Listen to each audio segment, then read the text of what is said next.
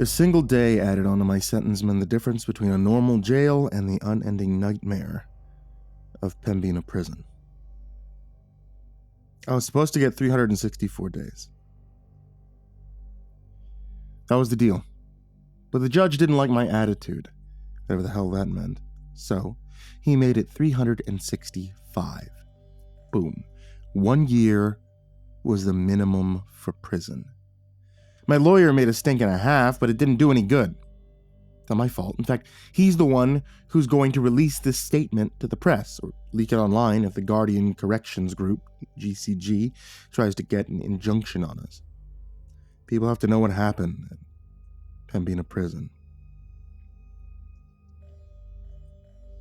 I'm going to put it right out there and tell you that it was haunted. You think I'm joking, nuts, lying, but you have no idea. Haunted prisons aren't anything like you imagine. Those places that advertise themselves and give people tours, those are a sick joke compared to the real thing. It got so bad that you can actually look up GCG's official filing for Chapter 11. That shit put them out of business on their very first prison. And right there on the briefs, using an early statute from North Dakota law from 1857 to file an insurance claim, it says, site of Pembina prison confirmed by governor's office and 2 notary publics witnessing in person to be afflicted by the supernatural, such that continued business is impossible. It wasn't the first time the prison was closed for that reason either. But leeches keep buying it and reopening it, hoping to make a buck off the common man. And I was shoved into that hellhole without knowing the history, even a single bit. Now don't get me wrong, the building itself wasn't so bad, especially for something straight out of 1853.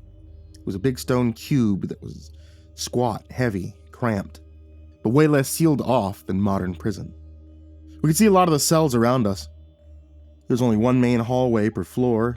We were close enough to passing things between the bars and have some real human interaction, and it could have been worse. There were 5 floors, capacity for 500 prisoners. When I first got there, I had a bunch of cellmates, and I heard there were 2,000 guys locked up. I believed it. That soon changed. I didn't talk to anyone for the first 3 weeks. I'd never been to real prison before. I was messed up over it. I didn't want to accept that I would be in that place, stuck with 3 other guys and myself for an entire year. The whole prison seemed full of feral men. Bottom floor would start screaming and hollering and panicking in the middle of the night. We were on the top floor, but we could hear their screams echoing through that open old layout like they were right there with us. I just thought the prisoners on the bottom floor were all nuts until the guards weren't there to wake us up the first day of my 4th week. Now, when I woke up in my little corner without some asshole guard banging on the bars of our cell, I finally had to talk. I asked one of my cellmates, Dante, what was going on. And I'll never forget the fear in his voice, as he said something that should have made us all incredibly happy. The guards are gone, man. The prisoners were talking quietly between the cells, loudly between the floors, through various whispers and shouts. The most we could figure out was that something on the first floor had made them all quit and protest. Sure, it must have been the crazy screaming like that during the night, right? Except none of us could get any word from the bottom floor. It was dead silent down there. Guys on the second floor called out for hours. Someone was down there, they said. They could hear shuffling footsteps walking around at random every so often, but whoever it was, they never said a single word. That was the first time Dante mentioned the crazy stories from the first floor. He muttered that he hoped none of that was true. When I asked about it, he just shook his head. Nothing, man. Nothing. None of it ever made sense. Now, we were a little worried as the day wore on and nobody came to let us out for breakfast, and then nobody came to let us out for lunch. Time we usually got to spend outside in the yard came, and it went. People began getting restless, In the cells to our left, Dante's friend Will began telling guys to pass the word. We should all calm down and start sharing any food that we had hold away. I remember asking Dante, is it really that bad? Well, they've denied us meals and yard time for a day or two before, he told me. But the other two guys in our cells didn't look convinced. One of them said, but not like this. They made damn sure we knew what we did. They never just up and left. Someone handed us pieces of crusty old bread through the bars. It was much appreciated. The new guards didn't show up for work for another full day. We got plenty of yard time that day from the new guys, but they seemed more confused than us. We all watched from a distance as Will asked a guard about what happened.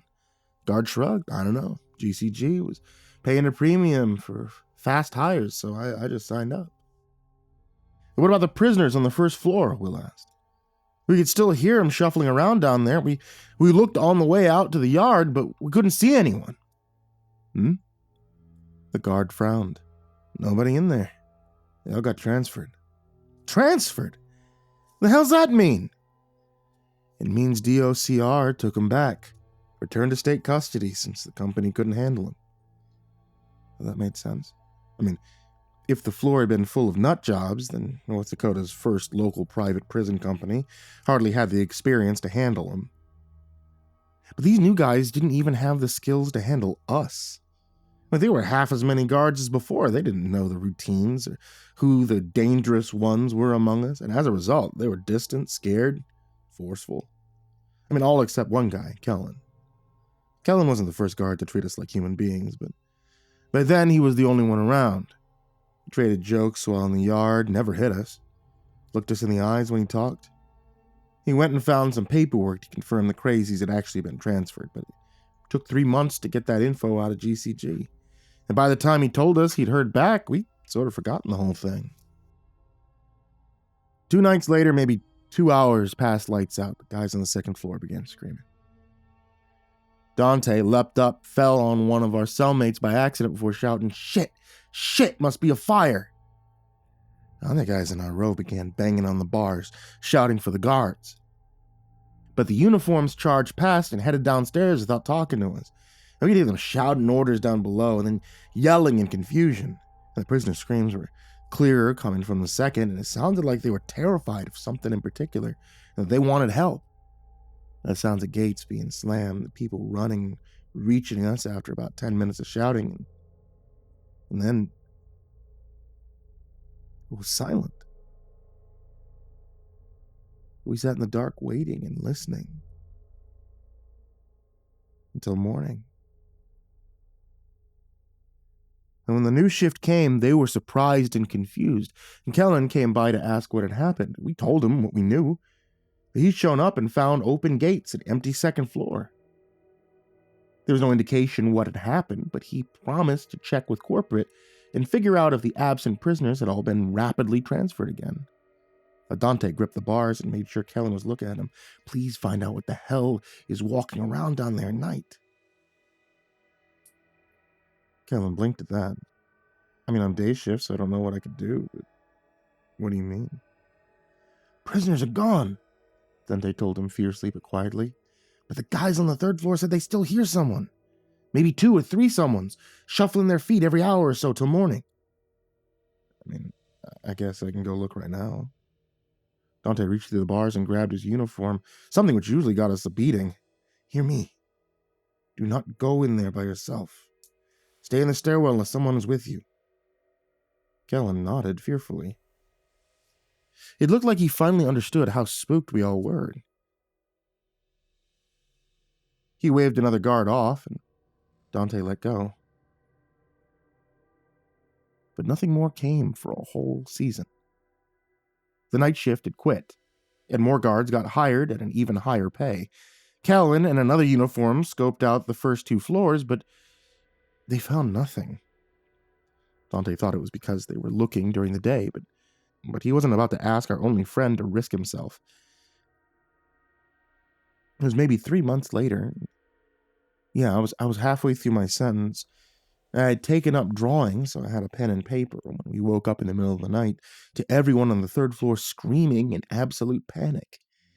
Now, this time we were less scared during the event itself. Will offered a guard racing past $500 from his commissary account if the man could come back and tell him what was going on. Dante listened intently, trying to hear individual screams from the third floor over everyone else's shouts and confusion, and I wrote down any words he thought he heard. And I wrote down was Jesus Christ, killing him. God, let us out, coming this way. We weren't as scared when it was happening because we'd lived through it twice before, but this time, the long-term fear was much deeper. Now, we knew for sure that it was going to happen again, and any prisoners that had the means began lawyering up and doing everything they could to transfer to other prisons, even if it meant worse conditions. The problem was, the North Dakota prison system was already overflowing, which is the whole reason GCG got started in the first place. So every guy that got out meant it was just that much harder for the rest of us. Both of our cellmates transferred, giving us space. So that was nice. But it was a small consolation. Apparently word had started to spread on the outside, and GCG's solution, instead of paying the guards even more, was to stop having a night shift altogether, except for just one poor guy. Kellen was a bit miffed. He hadn't gotten a raise out of the whole thing, but he was starting to believe us that something was going on. By then, he'd been around a while. He knew that we weren't bullshitters. And too many other prisoners had told him that they heard someone walking around the first, second, and third floors at random during the night. Just a few steps, sometimes as many as 20, but it only happened every so often, and only once had it been long enough that you thought it had stopped for good. One guy on the fourth floor said that he'd heard a full run from one end of the third floor hallway to the other. Clear enough, he'd expected a guard to come charging up the stairwell, but nobody appeared. He slit his wrists, got transferred out on medical leave the next day. So, we took him seriously. All that was enough to get Kellen to start doing some research on the outside. He came to us in the 7th month of my sentence with a pale face. Beside us at the bars, Will asked, "What's the word?" Kellen seemed grim. "A lot of bullshit out there, but this place is mentioned a lot. It's been closed before, but I keep getting stonewalled when I ask for the historical documents. Thing is, I don't think the prison itself's the problem. Get this." He pulled out a notepad for reference. 2 Canadian priests, Father Norbert Preventure and Sever de Molen, visited Pembina in 1818, for it was even an official township. That was back when the Hudson Bays Company was big around these parts. That's how long ago it was. Well, Pembina was the biggest town in North Dakota then, so trading post was full. The priest chose to sleep outside by where the Pembina River meets the Red River. Folktale has it that a vision of a rotting woman came in the night, stole Provencher's life. 2 men bartered with her to split the remaining life between them, consigning both to live only 35 more years instead of the 70 Sever had left. Now, Sever got an extra month and 20 days as a gift from his friend for his sacrifice. He paused as if we might guess the obvious outcome. And they both died 35 years later. I knew Pembina Prison had a horrible problem, but that didn't mean I had to believe everything. So let me guess, a month and 20 days apart. Kellen nodded. Dante snorted. "It's true, dude," Kellen insisted. "The dates of death are right there on Wikipedia, but get this, 35 years after 1818 made their death year 1853, the year the prison was built, and the place they camped that night, by the meeting of the rivers." I didn't know what it meant, but I was beginning to feel very uneasy. I'm guessing it's right here, isn't it? He was dead serious. "I think there's some shit here. Ancient shit. Asked a guy I know. He's got Chippewa relatives over at Turtle Mountain. They know the history of the Red River better than anyone else. He said his uncle told him to never sleep at the meeting of the Red River and the Pembina River. He said, something lives here, under the ground. It awakens with the changing of the seasons. We were silent for a beat after that. I mean, it was folktale nonsense. But it was as good a theory as any. Whatever it was going to come back, and it wasn't friendly.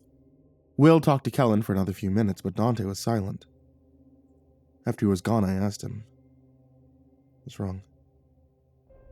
He sat on one of the now unused bunks and told me, I got another 5 years in here. Got no money for a lawyer. Your sentence will be up before it reaches us. And then I'll be here alone. Will it? There was no way to be sure. It'll be back in 2 months for the 4th floor and 3 months after that for us. I could get out a week before or a day too late. Doesn't seem to be exact. He just looked at the floor. What I mean is, I do hope that you get out before it comes.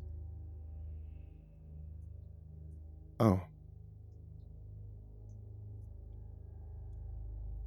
I wasn't sure what else to say after that, so I just sat in my corner like I always did. It wasn't too much after that we heard GCG was going under. The mad rush for transfers had pissed off the state and lost the company a vital contract for a second location, and investors had pulled out, or something like that.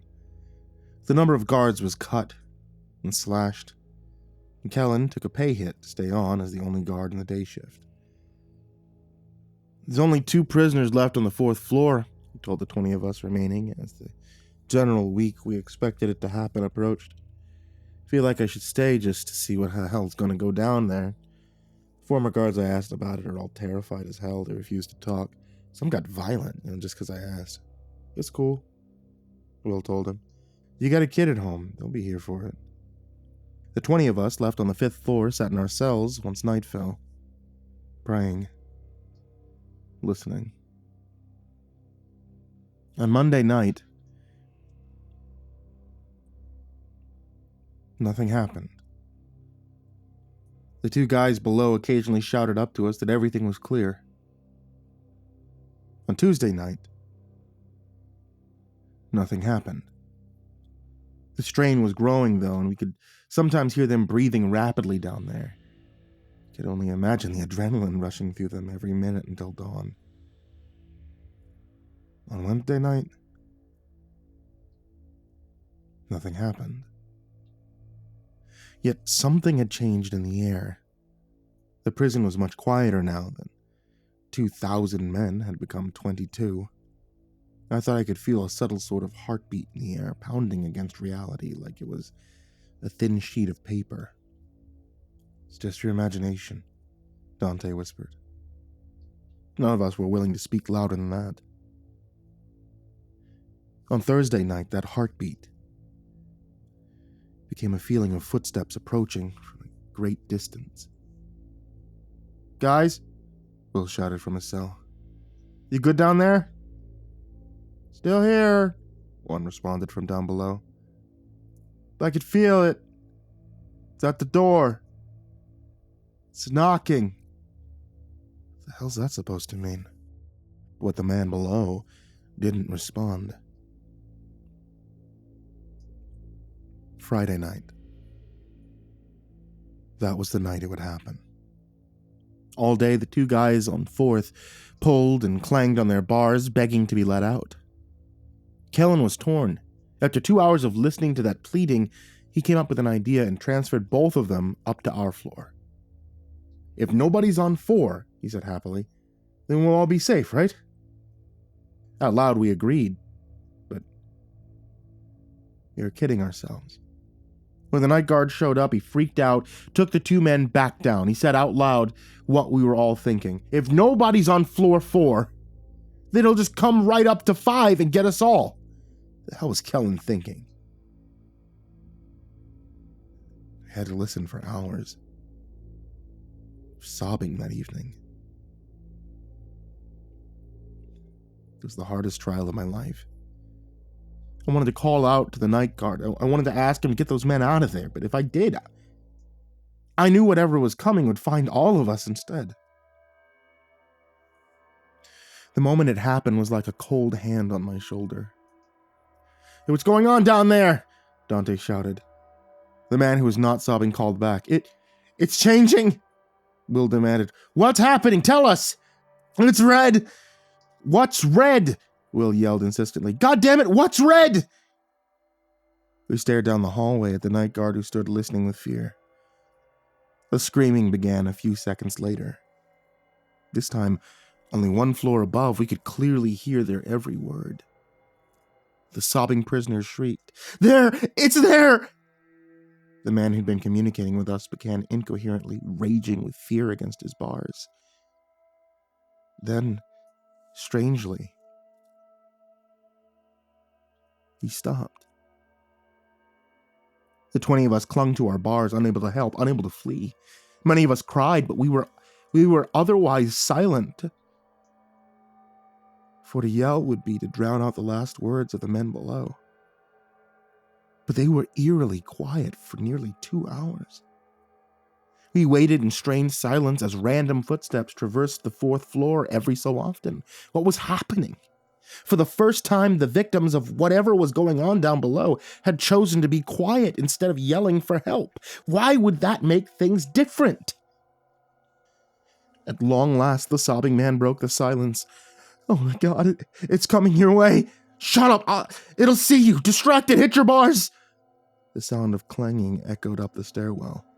The sobbing man said with terror, It knows! It knows! Jesus Christ, do something!" We were no longer silent. We echoed that sentiment louder and repeating to the guard, "Do something!" He just stood there, literally quaking in his boots. Will screamed at him, "Snap out of it! The other guards and prisoners got away. You can too! Whatever it is, it won't follow you if you let them out and leave!" I shouted, "They're gonna die down there!" Dante threw his shoe, and the impact finally snapped the man out of his terror. The guard ran to the stairwell and descended. The first thing we heard him say was a taken aback, "Mary, Mother of Christ." The sobbing man again, "Over here, for God's sake, let us out!" The other prisoner wasn't talking for some reason, but we could hear his gasping terror. But that too went quiet. Then we heard a buzzer, and all the gates on 4 slammed loudly open. The sounds of panting, running, and someone dragging something followed. The prison went silent. And just like that, we were alone again. The formerly crowded prison now felt terrifyingly large and empty, with only 20 of us and no guards. That night, the unmistakable sound of footsteps echoed from down below. I counted time as best I could, 45 minutes. Then someone took 3 steps out of a cell and into the hallway. An hour and 6 minutes, someone ran 10 steps along the hallway and stopped abruptly.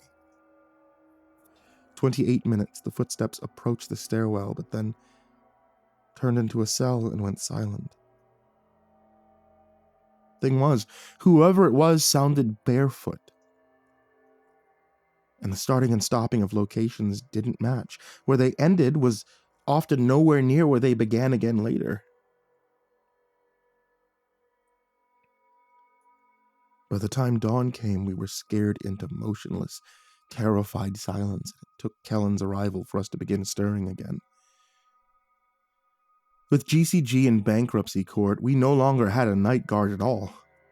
If it came for us, there'd be nobody to let us out of our cells like everyone else. We hardly talked. We hardly ate. Each passing day was a grain of sand falling from an hourglass, marking our executions. Our fellows began confessing to crimes they hadn't even committed just to get transferred to Supermax out of state. The only option left. Oh, that and the suicide attempts. One by one, Kellen escorted or dragged guys out of our floor. 20 became 15, and then 10. Then it was just me and Dante, with Will still in the cell to our left. The three of us and Kellen. 4 men. Waiting for doom. We sat playing card games in the weeks leading up to it. It would be 1 full year for me in that place, but I could swear I'd spent a lifetime in that cell. Couldn't think, I couldn't remember life before. Couldn't imagine surviving after. Every day I prayed for a transfer to come in, but North Dakota had gotten sick of our shit. And the judges had stopped hearing cases from Pembina prison. They didn't know there was only 3 of us left. Nobody knew. We contacted the media. We phoned the governor's office. We made a ruckus. And that was worse than nobody knowing. Because it turned out nobody cared.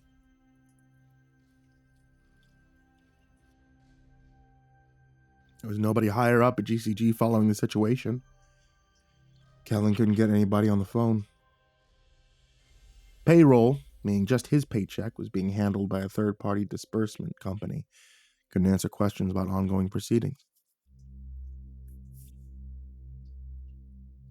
The week approached. On Monday night, nothing happened. We were like statues in our cells, alone, waiting for a sign of the executioner's approach. When dawn came, we sighed, we began moving again. Dante asked, "You get out Friday?" I nodded. If things went like before, I'd be released the day of. As long as I left before sundown, I'd be all right. On Tuesday night, nothing happened. 2 for 2. Just one more day. I sat through that darkness till... No. The feeling of the prison had changed around us. A subtle heartbeat seemed to pulse against our faces and ears and eyes. It had come a day earlier in the week than the last time. That morning, Will patted my arm as we both leaned out of the bars. "I'm sorry, man." Dante just shook his head angrily. I wasn't going to get out in time. On Wednesday night, the heartbeat became the sound of footsteps approaching from some unfathomable distance. I think I stood there at the bars of our cell that entire day, fingers wrapped around metal with force to match the tension in the air and in our minds. This couldn't happen. This wouldn't happen. My lawyer would walk in and tell me he'd gotten the judge's unfair addition of an extra day removed. One day, one goddamn day. Even if I'd spent the whole year in this prison, one day still meant life or death. Let me out. Let me the hell out, for God's sake. But nobody cared. And nobody would listen. I'd like to tell you that Kellen stayed late that night. I'd like to tell you that when the entire floor began to glow red, the hallways, the cells, the stone itself, as whatever ungodly abomination on the earth began to wake upon the changing of the season, as distant footsteps became a traveler at the door of our minds, I'd like to tell you that Kellen was there and he hit the button and he opened the gates and he let us all out. I'd like to tell you that I didn't see anything and that I'm not permanently a broken man. I didn't claw at the walls of my cells that approached slowly, moving a few steps every 20 or 17 minutes. I'd like to tell you that all 3 of us were able to run away and escape that horror upon reality with its rotting hands and blind eyes radiating crimson light as it searched for us at random. But I can't give you a satisfying end to this story. The disbursement company fired Kellen, changed the locks on the property. According to their paperwork, all the prisoners had been moved, and they thought he'd be getting paid for guarding an empty prison. They left us in there. For 11 days before the arrow was found, which meant 11 nights with that thing. For 11 days we starved. For 11 nights we sat absolutely still, not daring to move or breathe or even look left or right. It knew where we were generally. It stood right outside our cells for hours and sometimes walked right through the bars and grasped at the beds around us, daring us to make even the slightest motion.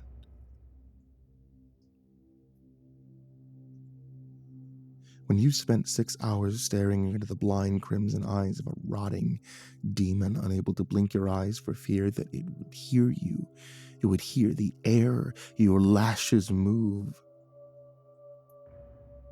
When you've seen what it's seen, the worlds it's walked reflected in hellish red, you'll understand.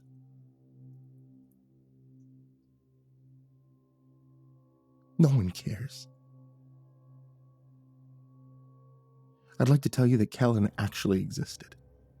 I'd like to tell you we had a friend amongst the guards and that it wasn't all bad. I'd like to tell you that I wasn't traumatized by the hell I went through being left to rot, left to die as nothing more than a number on some corporation's books. But no one cares.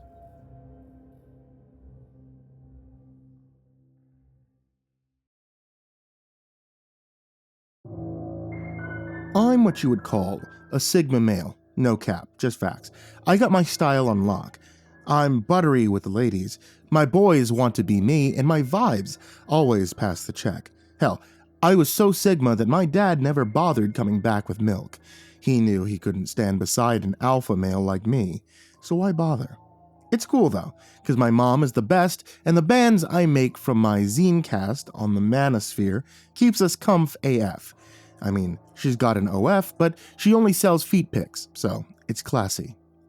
So when this rando, this rizless chud, DMs me on Snap and tells me that my vibes are stale, but he can fix me, I scoff into my Stanley. This beta wants to Charleston with a Sigma like me for real? Nah, I'd win.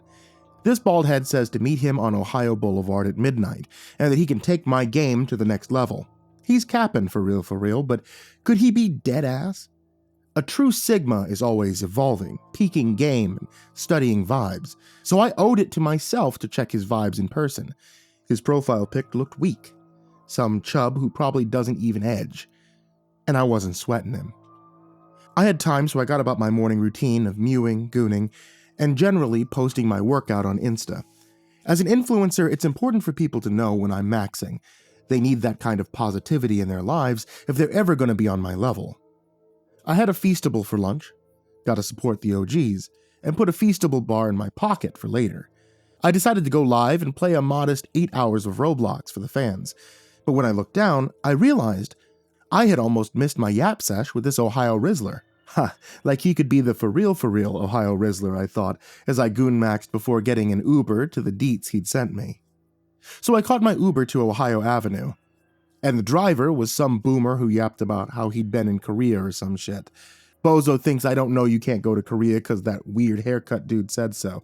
Like, I'm a buster. Psh, old heads. You should be careful, he said, testing my vibes. I dropped a kid about your age off here last week. They found him in an alley nearby, and the scene wasn't pretty.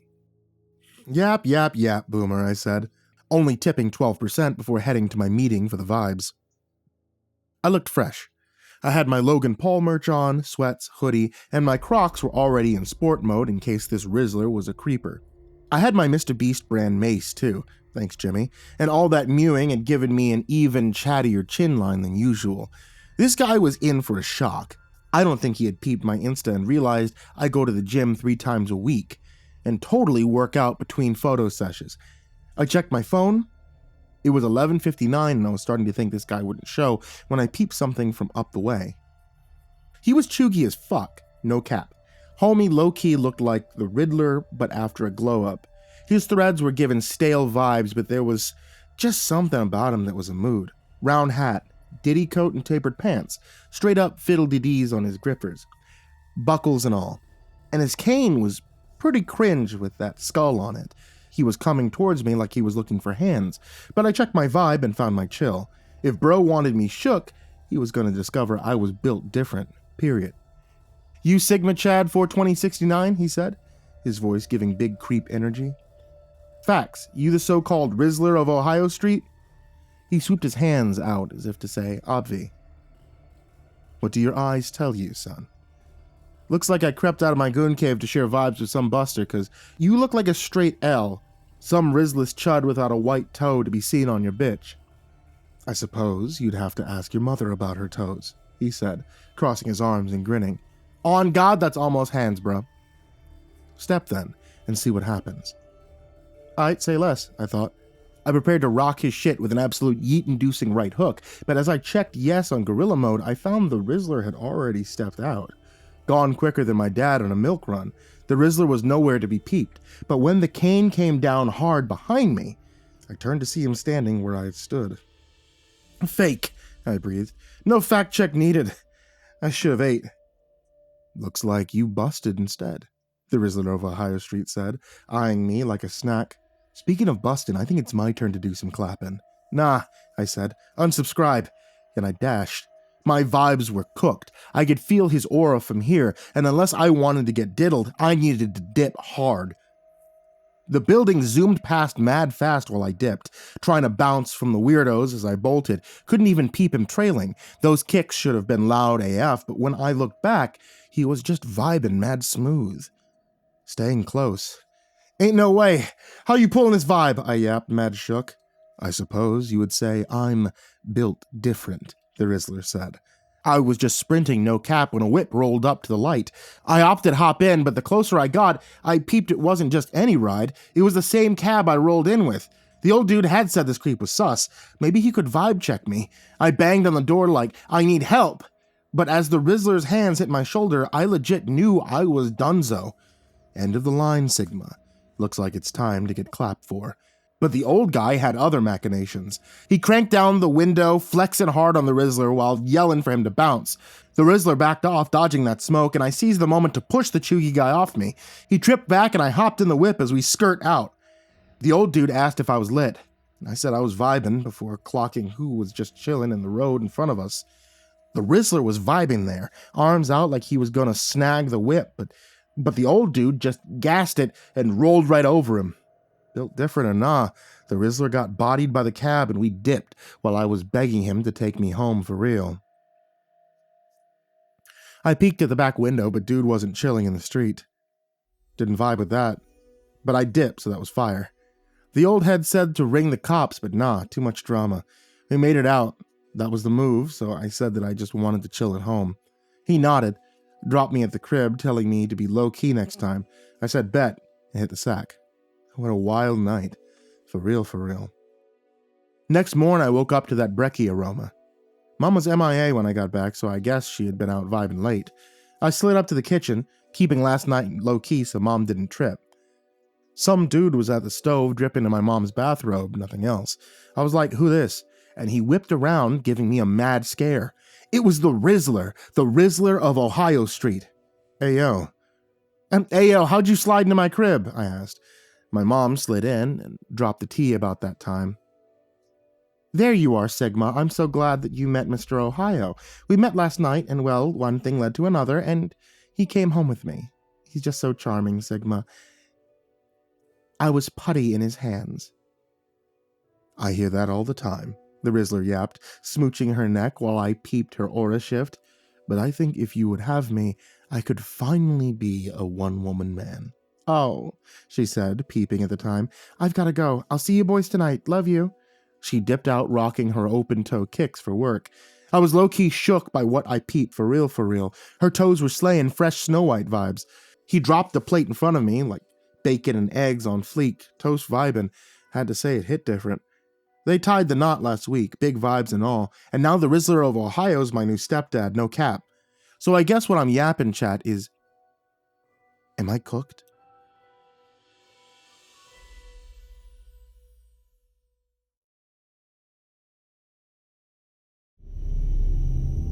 As you might recall, Vic had taken it upon himself to nominate me for the temporary position of zoo ambassador. The ambassador was essentially a glorified production assistant for the film crew that was working on Vic's Brainchild, a documentary-style film that was destined for secret and ultra-expensive screenings around the world. Vic had named this ambitious project Bonesaw Vic's Cryptozoological Gardens, the movie. I was chosen for this task for one very specific reason. I was the only member of the caretaker staff who was even remotely suitable for a role in customer service. Everyone else was either a crusty ex-soldier or a rough-looking character from the depths of Victor Bonicelli's underworld empire. To be fair, I wasn't exactly an angel myself. That was one of the reasons why Vic hired me in the first place. But I wasn't a hardened criminal either, not by a long shot. I was just very unlucky on a few occasions, and now I had a record. Of course, a lowly caretaker's assistant would never be allowed to run the show by themselves. Kaz was still recovering from our encounter with Harry, the Sasquatch, so Vic chose Esmeralda to be his replacement. Let me tell you something, folks. I was not looking forward to working with this lady. Esmeralda could best be described as a storm cloud on legs. She was crass, extremely rude, and she displayed an open contempt for anyone who wasn't a cold-blooded killer. Just like Casimir, Esmeralda was an ex-mercenary who had served in the personal armies of dictators and drug lords. She was well over 6 feet tall, and she was a dedicated weightlifter. I honestly don't know if she was taking performance-enhancing drugs or not, but this gal was fucking jacked. Between her towering height and bulging muscles and thinly veiled aggression, she was a very intimidating figure. Long story short, my new partner was dangerous, and she didn't like me at all. Not an ideal situation. Vic claimed that she was actually very fond of me, but this was a straight-up lie. Esmeralda hated my guts. She thought I was a useless dirtbag, just a stereotypical slacker with no inherent worth. She would tolerate my existence whenever we crossed paths at shift change, but that was all. As far as Esmeralda was concerned, I simply wasn't her kind of person. She wasn't exactly wrong with this assessment of my character, especially when I first started working at the zoo. But I'd been through a lot of crazy shit since then, and I mean a lot. It was starting to change me. For the first time in my life, I was actively trying to better myself. I wasn't getting high anymore. I was also making an effort to cut most of the junk out of my diet. I shelled out some decent money for a membership at a health club, and I was working out at least 3 days a week. At this point, it was starting to pay off. I wasn't a combat machine with a body made of iron, but I wasn't soft anymore either. Give some credit where credit's due. Anyway, my new role at the zoo had me at the beck and call of the famous film director, Nick McKnight. Nick was charming and personable on the surface, but beneath his deeply tanned veneer of humanity, he was made out of plastic. It's the only way I could describe it. He was a sociopathic Ken doll with a plastic personality and a plastic smile. Beneath the warm twinkle in his eyes, his gaze was flat and dead. Nick McKnight didn't care about anyone except Nick McKnight. As I had predicted, the bullshit started right off the bat. When I ran into Esmeralda in front of the changing rooms, she gave me a surly look and grunted. "Listen up, Pearl Jam. I'm not going to do a damn thing for these people except keep them alive. All the rest of this horse shit is squarely on you, little fella. Don't ask me for any help because the answer is no." I felt my temperature start to rise, but I held my tongue. I wouldn't let her belligerent attitude get to me. I forced a smile and said, "No one in their right mind would ever want to work with the public, so don't worry about it. I'll do just fine." Esmeralda smirked at my weak attempt at a subtle comeback. "There you go. That's the spirit, my flannel-wearing friend. Oh, shit. Did you hear what happened on the weekend? Our friend across the pond killed one of the tour guides. She got hacked into a zillion pieces." The tour guides ran the more glamorous side of Vic's operation. Their job was to deal directly with the visitors. If the zoo was a restaurant, the tour guides would be front of the house, and the caretakers would be slaving away back in the kitchen. I'd never personally seen any of them before, but according to Casimir, they all looked like fashion models. The unfortunate victim in question was a girl named Sarah. Her landlady called the cops after she heard her tenant screaming in her downstairs apartment. She'd been murdered with one of her own steak knives. The murderer had dipped a finger in her blood and written on the wall, "You will all die." The cops also discovered a second body on the scene. This one was a man, and he'd already been dead for at least a couple of days. The body was in the early stages of decomposition. He was dressed in a black robe, and he was soaked with Sarah's blood. The murder weapon was locked in the grasp of his blotchy, bloated hand. I winced at this image and said, Vic has to do something about this Dawn of Damascus guy. We're all in danger. I mean, I was almost... The word stalled on my tongue, and I promptly shut my mouth. I was about to say that I had almost been killed during my other encounter with the Necromancer's reanimated minions, but no one could know about that. For our safety, that incident had to stay between me and Kaz. Esmeralda poked me in the chest and asked, "You almost what, Billy? Don't leave me hanging." I replied, "Nothing, never mind. Here, just give me a minute to get changed, okay? And then we'll meet up with the film crew." Nick McKnight apparently had a prior obligation that evening, so I'd be dealing with his assistant director instead. Her name was Rachel, and she was absolutely dreadful. I stepped forward to greet her, and she stared at my extended hand like it was covered in shit. She put her hands on her narrow hips and demanded, "What happened to the coffee mugs?" I gave her a blank stare and then turned to Esmeralda. Before I could speak, she pointed at me and sneered, "Don't look over here, Billy Bongwater. My job is to scrape up the mess when the vampire eats someone. It's bound to happen at some point. I mean, look at these people. Someone's gonna die for sure." I made a shushing motion at her, and then I gave Rachel an embarrassed grin. Victor had taken great care to stress the importance of keeping his film crew happy. His exact words were, "Stroke their egos, carry their water, and give them whatever they want. These guys need anything at all. You run over to security, you tell them about it right away. They want a bunch of late-night pizzas and a shitload of garlic bread? Hell yeah, it's on the house. They need more film equipment? Absolutely. A monster truck, a friggin' zebra? I don't care what it is. The answer's yes. Just go tell security and I'll take care of the rest." Victor speared me with a heavy-lidded stare and rumbled, "Billy, we keep these people happy, my movie will be a friggin' masterpiece. But if they ain't happy, maybe it won't be a masterpiece. Maybe it'll just be a piece of shit. I got a load of cheddar riding on this baby. If it turns out no fucking good, I'm gonna lose my shit, capiche? Keep them happy, do what they want. Do it with a smile." With Vic's words echoing in my head, I leaned closer to Esmeralda and whispered, "Please don't say stuff like that and right to their faces, okay? This is not good public relations." Esmeralda whispered back, "I don't give a shit." Rachel's eyes went wide behind her horn-rimmed glasses. I held up my hands and gasped, "Esmeralda might be a bit rough around the edges, but she's a top-notch caretaker. You're in really good hands tonight." Anyway, what were you saying just now? Something about coffee mugs? Rachel let out an exasperated sigh and said, "Yes, the coffee mugs. They were supposed to be waiting for us in Victor's lounge. We were supposed to receive one branded coffee mug each, preferably in a neutral color. How are we supposed to drink our coffee now? This is unacceptable." I stammered. Well, I guess that was, miscommunication on my end. I'll ask security about it, and in the meantime, I can go grab a pack of styrofoam cups from the employee break room. Would that be okay?" In a stiff tone, she responded, "I suppose it'll have to be okay, won't it? I was assured you would be both attentive and professional, but this is neither attentive nor is it professional. Duly noted, Mr. Bongwater. I'll be sure to mention this to Victor in the morning." I was annoyed with being referred to as Bongwater, and I started to correct her, but then I realized white bread isn't really much better. Without context, both names were equally stupid. I gave Esmeralda a bewildered look, and her lips twitched in a smug little grin.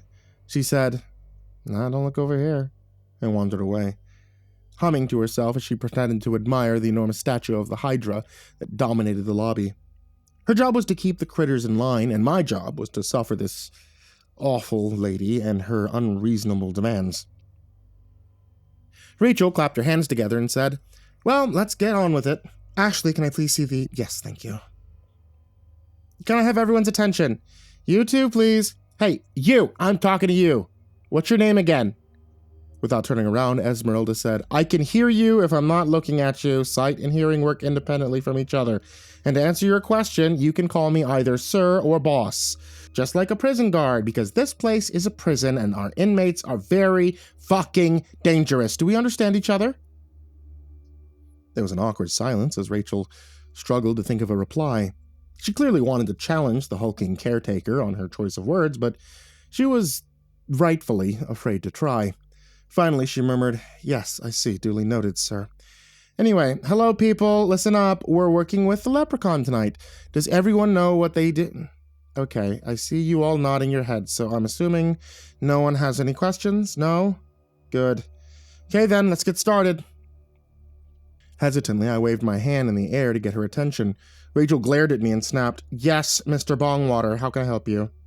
Sorry to interrupt, but I don't know if this is a great idea. The leprechaun is an early to bed, early to rise kind of guy. He's usually up around 5:30 or so. I don't want to overstep my bounds, but I think you should film somewhere else until he gets out of bed. He's not going to be very happy about having company at this time of night. Rachel snapped, "His habits are irrelevant to our schedule. He'll have to suck it up for a night and be cooperative." Faintly, I murmured, "Gotcha. Okay, let's go." I already knew this was going to be a massive shit show. These people didn't know what they were about to walk into. But they were certainly going to find out.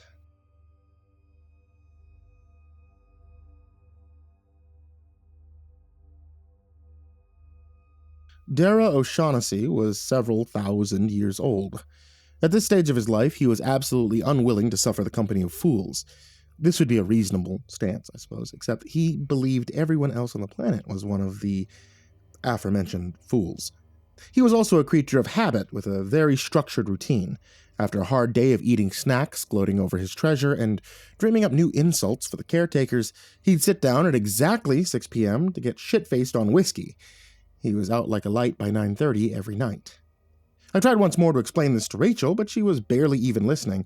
I strongly suggested it would be prudent to sweeten his mood with an offering of gold, and I was rudely dismissed. I simply didn't understand her method. She flapped a hand at me and said, "Thanks, but no more input from you, Mr. Bongwater. Just open the door. Time's money." Dara's reaction was predictable. The leprechaun came storming out of his earthen mound in a long nightshirt and a matching cap, blinking in confusion at the lights and the cameras. He glared at me and demanded, "What's all this? Who are these people and what are they doing here?" I held up my hands and stammered, I'm really sorry about this. Look, these folks are here to film a movie about the zoo. Unfortunately, they have to work at night because it's a secret. But hey, I mean, you're going to be in a movie. That's exciting, right?" The leprechaun shouted, "What in blue hell is a movie? What do they have to do when I'm sleeping off my whiskey? Are you touched in the head? It's not exciting. It's fucking outrageous. That's what it is." I begged him to pipe down and cooperate just for one night. He balled up his hairy little fists and bellowed, "No! You can all fuck off out the door." He turned to the crew and yelled, "Begone, you filthy dogs! Come back at a decent hour, and next time come with gold in your pockets. Now bugger off." Rachel rolled her eyes and motioned at one of the cameramen. He stepped forward and in a painfully condescending tone, he said, "Calm down, little man. We have an important job to do, and we're going to get it done one way or another. Don't be difficult." Dara stabbed him with a furious glare, and then he growled, "Little man, is it? I'm no man of any kind, you slack-jawed, sheep-shagging half-wit. I'm Dara O'Shaughnessy, of Clan O'Shaughnessy, son of Carmack, and I'm 100% leprechaun. Oh, bloody hell, I'll show you what I am. I'll show you." The leprechaun abruptly cleared the considerable distance between them with a single hop, and he kicked the dude in the shin with tremendous force. The camera operator shrieked in pain and toppled to the floor, clutching his shin with both hands. Dara pointed at the rest of them and screamed, "Begone! It's the middle of the night, you shodden fools! Get out!" I looked to Esmeralda for help, but she was too busy laughing her ass off. I groaned, "Oh, God damn it." I scrambled to restrain the furious leprechaun, who was now advancing on the boom operator in a Victorian boxing stance. I grabbed him in a bear hug and lifted him off his feet, grunting with effort that it took to haul him into the air. Dara was only 3 feet tall in his buckled shoes, but he was incredibly heavy. It was like picking up a bag of grain feed, except the bag was thrashing around with the strength of a python. Dara screeched, "Get off me, you mongrel!" Then he tried to ram the back of his head into my teeth. His nightcap fell off, revealing an island of pink scalp in a sparse ocean of red hair. He braced his feet against my stomach and pushed with both legs, trying to launch himself out of my arms. I crushed him even tighter against me, and I yelled for everyone to clear out. Dara panted, "Release me, you oaf! I'll give you a terrible hiding, fancy lad! I'll give you all a terrible hiding! Get out! Out!" Esmeralda was still laughing as she herded the crew back into the service tunnel. When the pneumatic locks clunked into place behind them, I dropped Dara onto the floor and jumped backwards, narrowly avoiding a swift punch in the balls. The leprechaun glowered at me from beneath his bushy eyebrows and growled, "Don't you ever get in my road when I'm spoiling for a fight. You're lucky I left my shillelagh inside. I'll crack your skull and release all the hot air." I exhaled heavily and rubbed my temples. I could feel one of my headaches coming on. Great, just wonderful. I sat down on a log and sighed. Look, you don't need to understand what's happening, and you don't need to like it. Vic wants it to happen, and that's all you need to know. He's going to be really fucking mad if you don't cooperate tonight. You gotta let him come in here and do their thing. If you don't, you'll be answering to Vic and his goon squad in the morning. Dara's anger quickly evaporated. He cast a worried look at the entrance door and murmured, "He can be very cruel. That man has no remorse in his heart, none at all. Fine, bring them back in, but I won't apologize for kicking that asshole in the leg. He was asking for it." Once we got the film crew back inside, I approached Esmeralda as meekly as possible. She raised an eyebrow at me and grunted. "What?" I asked quietly. Can I talk to you for a second?" She said, "Nope," and strolled away to the other side of the habitat. I watched her go with a sinking feeling in my gut. Between her and Rachel, it was going to be a very long night. I whispered to myself, "Nah, fuck that," and I followed after her. I looked her in the eye and said, "No, for real, we need to talk for a minute. Come on." I wheeled around and headed for the exit. To my great relief, Esmeralda followed me outside. She folded her arms and barked, "What do you want, Mr. Assertive? I'm listening." I said, "Look, I know you don't like me very much. That's fine. You don't have to like me. But we're going to be partners for a while, right? So let's just, let's be partners. We need to look out for each other. We need to help each other. Partner stuff. You got what I mean?" Esmeralda looked amused. "You're right. I don't like you. But that doesn't mean I won't do my job. I knew the leprechaun wasn't going to hurt anyone. I mean, not like, seriously, hurt them. He's smart enough to understand the consequences. I won't let anyone die here, including you. So, relax." I uttered a morbid chuckle and replied, "I don't think you'll be able to save me from Vic." She snickered. "Relax, you'll be fine. Vic is really mellowed out over the years. He almost always gives people a second chance before he pulls the trigger. If he's in the right mood, he can be a saint. But if he's in the wrong mood, well, just mind yourself, that's all. As long as he sees you as an asset, you've got nothing to worry about." Esmeralda patted me on the head. "You'll be fine, little buckaroo. I promise I'll have your back if shit hits the fan. But that's where it ends, because I don't fucking like you." She paused to look at me as she opened the door. "Remember, there are far worse places than the zoo. And there are far worse people than Vic. Believe me, I've been to some of those places, and I've known some of those people. This is a good job. All you have to do is stay alert, go with the flow. Do your time, don't become monster food, and make your money. Easy peasy, Billy boy." She gave me a light push towards the hall and said, "Go fetch that mouthy bitch her coffee mugs. If she gives me a hard time, I'll knock the taste out of her mouth." All this wonderful image made me smile to myself. I clasped my hands together and pleaded, "Don't do that, okay? I mean, I get it. But please don't. Don't tell me what to do. Go get the fucking coffee mugs, hurry up." I chirped, "I'll be quick as a bunny, and thank you so much for listening. I'm glad that we had a chance to hash this out." Esmeralda curled a lip at me. "Fuck off, dork. Why do you talk like that? You sound like a pussy, I swear. Your voice is like nails on a chalkboard." She stormed into the habitat, leaving me to stand there with a hurt look on my face. I muttered to myself, "Go with the flow," and hurried to the exit at the end of the tunnel. I couldn't leave her alone with the crew for too long. Someone might get hurt, and I'd be the unfortunate soul to take the blame. Zoo ambassador was just a fancy term for scapegoat. If anything went wrong, I'd be on the hook. And that hook would probably be a meat hook suspending from the ceiling of an abandoned warehouse. No thanks. I was going to be the best damn zoo ambassador that Vic could ever hope for.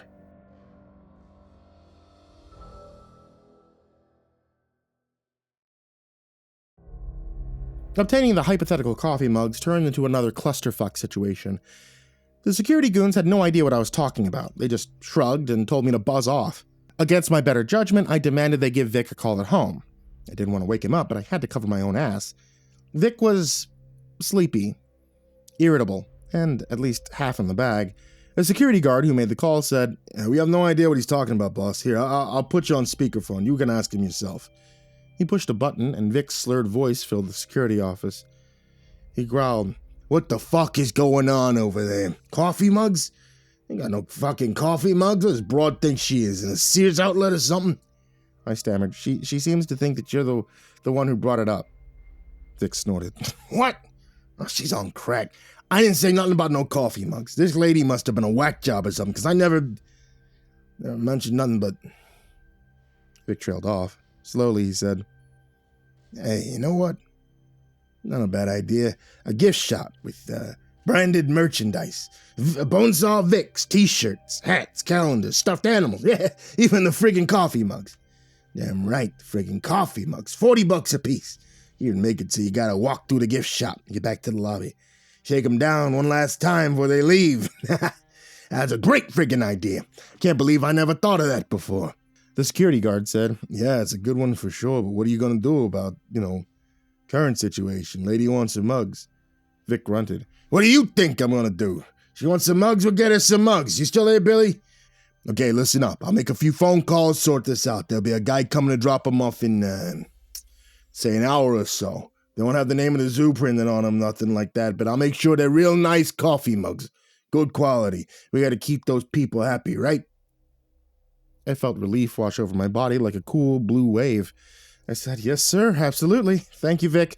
Sorry for waking you up." He sighed. "Nah, don't worry about it. All part of running a business. Hell, just last week I got a call at 6 a.m. about a busted pipe at the dealership. The restroom was completely flooded. Water damage, forget about it. Huge friggin' mess, I'll tell you." A faint voice murmured something in the background. Vic said, yeah, give me a second, gentlemen." There was a rustling sound, and he cupped his hand over the phone. We could hear Vic's muffled voice call out, "Yeah, I'll come back to bed soon, baby." "Nah, it's all good. I ain't got nowhere." He returned his attention to the phone and said, "Anywho, gotta make some calls over here. Tell that Rachel Broad it's all my fault. Tell her I'm sorry. Hope she'll accept these other ones as an apology. Thing is, I know damn well I didn't say nothing about no coffee mugs, but whatever. Don't matter. Hey, I might pop in tomorrow night, see how it's going. I don't know, maybe. I'll catch you later." The line went dead. The security goon punched another button to end the call. He jabbed a finger at me and sneered. "Don't forget to come back here and grab him. Don't lose track of time." I held my tongue and nodded in agreement. The various thugs Vic employed as his security team all had something in common. They all hated me. Every single one of them wanted to punch my face into oblivion. Normally I tried to interact with them as infrequently as possible, but my new role as zoo ambassador was making it very difficult. When I got back, Darrow was dressed in his finest clothes, and he was regaling the film crew with probably fabricated tales from his youth. Unlike most of the inhabitants of the zoo, the leprechaun was a natural performer. He had a dark sense of humor, and he was prone to telling outrageous stories. As I entered the habitat, Darrow was shouting, "Of course you all know what happened next. The daft sod took a horrible beating. I swear upon me dear sainted mother, he was one massive bruise from head to toe. I threw up my hands and cried, 'Look at the state of you! That's what you get for squaring up to an ogre, you damn fool!'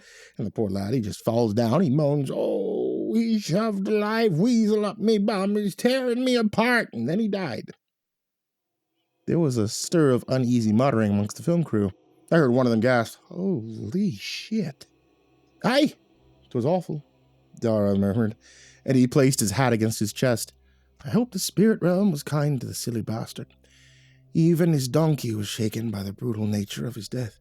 But, tragic or not, life must go on for the rest of us, so I brought the poor beast down to the market and I sold it for 20 shillings. After all, whiskey isn't free."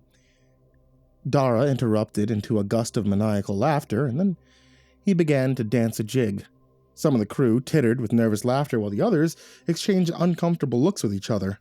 Esmeralda was hiding a smile behind her leather gauntlet. I hurried over and announced, "Please don't take him seriously, folks. He's just trying to freak you out. It's a joke." The leprechaun gave me an exaggerated look of surprise. He clasped his hands together excitedly. Do you think I'd jest about such a horrible thing? A man died right before me, right there on the road to the market. It's no joke, my lad, nay, 'tis a cautionary tale. The moral of the story is never raise your hand to an ogre, or they might force a carnivorous rodent up your arsehole. Words to live by, my son. He cackled at his own wit and bounced into the air, twirling in midair to blast a fart directly in my face. He hovered just long enough to click his heels together, and then he landed in a graceful bow to his audience. This time, there was an explosion of laughter, and the leprechaun soaked it in like a sponge. He looked up at me and chuckled. And that, my son, is the essence of theater. Why old Bill Shakespeare once came to me for guidance on how to write a proper comedy, I told him, "Create an awful tragedy, William, and then follow it immediately with a beastly fart." Ha! Aye, works every time. I mumbled, "That never happened." Ugh, what did you eat? My face was burning with embarrassment, and my eyes were watering from the god-awful stench of his flatulence. Everyone was laughing at me, even the completely humorless Rachel, who was snickering behind her hand. I was ready to storm out the door, and it hadn't even been midnight yet. I threw up my hands and said, "Yeah, you got me. Haha, very cool. Look, if anyone needs me, I'll be sitting over there by the exit, okay? Cool, awesome." I started to stomp away, but Rachel snapped her fingers at me and commanded, "Just a second, Mr. Bongwater. What about our coffee mugs?" I willed myself to not lash out, and I gave her a serene smile. "I just spoke to Vic over the phone. He asked me to apologize to you on his behalf. He's been very busy lately, so it just must have slipped his mind. He's making arrangements for some very high-quality mugs to be delivered tonight. They should be here within the hour." She answered my smile with a sour look. She demanded, "How could it have already slipped his mind? We were talking about it outside before security let us in." I felt a nasty jolt of adrenaline slam up my spine. I sputtered, "Wait, you saw Vic? Like, tonight? Before you came in the gate? Not even an hour ago?" She snapped, "Yes, that's what I just said. He was standing in front of the gate when we arrived. I asked him if the crew would receive some Bonesaw Vic merchandise. He said something like, 'Sure, how about a coffee mug?' I mean, he was right here at the zoo, so I don't understand." I waved my hand frantically to shush her. My heart was beating very fast in my chest. I gasped, "Did he come in with you?" Rachel gave me a surly nod. "Yes, we all came in together. Don't ask where he went after that because he disappeared when my back was turned. It was honestly a bit rude." Faintly, I replied, "Okay. Thanks for the clarification. Hey, Esmeralda, could you..." Esmeralda said to Rachel, "Let me borrow this guy for a second, will you? Thanks." She pulled me over to the exit door, and in a low voice she said, "There's no way that was actually Vic." I slowly replied, "Nope, not Vic at all. He was asleep when we called him from the security office. I heard one of his girlfriends in the background. He's probably been at home all night. Definitely not him." She shot an uneasy glance through the window and said, "I have a feeling a certain dickhead from Damascus has something to do with this. Yeah, I bet it's something from the spirit world, some kind of spirit that could take the appearance of a living person. Any idea?" The leprechaun suddenly popped up between us, making us both jump a little. He chirped in, "Apologies for eavesdropping, but I was getting bored. They're all busy setting up their infernal contraptions and machines." He held a finger in the air in a scholarly fashion and said, "To answer your question, I believe what you're describing is an entity known as a doppelganger. They're very notorious, so they are. They're even an ancient rhyme that goes, something like this. It goes, doppel, bopple, bippity-bee, the evil spirit looks just like me. Actually, that's a lie. I made that up just now. Do you like it?" Esmeralda muttered, "You better not be shitting us because I'm not in the mood." Dara dropped a sly wink and exclaimed, "Oh, I do love telling tales. It's true, but I'm not lying about the doppelganger. It's truly no laughing matter." Esmeralda sighed. "Well, fuck. There goes an easy shift." Dara giggled. "Aye, my hulking lassie, they're quite a nuisance. Doppelgangers thrive on fear and death. I'd imagine that you can drive it away with your liquid silver. But you'll have to find it first. The doppelganger can take on the appearance of anyone beneath the sun. 'Tis a dangerous game of hide and seek." Rachel called out, "Mr. O'Shaughnessy, we're just about ready for you over here. Is there any chance we can get an interior shot of your house?" The leprechaun yelled back, "I have no idea what that means." The film crew exchanged uncertain looks to each other. The boom mic operator said, "You know what a picture is, right?" Dara snapped, "Of course I do. Paintings, drawings, photographs. I'm not a simpleton. What of it?" The boom mic guy looked relieved. He replied, okay, good. So we basically just want to take some pictures inside your home so people can see how you live. Dara hollered, oi, wait a damn minute. Let me wash the supper dishes first. People will think I live like a bloody goblin. He patted us both on the leg and said, well, I wish you both the best. Off I go to tidy me kitchen. I looked over to Esmeralda and said, okay, so we need to notify security, like, immediately. Do you want to be the one to break the news, or do you... I'll stay here, she interjected, and she gave me a cynical grin. Best way to stay alive in a dangerous situation is to hang back. Let someone else get killed. Good luck, White Bread. I gave her a sarcastic, thanks. That's very thoughtful, and I unholstered my squirt gun. The service tunnel was empty. It appeared that way, anyhow, and as soon as the pneumatic lock bolt chunked into place behind me, I ran for the exit door. I was cursing every step of the way. Crap, shit, fuck that leprechaun, fuck Esmeralda, fuck Rachel, fuck Victor Bonicelli, the super-duper double fuck that necromancer idiot, Don Damascus. Fuck him with a fucking telephone pole. The lobby was large and full of shadows. Every single one of them was hiding a murderous spirit with a stolen face. I hugged the wall and scurried to the security office. The goon behind the desk glared at me with the usual look of disdain and said, the guy just got here a few minutes ago. I just buzzed him in through the gate. Go wait for him in the hallway. I curtly responded, forget the mugs. There's a doppelganger running around somewhere in the gardens. It came in with the film crew. He grunted, huh? Doppelganger? The fuck are you talking about? I strived to remain both calm and patient. I replied, it's a hostile spirit. It changed its appearance to look like other people. It was disguised as Vic when you let it in with the film crew. He shook his finger at me and snarled, I didn't let in no hostile spirit. Have a look at the security footage. Here, see? Ain't nobody standing there but the Hollywood people. Don't you dare tell Vic I let some kind of angry spirit through the gate, because I didn't. I willed myself not to scream at this enormous scowling dipshit of a human being. I said, well, maybe it doesn't always show up on film. I mean, it's a ghost. Look, I promise you, I'm not bullshitting over here. The assistant director told me she was talking to Vic right before you buzzed them in, but Vic was at home when we called him, fast asleep in his bed, so he obviously wasn't talking to the real Vic. This thing is floating around somewhere out in the gardens. We need to find it. If it's getting into the building... Something caught my eye on one of the monitors on the wall, and I stopped talking. It was a view of the parking lot. There was an unfamiliar van that probably belonged to Vic's delivery man, but that wasn't what caught my attention. There was something on the ground behind the van, poking out from behind the tire. There was a knock at the door. The goon pulled out his pistol and yelled, who is it? The gruff voice answered, yeah, I got something for you. The security agent heaved his considerable bulk out of his chair. He called out, hold on a second, I'm coming. I pointed at the screen and hissed, whoa, wait, that's part of a leg and a foot. I got him.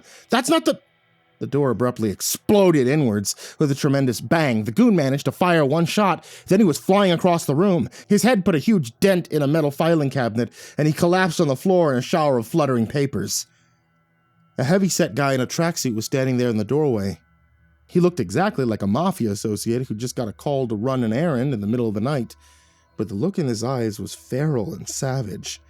It was the glare of a rabid dog. The imposter croaked, special delivery from Don Damascus, and it lunged at me. I had just enough time to pull the trigger. I hit it directly in the eyes with a stream of silver nitrate. The liquid sizzled on impact, and an unearthly shriek tore out from the doppelganger's throat. It staggered backwards, still screaming, then it whirled for the door. I chased after it, but the hallway was empty. It was already gone. I bolted back into the office and knelt down beside the fallen security guard. Come on, man, get up, I panted. Unfortunately, the security goon's days of getting up were officially over. The top of his skull was crushed flat, and blood was leaking everywhere. He was now a citizen of the spirit world. I stabbed it with a shaking finger, and the soft crackle of an open line buzzed out of the speaker. I could faintly hear my voice echoing throughout the building as I said, Esmeralda, can you hear me? It's Billy. Can you grab the phone by the entrance and dial the security office, please? I think the extension is 247, okay? Dial 247, like right away. I hit the intercom button again to disconnect. I stood there for a moment and I murmured, oh, fuck. I do sound like a pussy. I waited with mounting anxiety. Finally, a red light began to flash on the phone display. I snatched up the handset and blurted, is that you? Esmeralda snapped, of course it is. You just ruined their shot, by the way. Everyone's pissed off. I muttered. Yeah, well, fuck them. We've all got something way bigger to worry about right now. Doppelgangers inside the building. There was a pause, and then Esmeralda said, Roger that. Are you still in the security office? Yeah. I think it killed Vic's delivery guy out in the parking lot. It took his appearance to get inside. Killed one of the security guards. I managed to hit it with a squirt gun. I got a pretty big reaction, so I guess that's some good news. She muttered. Yeah, okay, gotcha. This thing is obviously a problem. I snorted. Oh, this fucker's a problem, all right. I don't know where the other security guy is right now, but there's a good chance he's already dead. Esmeralda stiffly replied, Look, I can't really say much right now because the assistant director lady just came over and she's standing way the fuck too close to me. Back it up, bitch. I'll break your fucking eye socket. I flinched at the raw violence in Esmeralda's tone. I heard her growl. Go over there. Don't fucking press me, lady. If I can kick you in the face, you're standing too close. Got it? She returned her attention to the phone and said, Anyway, you should probably call Victor again. Let him know what's going on. He'll probably... What was that? Hold on, Billy. Wait a second. What are you mouthing off about right now, you olive oil looking bitch? What? Are you fucking kidding me? No, dumbass. We aren't talking about the coffee mugs. Fuck your coffee mugs. What are you looking at, camera guy? I'm living your dream right now, cream puff. I'm telling your boss to go fuck herself. How about you go back to... I tried to get her attention, but she had already hung up the phone. I groaned. Fuck. Okay, not good. None of this is good. Now I would have to call Vic again, and he wasn't going to be very happy. I pressed the button that was labeled Vic Home, and I waited. The boss picked up on the fourth ring. He groaned, The zoo better be on fucking fire right now, or I'm gonna throw you off the roof. I'm trying to sleep over here, for God's sake. What do you want this time? Matching teacups and saucers? I stammered, Hey, the delivery guy is dead. One of the security guards is dead, too. Possibly both of them. It's Don Damascus again. Vic snarled. You don't say shit like that over the phone, dumbass. Nobody's ever dead. Not over the phone. You say something like, we got a situation over here, and that's enough. Anyway, that hookah-smoking motherfucker's gonna have some regrets soon, I swear to God. Okay, what happened? I quickly explained the situation, watching the open doorway like a hawk the entire time. Vic was silent for a moment after I was finished, then he rumbled, You never leave your partner unattended, Billy. I call it partner abandonment. It's a big fucking no-no. Did you ever read the handbook, kid? Bet you $5,000 you didn't read it, am I right? Of course I am. You probably tossed it in the fucking trash, never gave it a second thought. I started to protest, but Vic yelled, Shut up! No fucking excuse here, just results. You should have sent in one of Nikki's production assistants to fetch your coffee mugs. He's got like friggin' 10 of them. They ain't gonna miss one if he buys the farm. Now you're stuck in the office with no backup, and she's stuck in a habitat with no backup. Nobody has any backup. This is how people get hurt, Billy. By not following the rules. Capiche? Now I have a pretty hard time believing Vic actually gave a shit about anyone else's safety. I mean, this was coming from a guy who stashed a loaded gun in a baby carriage during a police raid. He shoved it directly beneath the baby, who happened to be lying in the carriage when the cops smashed the front door. The baby didn't belong to a stranger either. It was like his niece. This story and 1,000 other crazy stories Vic told me over the course of the past few months. They all made it kind of hard to take his outrage seriously. But at the same time, his scathing tone ignited a smoldering shame in the pit of my stomach. When I answered it, my voice actually quavered a bit. I'm sorry, Vic. I'm trying my best. I was just trying to keep him happy, just like you told me to, being the zoo ambassador and all. Vic countered, Apologies don't make nobody safer, you get me? It's right in the fucking handbook, Billy, on page 12. It says, don't apologize, just follow the guidelines, don't tell me no lies. I even made it rhyme, so dipshits like you can remember what it says. But you don't even read the fucking thing, so I guess you wouldn't know, would you? I quietly said, no, I guess not. I found myself blinking away a sudden wetness in my eyes. I felt like a small child again, struggling not to cry as Mom tore me to shreds over some small transgression that didn't really matter. My headache was getting worse. Vic sighed. Anywho, listen up, kid. This is what I'm gonna do over here. I'm gonna send in a few guys from the field crew. They're gonna capture this motherfucker. Some douchebag ghost wants to break into my zoo. Fine, it can stay there. We have plenty of room. And as soon as the field crew gets there and makes contact with you, haul your sorry ass back to the leprechaun's habitat. Go inside, lock the door, stay put until someone gives you the all clear. Got that? I meekly answered, Yes, sir, I do. I could feel my face burning from embarrassment. Beneath that, there was shame. Even though I was opposed to Vic as a person, that sniffling child in my heart still wanted his approval. He was a violent oppressor, generous benefactor, and a gruff father figure, all rolled into one. He was hypnotically charismatic, and also a complete bastard of a human being. There was no wonder why he got on so well with Nick McKnight.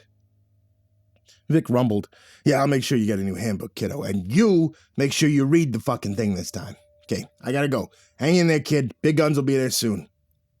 The line went dead, and I hung up the phone with an unsteady hand. I just had to stay alive until the cavalry came running in. No sweat, right? I just keep my wary eye on the door with my trusty squirt gun in hand. All will be well. My eyes wandered back to the monitors, and I studied the feed from the parking lot. Yeah, that was definitely part of a leg, and a foot, sticking out from behind the van. I could also see a broken cardboard box further in the background. It had been smashed open on the asphalt, as if the guy had thrown it at his attacker before he was pulverized. I started playing around with the controls, and I discovered I could switch the camera views from one angle to another. It wasn't long before I found the other security guard. He'd been pummeled into a horrible mess in the stairwell, the one that led to the boiler room. The sheer savagery of the attack left blood on just about every surface. I'd seen some pretty horrific shit in the few months that I started at the zoo, but this still made my stomach turn. The goon had been reduced to nothing but a twisted, broken torso. His skull was a large splotch of gore that was oozing its way down the staircase. I fiddled around with the cameras until I found the doppelganger. It was standing in front of the door that led to the service tunnels, motionless and menacing. It couldn't go any further because every door and wall surrounding the habitats had been treated with a solution of silver. This was a safety measure to prevent the supernatural inhabitants of the other wing from smashing their way to freedom. Unable to touch the door itself, it was forced to wait for someone else to open it from the other side. I got into the intercom again and said, "Esmeralda, can you call Billy again on the security extension?" The red light on the display flickered, and I snatched up the phone. I pleaded, "Tell me you didn't beat anyone up. Please tell me that, okay?" She snorted, "Nah, I'm just fucking with him. They're shooting a scene in the leprechaun's kitchen right now. He's baking a batch of leprechaun tea cakes. Gotta admit, those tea cakes smell pretty good." I wheezed. "Awesome, good news." And I relaxed a bit. Vic was already mad that I'd broken an important rule in the handbook. He'd be a lot more angry if someone in Nick's film crew got beat the fuck up. She asked what was happening on my end, and I told her the field crew was coming to take care of business. She said, "He's got some of those guys coming, does he? They're, a bit different. Different breed altogether." I murmured, "Yeah, I can imagine. Vic is pretty steamed that I left you alone to come to the security office. He called it partner abandonment and yelled at me." Esmeralda scoffed. "Oh, please. Leprechaun isn't dangerous. He's a lonely old fart who grumbles to hear himself talk. He'd never try anything serious, not in a million years. He's got it too good here. He gets gold and jewels tossed at him like candy at a parade. Don't worry about it. You can hit every nail with the same hammer. Context matters." I exclaimed, "I know, right? That's what I'm saying too. He made it like I was going to get us both killed. I think he was madder at me than the fucking necromancer guy. A necromancer kills 3 of his men, and I'm the bad guy for trying to do the stupid little job that he didn't even..." A loud buzzer started bleeding in my ears, and a red light flashed on the panel against the wall. There was a cargo van idling at the gate. I told Esmeralda, "Gotta go, someone's here," and I pushed the button that was labeled Gate Intercom. I said, "Hello, how can I help you? Are you the personnel from the field crew?" A hoarse, whispery voice answered, "Who's this? You don't sound like one of Victor's knuckle draggers. You sound, a little more delicate, shall we say?" I felt my face go red. I cleared my throat and replied, "I'm a caretaker's assistant. Security guards aren't here. We have a situation." "So I heard," the whispery voice answered. "You gonna let us in or what? We have a job to do." I squeaked, "Right, yeah, sorry about that." And I jabbed the button that read Front Gate Lock Release. The gate rolled open and the van surged forward in a spray of gravel. It roared up the long driveway and squealed to a halt in front of the entrance. 4 rough-looking dudes jumped out and headed into the lobby. The doppelganger sensed their approach and immediately fled in the opposite direction, loping away on all 4s like an animal. I heard the field crew come stomping up the hallway, and then they were standing in the door. Their rifles were equipped with a reservoir tank instead of a magazine. I felt a twinge of envy looking at them. Get some serious distance with one of those things. The guys from the film crew were all a bit unsettling in one way or another. The 2 of them appeared to be twins, and they both had extensive facial tattoos. Another one was missing an eye. Not a huge deal on its own, except the dude wasn't wearing a prosthetic eye or an eye patch. He just had a dark gaping hole beneath his eyebrow. For some reason, I had imagined that they would be wearing uniforms of some kind, but they were dressed more like extras from the movie Deliverance. The dude who only had one eye was clad in a pair of mechanic's coveralls that was covered in grease stains. Both the gentlemen with the face tattoos were sporting dirty jeans and plaid shirts with sleeves torn off. One of them was wearing work boots, the other was rocking a pair of worn-out cowboy boots. All three of them smelled like armpits and diesel exhaust. Their leader was the most off-kilter one of them all. I knew immediately that he was in charge because he threw off a strong aura of calm authority. This was despite the fact that he was wearing sandals, cut-off jean shorts, and a ridiculously loud Hawaiian shirt. He kind of looked like a middle-aged man in a Jimmy Buffett concert, except for his face. It was covered in a startling network of scars. A little bit of disfigurement here and there wasn't out of the ordinary for the sort of people who worked for Vic, but this was pretty extreme. He had a particularly heinous-looking scar that ran down one side of his neck and across the front, forming a deep crease across his larynx before curving back up the other side. His arms and legs were also riddled with long lines and twists of scar tissue. Whatever was happening to this guy, it was both extremely violent and relatively frequent. All in all, a very creepy-looking dude, but the most unsettling thing about him was his eyes. They were light gray, very clear, and completely devoid of emotion. Like the doppelganger's wild, feral glare, this guy's stare was ice-fucking cold. I could imagine him killing an entire family with an axe, then cleaning up in their bathroom so he could go out for a cheeseburger. It looked like he simply did not give a shit about the lives of anyone or anything on this entire planet. He nodded at me, and in a scratchy, papery whisper he said, "Pleased to meet you, Mr. Assistant. Everyone calls me Sever.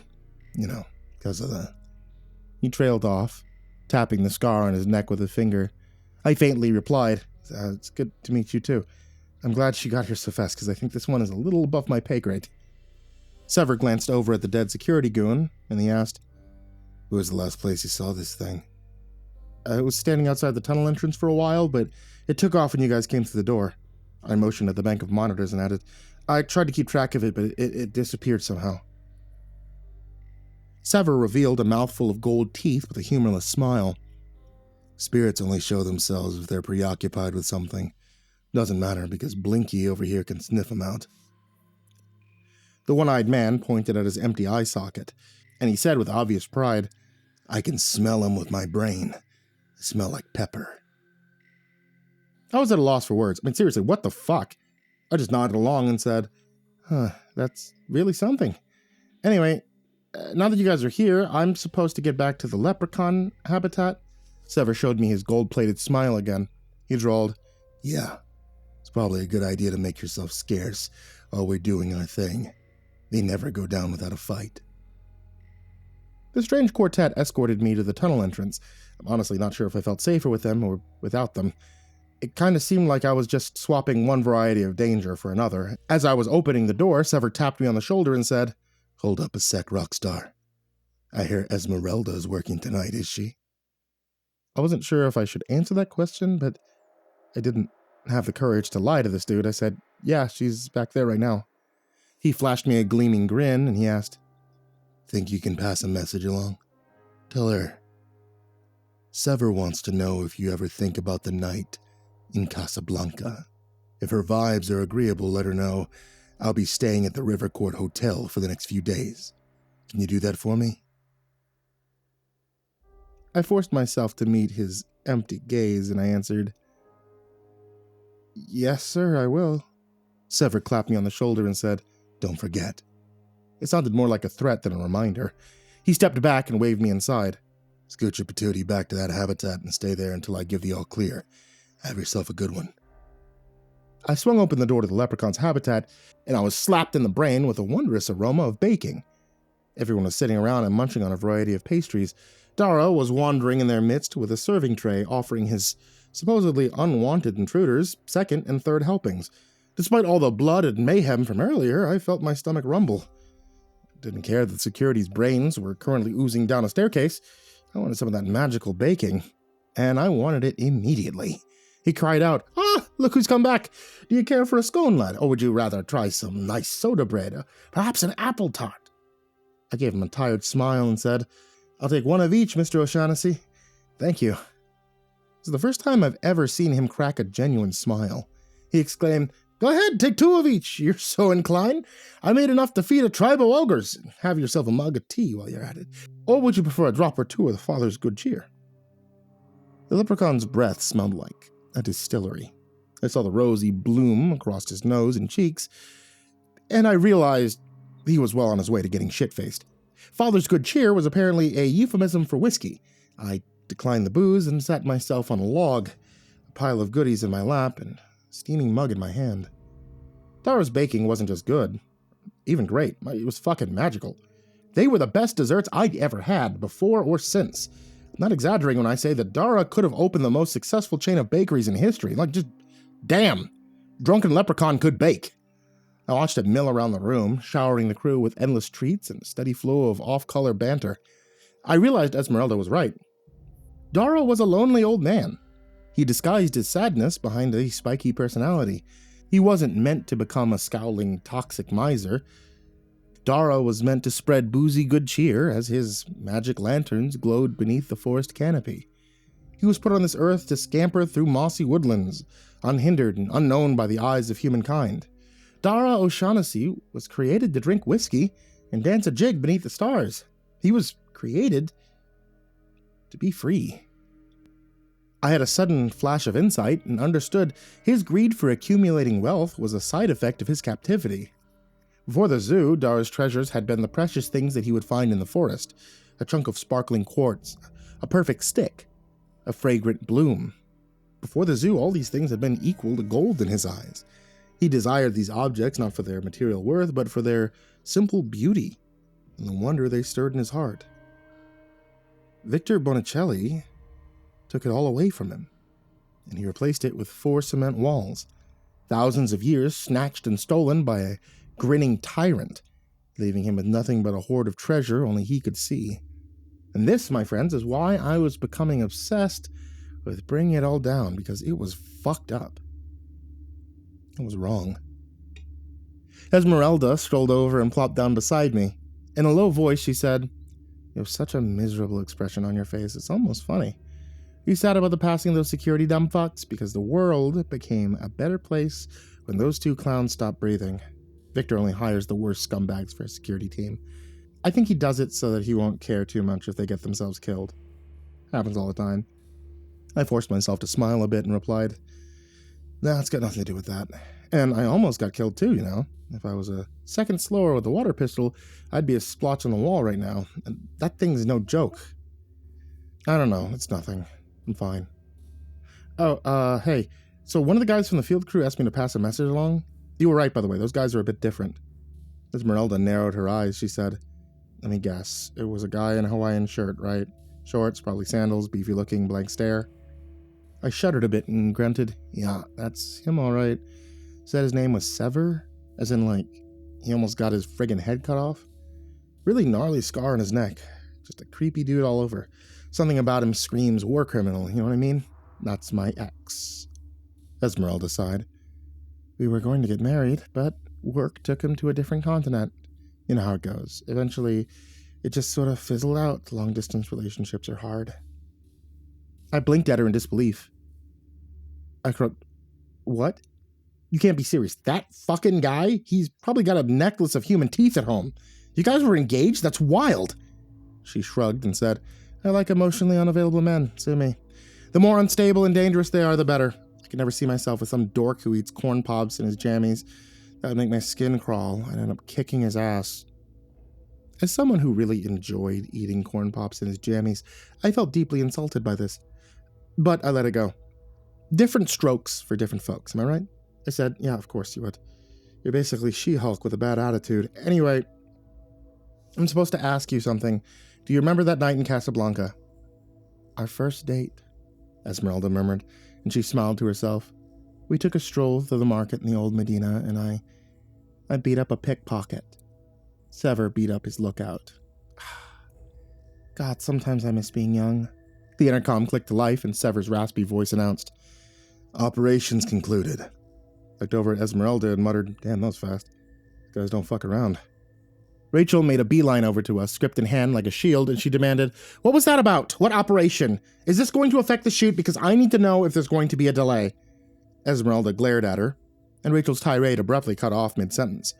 She pointed at Rachel's shirt and growled, "If you're in such a hurry, why are you covered in leprechaun crumbs? The operation in question has been concluded, and that's all you need to know.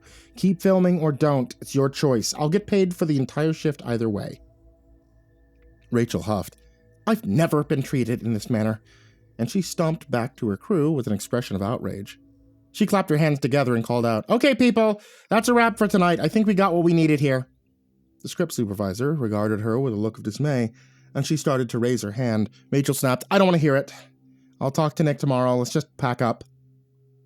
A few minutes later, Dara came bustling out of his little house with a fresh tray of magical treats in hand.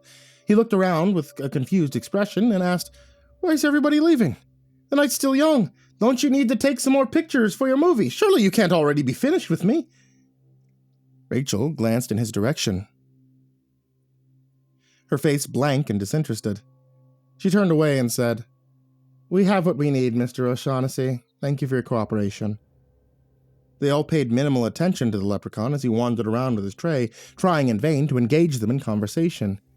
He waved goodbye as the last of them trooped into the service tunnel, and then Esmeralda shut the door. He kept waving for a moment, and then his arm slowly wilted to dangle at his side.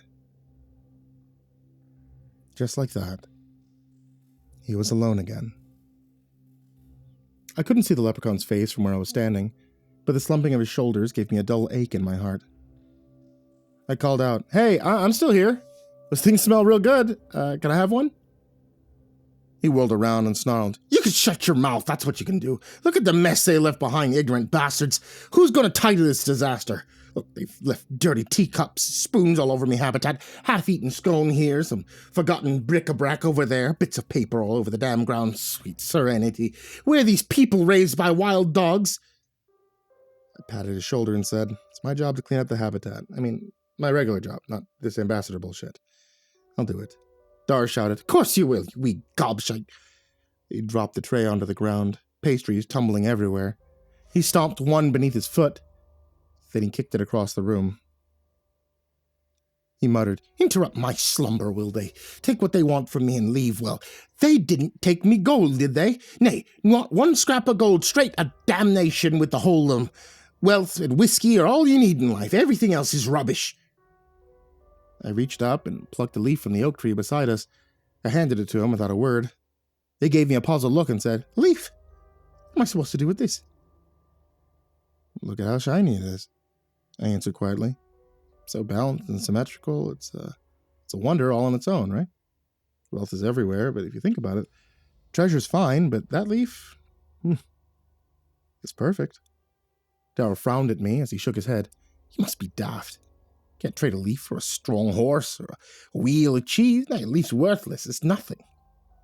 I gave him a sad smile and replied, "Leaf's everything." You probably would have agreed with me once upon a time.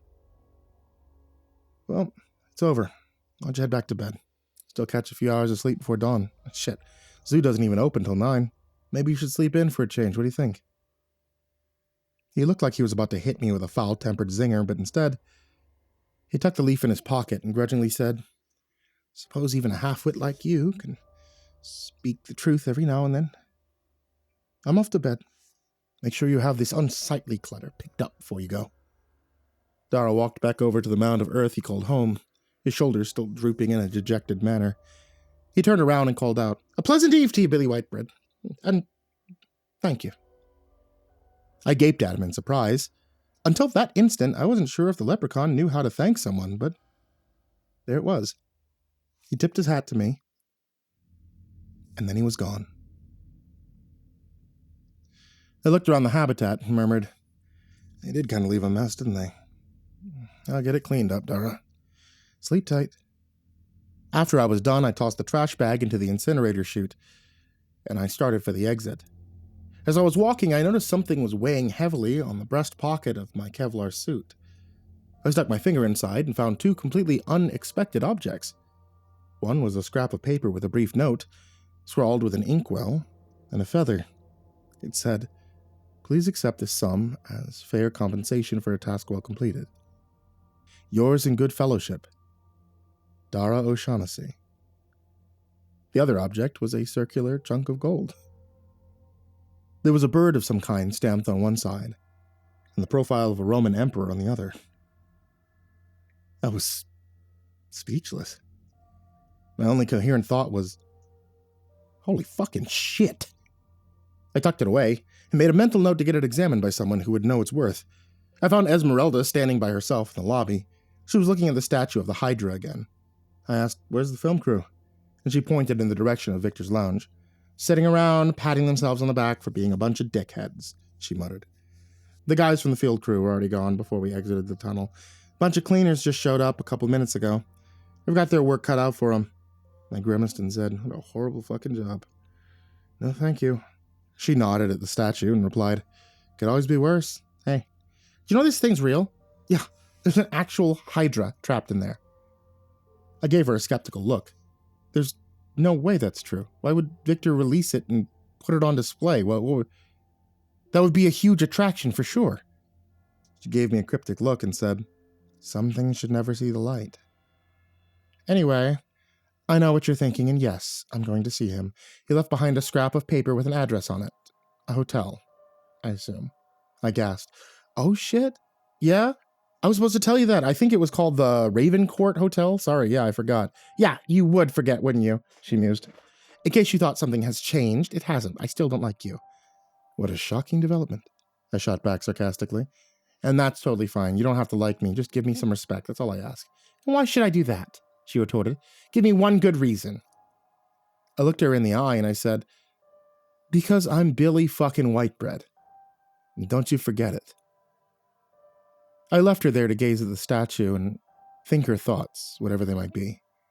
I honestly didn't care. I already had enough to worry about, complications in my life. There wasn't any room for more of them. Vic showed up in the morning with, you guessed it, several boxes of coffee mugs. He somehow managed to get them all embossed with the name of the zoo. He handed them out to everyone with a big grin on his face and said, "Sorry for the delay, folks. Don't worry, I'm going to get you some t-shirts next. Free shirts, everyone. How's that sound? There you go, Billy. Have one too. On the house." I looked around to make sure none of the film crew were in earshot, and I asked about the fate of the doppelganger. Vic boomed. "The boys are going to have a little chat with it today, see what it knows, what it doesn't know, if you know what I mean." In a quieter tone, he said to me, "Hey, good job last night, kid." And he stuffed a small wad of money into my coffee mug. "You did everything right. You made me proud." I felt a rush of shameful pride in my heart, and as much as I hated it, I couldn't stop it from happening. A part of me hated Vic, but I also really liked him at the same time. He was a saint and a devil, a psycho and a savior, all rolled into one gloriously complicated individual. Even now, years after, I still get a faint glow in my chest when I think about him. I don't understand how you can hate someone and still think of them fondly, but I don't really understand much of anything, to tell you the truth. All I know for sure is that life is complicated. And then you die.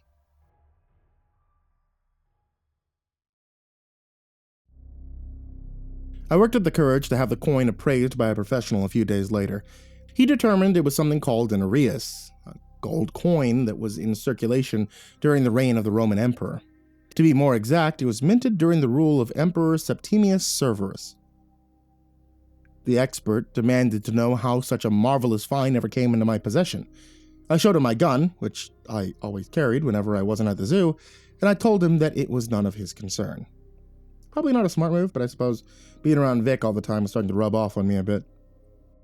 Maybe that isn't such a bad thing either. Maybe we all need a little Victor Bonicelli in our hearts as a survival tool. And who's to say, really? The appraiser immediately stopped pressing me for details, and he gave me the coin back without another word.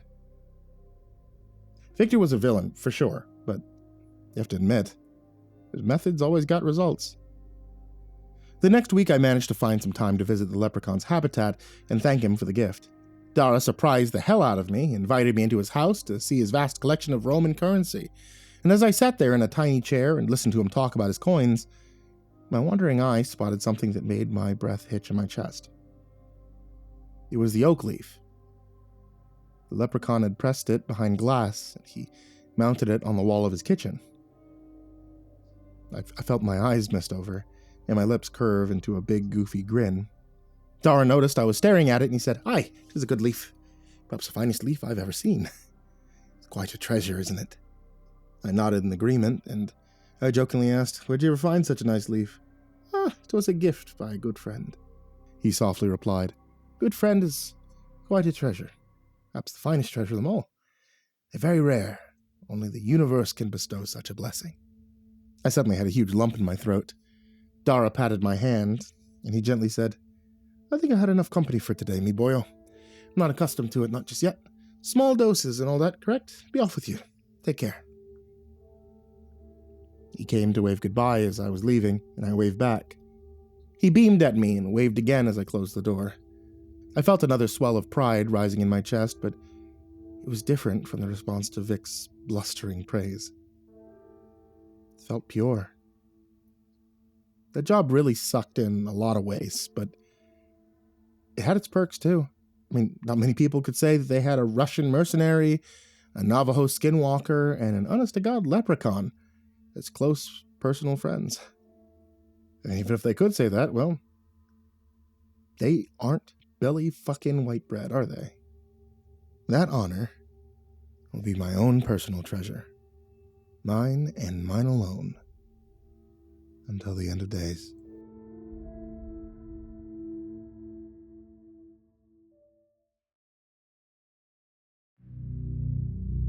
"Mother of God," Jacob muttered, pulling off his wide-brimmed hat and mopping at his brow. "How the hell can it be so damn hot without a lick of sun?" He cast a baleful look at the cloud-ridden sky, which had just begun to pour with rain. Jacob sighed. "This is where you bring us," he said to his silent horse, who ignored him, chewing on a browning piece of shrub. 2 weeks in the saddle, you bring us to this shit splat of a place." He looked down at the town surrounded by murky swampland. Still, Jacob knew there was some kind of work for him here. Years ago he had been a small-town preacher, until one dark night something from man's worst nightmares brutally slaughtered his poor wife Jane. But Jacob had his revenge. The very next night, as he sat alone in the ruins of his life, God had spoken to him, showed him through visions of the way the blade, fire, and holy silver. Best of all, God had shown him the whereabouts of the creature that had so callously slaughtered his beloved Jane. Jacob had tracked the beast and cut it down. Since then, he had killed many such things, creatures that lived in shadow and slinked through the dark corners of the world. Always on the trail, a gray rider plagued by visions and dreams. "Yeah, I guess you dream too." He cracked a smile, patting the big Mustang fondly on its thick neck. "Wouldn't be the first time," he said, straightening. "God works in mysterious ways," he sighed, nudging the horse forward, insects buzzing all around him as he headed into town. The town itself wasn't much of a town, more of a collection of decrepit-looking huts and an even more decrepit-looking saloon. On a small hillock overlooking the whole mess stood a small church that once might have been made of white board. These were all faded to a weathered gray, many splintered and in desperate need of repair. With a groan, Jacob slid gratefully from his saddle, his dusty boots landing on a wide wooden walkway, clearly designed to keep people from sinking into the surrounding swamp mud. Some of the denizens gave Jacob wary glances, their eyes falling to the big revolvers slung low on his narrow hips. "Afternoon, ma'am," Jacob said as he passed a black woman, who promptly ignored him, dragging her 2 screaming brats behind her.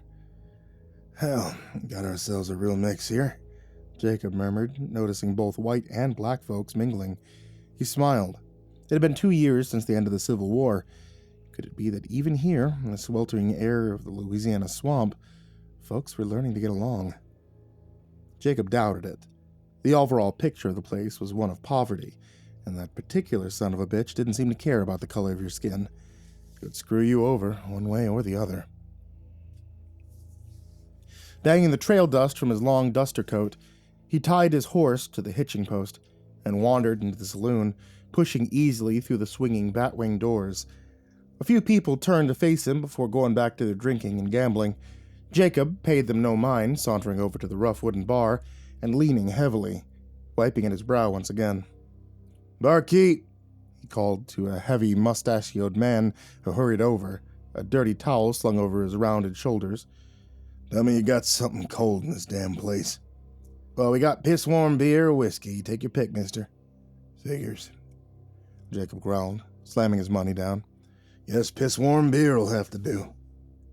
Grinning through nicotine-stained teeth, the man poured one off for Jacob, cutting the foam with a straight razor. Jacob took a long drink. The beer was piss-warm, as promised, but at least it wasn't flat. "Got any kind of food?" he asked, and beginning to fix himself a smoke with long, nimble fingers. "Maybe a room for a couple of nights." Sure. I'd fix you up a plate of beans cooked in the best molasses," barkeep said, nodding towards a small, steaming pot at the other end of the bar. "We ain't got any rooms. Bessie's got a bunkhouse a little down the street. She'll rent your room. Rats come free of charge." He chuckled. "I don't mind rats," Jacob said, giving the man a hard look. "Most of the time, they're more agreeable than people." The man withered under the starkness of those blue eyes and hurried off to fetch Jacob his beans. He had just finished his meal, eating right there at the bar, when a giant of a man came barging through the door. "Got the better of one of them sons of bitches," the big man hollered. Blood covered his buckskin jacket, and it looked like he had a large, wet-looking gator hide slung over one massive shoulder, which was unceremoniously threw into a corner, making two men playing dominoes cry out and scatter. The big man laughed uproariously and stomped over to the bar, slapping Jacob's back hard enough to make his teeth rattle, spilling a goodish amount of beer down the front of his shirt. "Son of a bitch," Jacob cursed, wiping himself down. The big man didn't hear him. He stank like a polecat and reeked of moonshine. "Billy, you scrawny redneck, give me a plate of them beans you're so proud of. Make sure you fill that plate up." He bawled at the barkeep, who jumped as if something had bitten him on the ass and hurried away, frantically slopping beans into a tin plate and gingerly setting it down before the big trapper. "Go on, get," the big man said, waving the other man away before starting on his beans. The man's chewing and slobbering started to play on Jacob's nerves, and he picked up what was left of his beer and started away. Just then a filthy hand wrapped around his sleeve, pulling him to a halt. "You got a problem with my company?" the big man said through a mouthful of beans. Jacob tried to pull himself free, but the other man grinned and doubled down on his grip. "Mister, I've been in a real bad mood for about 10 years now, and I think your hand just ran away from that thick head of yours." Hearing this, the big man's mouth dropped open, and he dragged Jacob over towards him, sending his plate flying as he raised a massive fist. Jacob didn't hesitate.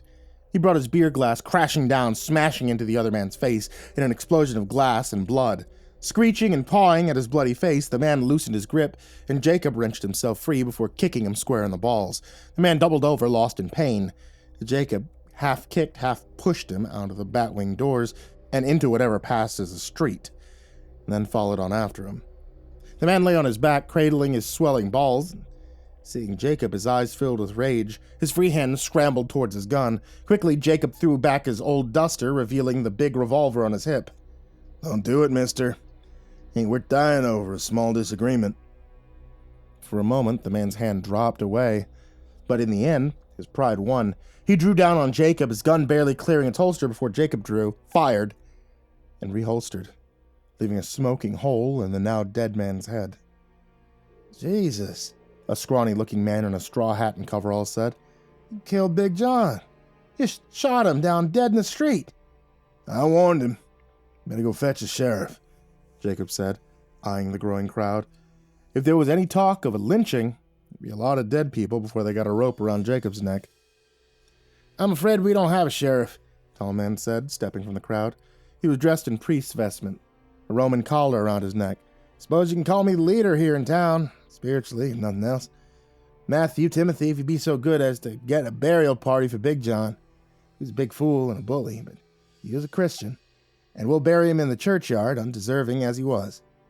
The two men nodded and hurried away as the tall man approached.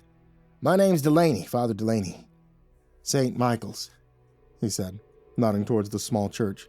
"You're a stranger in town." It's more of a statement than a question, but Jacob answered him anyway. Name's Jacob Masterson, and that was, legal shooting. Killing another man is against God's laws, the priest retorted. From what I know of God, Jacob replied, he's a bloodthirsty son of a bitch, and I've bled in his name more than once. The priest seemed to consider this. I suppose a God who let his only son bleed on a cross probably cares little about you and me. Still, we serve his will as best we can until he calls us home to glory. Yeah, well, I don't plan on going home to glory just yet. That fool have any kin I should worry about? The priest actually laughed. He has a brother who's probably shake his head for what you've done. John wasn't loved by the town folk. I don't think you'll have much of a problem. You'll probably drink for free. That is, if you're planning to stay. I have my business here in town. Well, why don't you come up by the presbytery? You can wash, have a good meal. Tell me about it. My business is my own, Jacob replied, then immediately felt a flush of shame. He spent too long alone on the trail and wasn't used to people, as he once had been. I'm sorry, Father, he smiled, but you wouldn't believe me if I told you I'm about God business, if that soothes you in any way. The priest shrugged. My offer stands. I'll be happy for the company. And not to be rude, but you really are in need of a wash. Smell like a horse and gunpowder. Jacob laughed at the other man's prissy expression. All right, Padre. Lead on, then. The presbytery was small but comfortable. Jacob had washed and now sat in a cozy little kitchen nook, a steaming bowl of soup before him. The Padre sat on the opposite side of the table, sipping coffee and seemingly deep in thought. Just as Jacob finished his soup, the priest began to speak. Now you look like a man who's ridden far and seen much, Jacob Masterson. Now the way you shot down Big John was fast. Almost unbelievably fast. Swear I've never seen anything quite like it. Seen many gunfights, have you, Padre? Jacob said, putting down his spoon and sighing contentedly. The other man shrugged. I've seen my fair share of violence and death. In the war, a terrible thing that. Brother fighting against brother. Jacob nodded. But it was for a good cause, eh, Padre? Oh, yes. The priest nodded. Look out the window, Mr. Masterson. What do you see? Jacob didn't bother. I see a swamp. Few wooden houses, saloon, merchants, not much else. You would wonder why there's a town in such a place like this. Jacob shrugged. Wouldn't necessarily call this place a town. A wide place in the road, maybe. The priest chuckled at that. But why is there a road here in the first place? Jacob sighed. Why are you dancing around so much? You got something to tell me, then just tell me. I'm not a man known for patience. Very well. The town wasn't always a town. It was a slave quarter. When the slaves were emancipated, some of them stayed here. Hell, they had nowhere else to go. And by then, the evil of the Beauregard family had been wiped from the face of the earth. Beauregard family? Jacob asked, rolling himself a smoke. He offered his making to the priest, who declined with a shake of his head before continuing. Yes, the Beauregard family. The plantation owners, who left of their plantation houses just over the next bluff. They were paupers, loggers. They even managed to drain some of the swamp, leaving behind fertile lands on which they grew tobacco and some cotton. This was some 30 years ago, you understand. Jacob nodded and lit up his smoke, saying nothing. There was a story here, and Jacob was keen to hear it. Master of the plantation was Benjamin Beauregard, hard, vulgar man, only ever seemed to be kept in check by his gentle wife, a great lady from Georgia who bore him 2 sons. Unfortunately, she died in childbirth in her 22nd year. The daughter she was growing inside her never even took a single breath. She was buried on the grounds of the plantation. Seemingly in his grief, Benjamin went quite mad.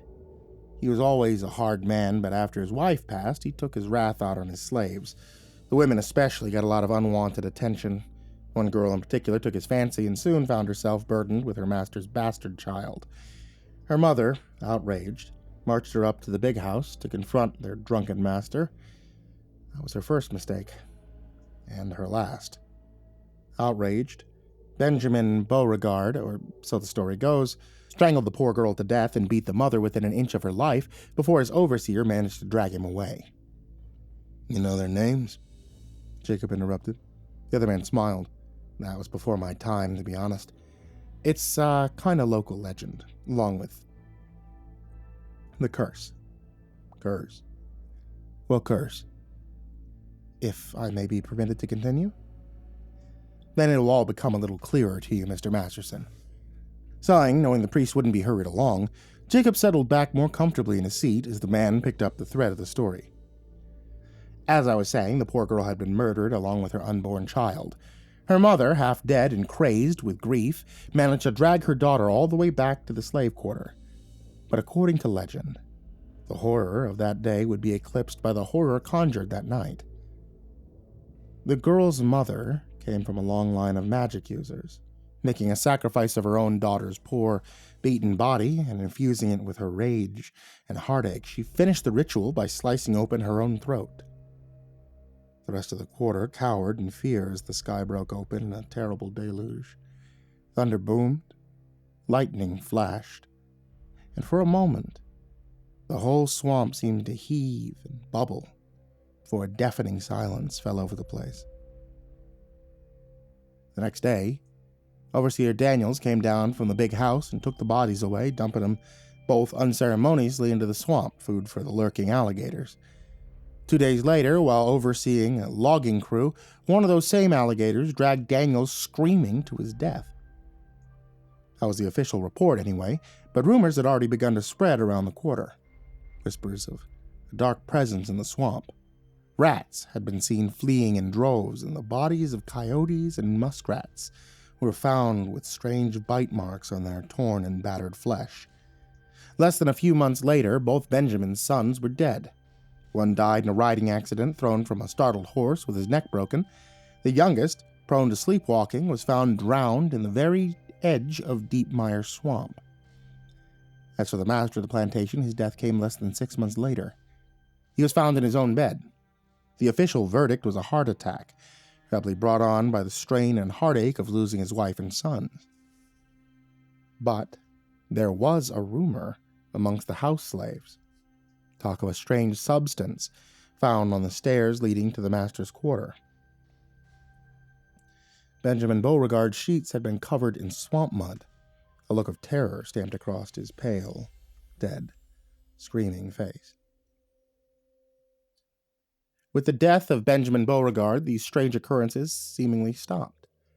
The horror was lost in the greater terror of the war, but now a new Beauregard was occupying that house, a distant relative with some kind of claim upon the land, and people are suddenly starting to go missing again. Bodies have been found floating face down in the swamp, covered in strange markings. The priest stopped there and looked at Jacob, who sat back heavily in his chair. Jesus. That's some kind of story there, Padre. But you mentioned other people going missing and bodies? The other man nodded. Yeah, 2 so far. Both of them were known trappers, found near the heart of the swamp. They were both completely naked, torn open from throat to sternum. Their insides were gone, but it was the marks on their backs that no one could fathom. Great, circular welts, as if something had latched onto them. You're lucky to have found them. What with the alligators and all? Jacob interrupted. See, that's another strange thing, the priest mused, looking out the window. I haven't seen a single alligator since this new Beauregard arrived. Usually you can hear them all night, barking and growling at each other, but the nights have been deathly silent as of late, as if the whole swamp's been silenced by some terrible fear. It'd be some kind of coincidence, all this? Jacob mused. It'd be that Benjamin's son really died by accident. He himself had a heart attack. Stories come twisted over the decades, eventually turned into legends. I mean, there's no real hard proof of any of this. But as soon as the words left Jacob's mouth, he knew he was wrong. Like many times before, God had drawn him to this place, which meant there was something in all this. Something God wanted him to do. Perhaps, the priest said thoughtfully. But only yesterday, the new lord of the manor, Jason Beauregard, came to see me. There have been strange goings-on over at the plantation house. Where there was once tobacco, they now keep sheep, fed cows, and they're starting to show up dead, some torn to pieces, others with the same strange marks around their necks. There have also been markings left on surrounding cypress trees, ones that hem the outskirts of the plantation. All right, then, Jacob said. I'll take a ride out there, see what I can see. That's what all this talk's about, after all, ain't it?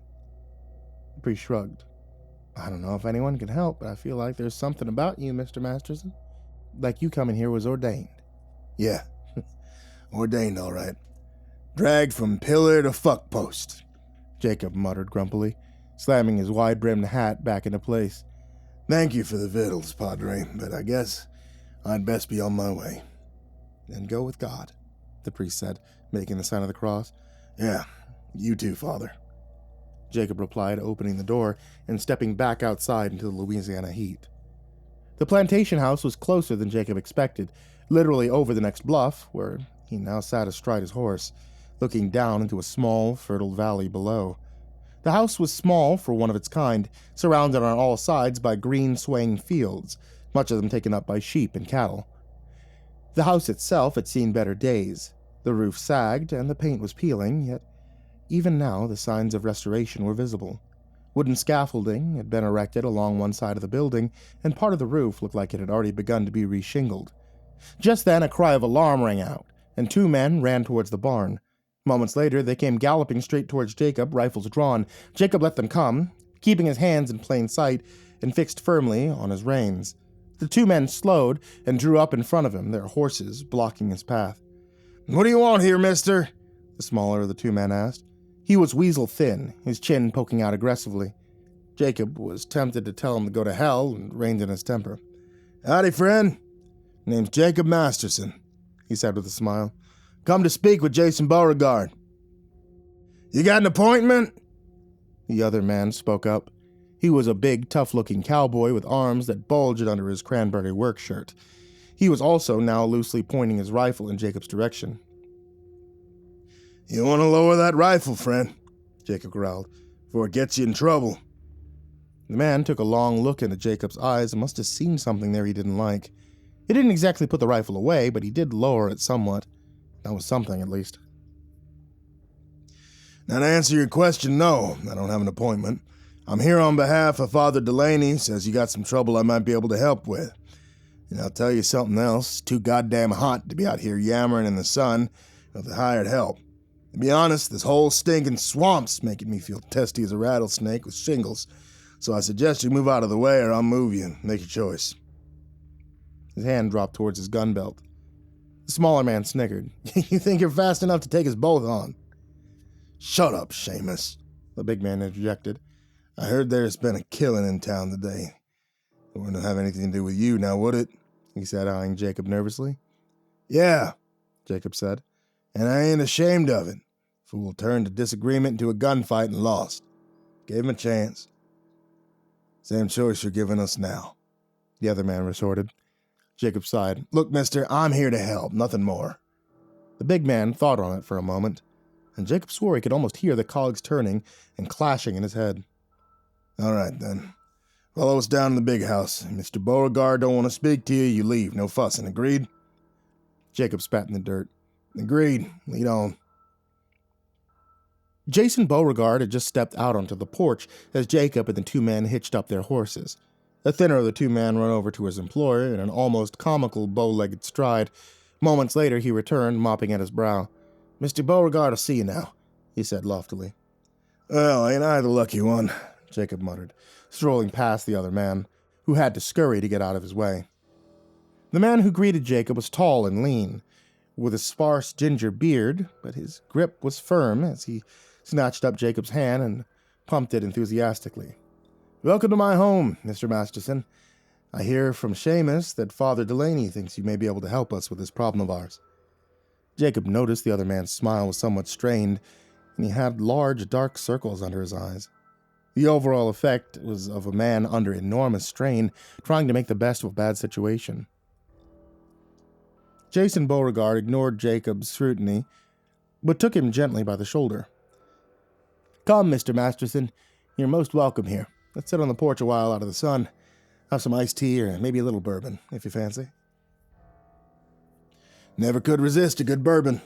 Jacob smiled, removing his hat as they both took a seat in the shade. Not that it felt much cooler to Jacob. After they were both settled to their liking, Jason Beauregard began.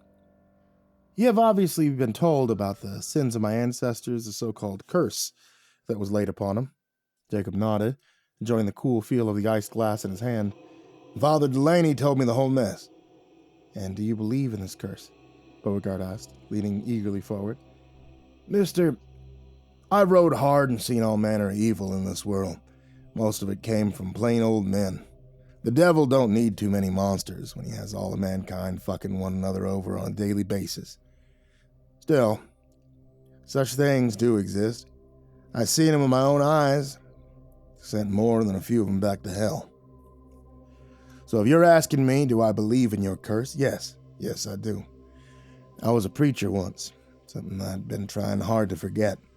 But God ain't done with me yet, and he has a tendency to send me about his business.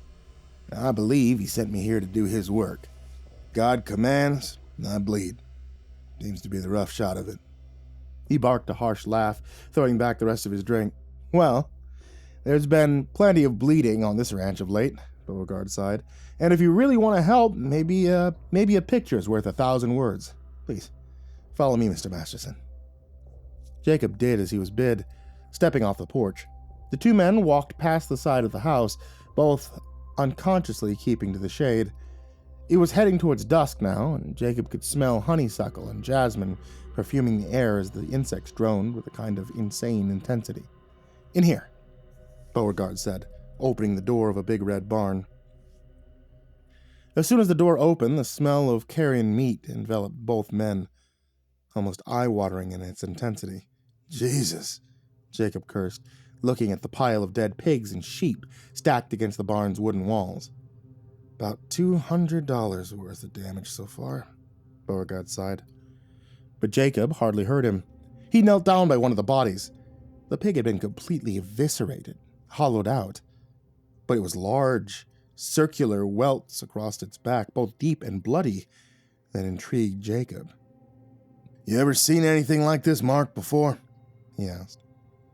Beauregard hesitated a moment before answering. Well, when I was a boy, my father, God rest his soul, used to read me stories. The Greek adventures and tragedies were part of my education, you understand. In one book, there was a picture of a creature called a kraken. It had these tentacle-like arms. Like a devilfish, Jacob said, standing up and brushing down his jean-clad legs. Yeah, like a devilfish, or an octopus, if you like. And that'd have to be one hell of an octopus. Kill a full-grown pig. And so the mystery deepens, Beauregard sighed. And still, there's more to see. Please, follow Jacob. You don't mind if I call you Jacob, do you? And you may call me Jason. Seems fair, Jacob said, hurrying to catch up with Beauregard, who was back outside brushing his motes from his hair. They walked for some time across a recently plowed field that turned muddy as they entered the shade of the cypress trees bordering the surrounding swamp. Look here, Jason said, placing his hand on the coarse bark of a nearby tree. Jacob drew nearer, trying to make sense of what he was seeing. A symbol had been carved deeply into the trunk of the tree. The motif was of an hourglass surrounded by a grinning skull. The whole mess had been splashed with a dark substance that could only be drying blood. Death magic, Jacob hissed. So you've seen it before? Beauregard gasped. Jacob nodded. Ain't much I ain't seen at this point. Could be voodoo or something similar. So, what do we do about it? Jason asked, a hint of desperation creeping into his voice. I ain't sure yet, Jacob said, rubbing at the scratchy stubble on his chin. There's more than the spirits at play here. Something's tearing up your livestock, and I want to see what it is. With your permission, I'll stay here a few nights, walk the ground, beat the bounds, see if I can't catch this thing in the act. I hope you can, Jason let out a trembling sigh. Whatever it is. It's getting closer to the house each night, and another one of my animals dies. At first, it was the pigs that were closer to the swamp, then the sheep in the pasture. Last night, one of the cattle we keep close to the house. Whatever this thing is, it's closing in on me, Jacob. I can feel it. I swear to God I can. Easy, take her easy, Jacob said, putting a comforting hand on the man's shoulder. I'll be here tonight, and then we'll see what we see. Darkness came swiftly to the swamp, night falling like a shroud. Jacob had eaten a rich meal in the big house, but the good food was overshadowed by an ever-growing sense of dread. As the sky darkened, his host became more agitated until, at last, he left the table and locked himself in his rooms. Jacob sat a moment longer, finishing his smoke before heading outside. He grabbed his rifle and filled a nearby lantern with oil. Some of the other men also walked the fields that night, drafted by Jacob with Beauregard's permission to help beat the bounds. It was in the early morning hours, maybe a couple past midnight, when a scream suddenly rang out, followed by gunfire. Jacob was instantly alert and came on the run, heading towards the back of the house. Another shot rang out, followed by an ear-piercing scream. Breathing hard, running full tilt, Jacob entered a nearby field, this one overgrown with tall grass and sumac bushes. In the lamplight, he saw a trail of freshly spilled blood. Followed it, eyes alert for the slightest movement. Still, when the attack came, it took him completely by surprise. Something large and hulking suddenly rose above him. With a cry, he raised his rifle but couldn't get off a shot before he was thrown backwards, something wet and hard slamming him down with a teeth-rattling thud. That's when he saw the dead man. Eyes wide with terror, jaw wrenched open in a silent scream. As Jacob watched in horror, trying to catch his breath, a tentacle covered in grasping suckers wrapped around the dead man's ankle and began to drag him away. "No, you fucking don't!" Jacob gritted his teeth. Ignoring the pain in his side, he began to chase the shadow-drenched figure. He had lost his rifle in the fray, so he drew his revolver, barking off shot after shot of blessed silver.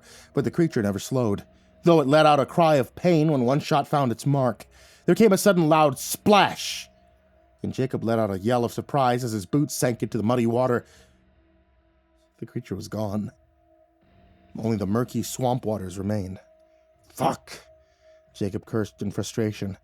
He fired shot after shot into the dark water, until his revolver clicked empty. Quickly he reloaded, his nimble fingers going through the old ritual before holstering his gun and heading back the way he came. He studied the flattened grass.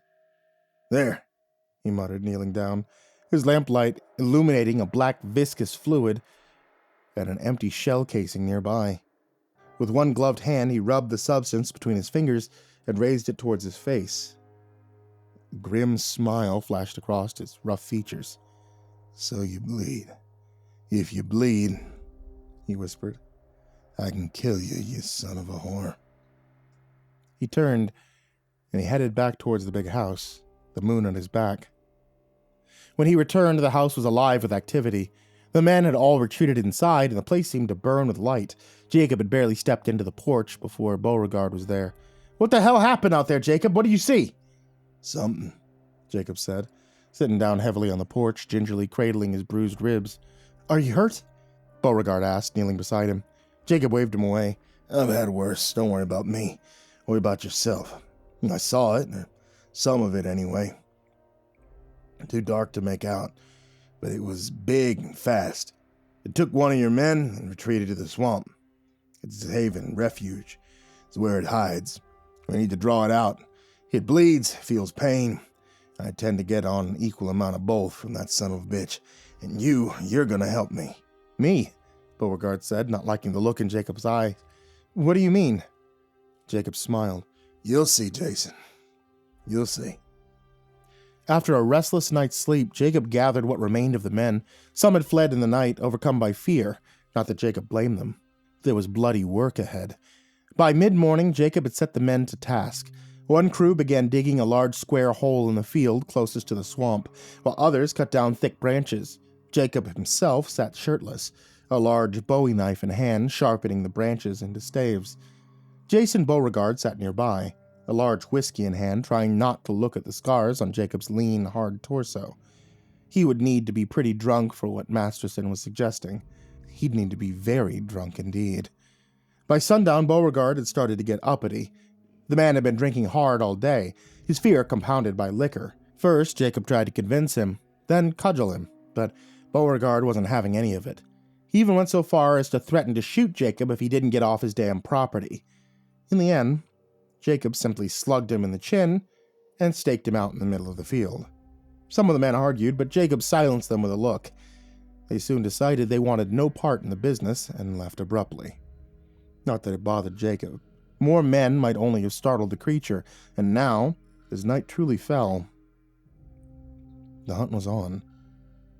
Jacob lay in the tall grass for hours, the full moon lighting the cypress trees and their hanging moss. An hour earlier, Beauregard had begun to groan. Now he was fully awake and screaming his head off. That was good. If Jacob felt any guilt, he'd already buried it deep. The man had agreed to the plan and given his word. A bellyful of whiskey and a load in his drawers didn't change the fact. At least, not to Jacob Masterson. Another hour passed.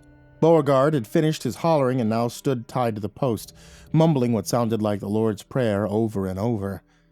And then, all of a sudden, he let out an ear-piercing shriek as something rushed towards him through the darkness, something large and dripping with foul-smelling water. Jacob didn't move or draw his weapon, though he was poised to strike at any moment. Legs coiled beneath him, heart pounding, breath coming in sharp bursts, a countdown to violence about to erupt. Then came a resounding crash. The creature let out a cry of anguish and enraged screeching. With a shout of triumph, Jacob rushed to the concealed pit. The creature was down there, thrashing, impaled on multiple spikes, its black ink-like blood gushing forth. Holy Jesus, Jacob whispered, taking in its terrible form.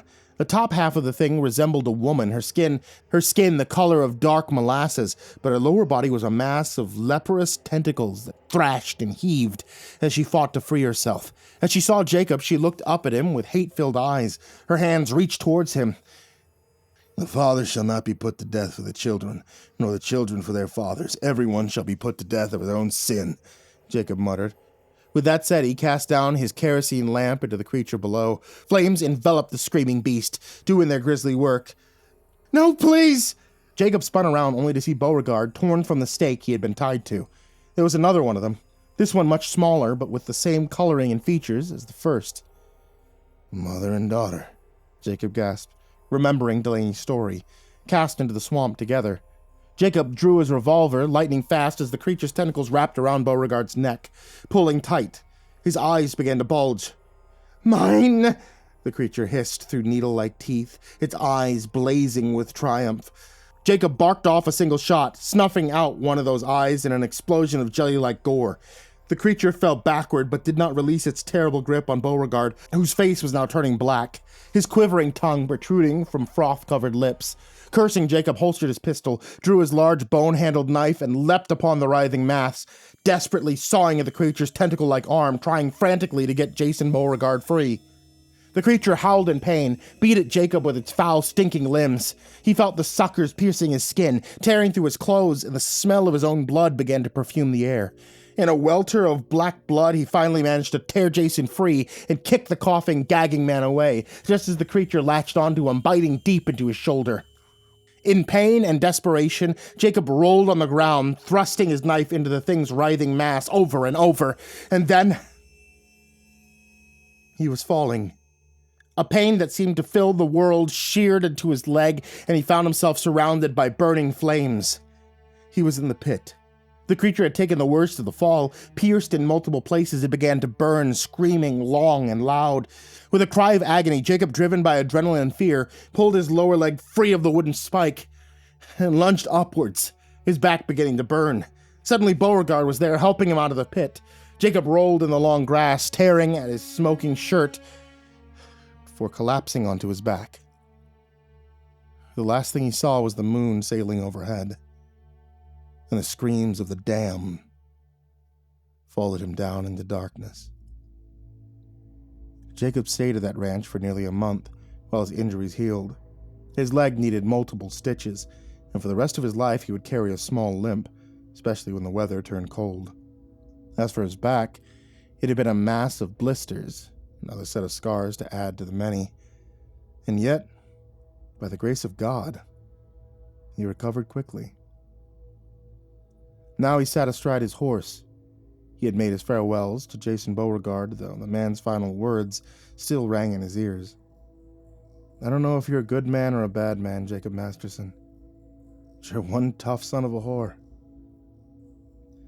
Jacob didn't know if good or bad played a hand in it. All he did know was that God had not removed the cup from his own son's lips. So what chance did an old broken cowboy like himself stand? He sighed and looked towards the heavens. "Thy will be done," he whispered, before heading west. A pale rider on a gray horse.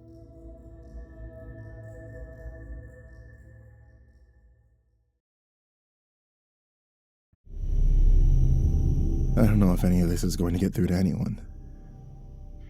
If it does, it's probably because they wanted it to. In which case, I'm really sorry. Maybe they just don't even care. Maybe it doesn't matter because there's nothing we can do. If you're anything like me, you've seen some weird new shit around town, and more importantly, you've realized it and you've remembered it, while everyone else goes about their day in ignorant bliss.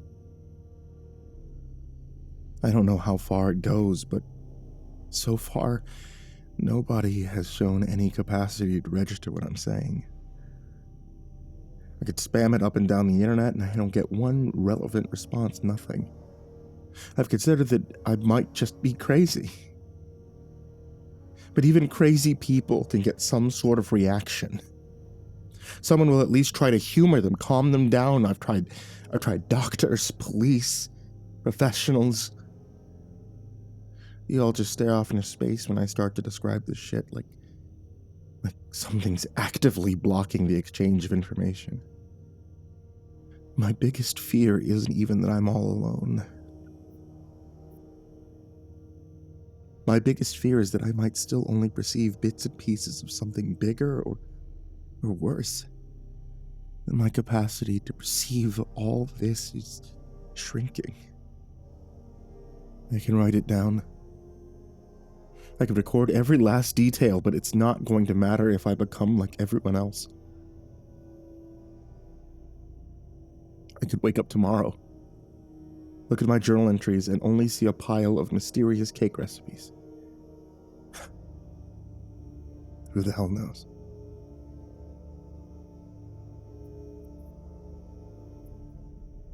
The first thing I ever saw was one of the pickup windows.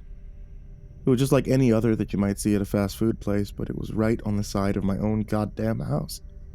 Nothing amiss indoors, but outside, half the block was lined up on my front lawn, reading over a glowing menu full of scribbly-looking gibberish and receiving their meals, if you want to call them that, almost instantaneously. They all acted like it was their usual mundane lunch stop. Even while the mail lady sucked some rancid-looking glop out of a plastic pouch, congealed blood dripping down her chin, she told me that it was the best she'd ever had. All my questions were met with these blank stares and stupid smiles. Couldn't tell who or what was actually handing out the food, or where it was coming from. I could only see blackness. At least that's how I remember it. And maybe I saw something else, but it's gone now.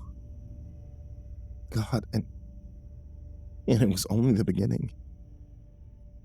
All the restaurants in town, the real ones anyway, are typically deserted. Employees still show up to some of them, but they don't even realize that no customers are stopping in. Some of them even host new windows, parasitically siphoning off all their business.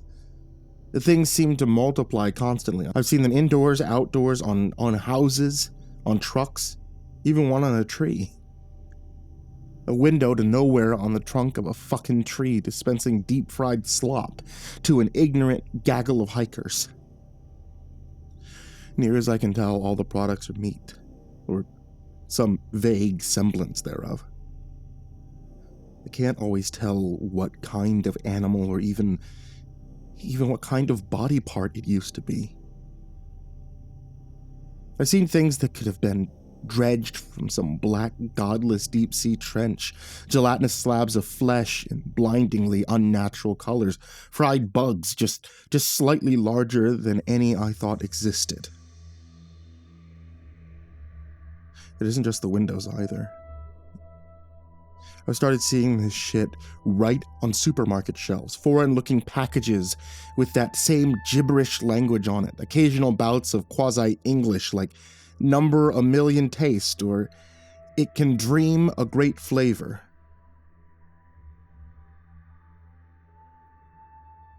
It all has the same stupid logo on it too, sometimes burnt right into the cuts of meat. The bug-eyed cartoon hamburger and a little chef's hat. Sometimes it's winking, sometimes it isn't. Sometimes it only is after I've looked away. There's even people sucking down the shit on live television. Talking heads come back from commercial licking blood and grease off their hands. The weather lady shows up looking like an extra from a slasher movie, red stains increasingly thick on a blouse. I don't think she's changed in weeks. Nobody else cares.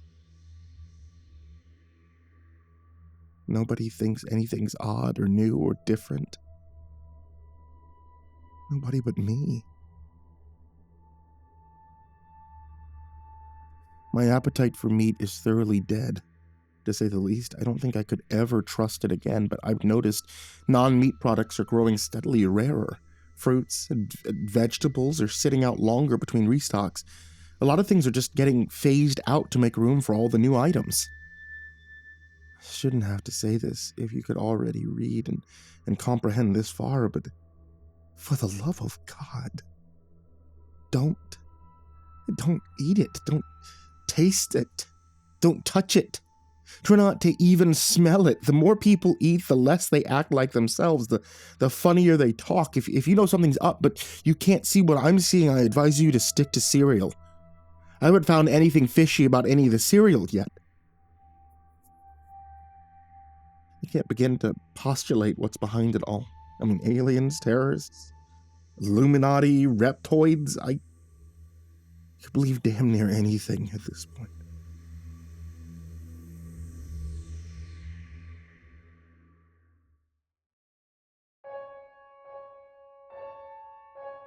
The ads are everywhere. Flyers, neon signs, billboards, all of them written in some weird foreign language I can't find any match for. Plastered with goofy artwork of bug-eyed hot dogs and steaks and then less identifiable things. People stop and stare at them compulsively, pupils dilating while their clouded mind registers God only knows. A lot of people say the same exact thing, the same exact tone and rhythm, every single time. That sounds good enough to eat. I hear it 100 times a day. When I risk going out anyway, then they'll head straight off to one of the impossible windows, the infected supermarkets, the rapidly multiplying vending machines, or one of those green doors. Those awful fucking green doors. I don't know if they're actually new or I'm just newly capable of seeing them. The first one I noticed had grown, for lack of a better word, on the back wall of our local ShopRite. An ugly, faded seafoam affair, smeared window shaped like the burger icon. Chrome handle flecked with rust. Same as all the others I've ever seen. People were coming and going at a steady pace, but even when I staked it out for a good 6 hours, I never saw the same patron come back out again. I guess that should have been a big warning sign, but I couldn't take it. I had to know. It didn't lead into the store, of course. I knew it wouldn't. As soon as I stepped inside, I was assaulted by the sound of eating, feasting, wet, breathy chewing sounds, drowning out everything else, tugging at my gag reflex. There were bars, tables, booths scattered in disorganized patterns around rows and rows of buffets. Many seats were occupied, but the bulk of the customers were eating on foot, wolfing shit down right out of the bars as they went along. I knew none of them could comprehend what they were really doing, where they really were. The decor was almost, but not quite in the style of a retro 50s diner, maybe with a dash of Dr. Seuss. A lot of the furnishings looked chunky, soft, and plastic, like they were designed for children, though I can't imagine any child with such depressing taste. Booths were lined with putrid off-green cushions. Tables were hideous yellow tan with chipped chrome trimmings. The floors were pale blue tile like a public restroom, many pieces missing or disheveled. The walls were more of that tacky chrome, interrupted by fake wood paneling giving way to glass windows from about waist height to the ceiling. Windows not visible from outside. I'd stepped through a door in the middle of one plain solid brick wall, but from inside it was glass all around. They were so thick with grime that I could scarcely see through them, but I could tell it wasn't the correct view from behind the ShopRite. It looked like some murky storybook vista, simple blocky houses on rolling green hills. Despite the steady stream of people coming in through the door, I couldn't see a single sign of movement or life out there. I began to wonder if I might look suspicious just standing around and gawking while everyone else was heading straight for the food. I thought I might as well make some effort to blend in. That was mistake number one. Most of the offerings were typical shit coming out of those takeout windows. They're invading the grocery shelves. A heap of raw, red steaks sat on a bed of black, clotted blood. Oversized, pastry-white drumsticks dribbled cold, yellow juices. A long trough of chunky, pinkish slop jiggled like pudding as people scooped it onto their trays or straight into their grease-caked faces. I think I pulled my shirt over my nose around this point. I think I recognized a lot of the exotic fare, frog's legs, chicken feet, beef tripe, but I couldn't be quite certain. I wasn't sure if chickens had that many toes or any frogs I knew grew exactly that large. There was a tray of what I thought were fat, segmented seed pods until one of them abruptly curled and uncurled twice like a beckoning finger. It almost made my skin crawl. There were tongues.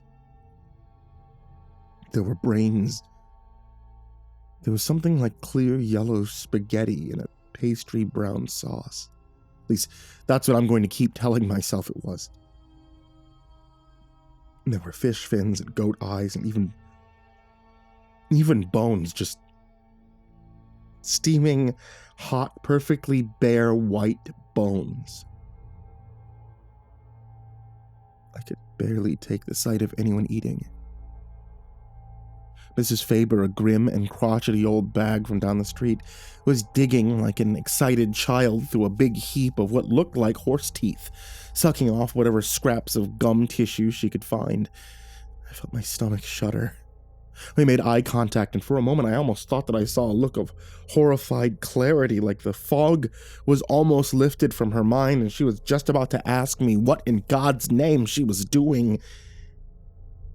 Instead, her eyes glazed over and she smiled that chilling, idiotic smile. "Just like Mama used to make," she said, in a hokey, sing-songy voice tone she'd never been caught dead using, and then popping another gnarled yellow molar into her mouth and sucking on it noisily. I could taste my own bile by the time I backed away from that godless orgy of culinary depravity. And that's when I saw it. It was wobbling around the bars, arms flailing blindly.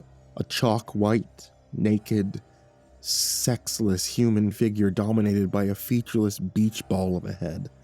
A stick figure made of flesh. The alien invasion theory was already sounding better and better. The thing was working its way down one aisle at a time and didn't look at first like it had any particular goal in mind. It occasionally clutched at someone's hair or clothing, almost as though desperate for attention or even in need of help. but nobody so much as blinked in its direction. I assumed I could get away with ignoring it like everyone else until it finally hobbled its way down the opposite aisle and crossed my direct line of sight. And it froze there, the blank, smooth egg face turned directly towards me.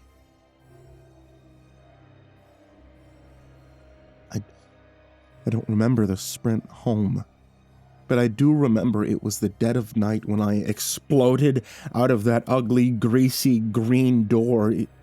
It couldn't have been later than noon when I first entered, and I couldn't have been ogling the horrors therein for more than 40 minutes. I don't know if anything followed me, but I barricaded myself in my bedroom that night, just to be safe. The doors and the windows, they're everywhere. If you can read this, only go out when you must and don't go anywhere new. Because it might be newer than you think.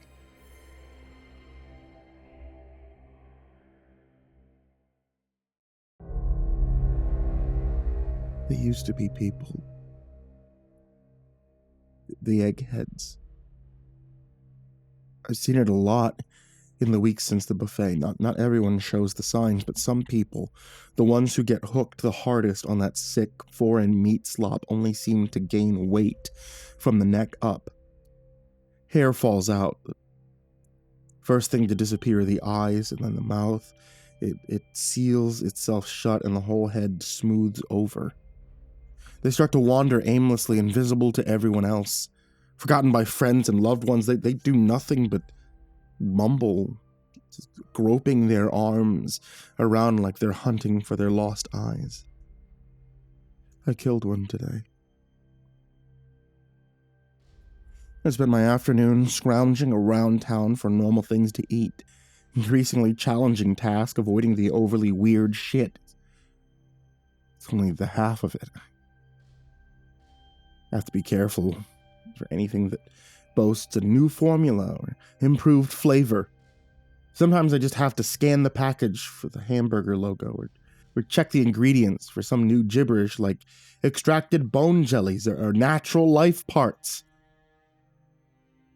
Some of the untainted stuff is skipping the shelves and going straight into dumpsters, which I'd been digging through when the egghead got the jump on me, cornering me in a one-way alley between a Safeway and a Walgreens.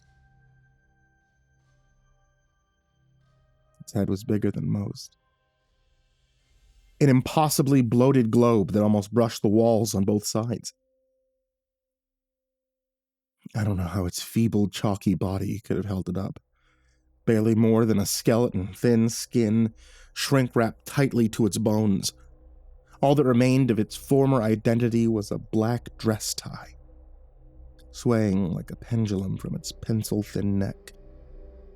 Its incoherent mumbling sounded at once panicked, apologetic, and threatening as it staggered toward me, limbs outstretched.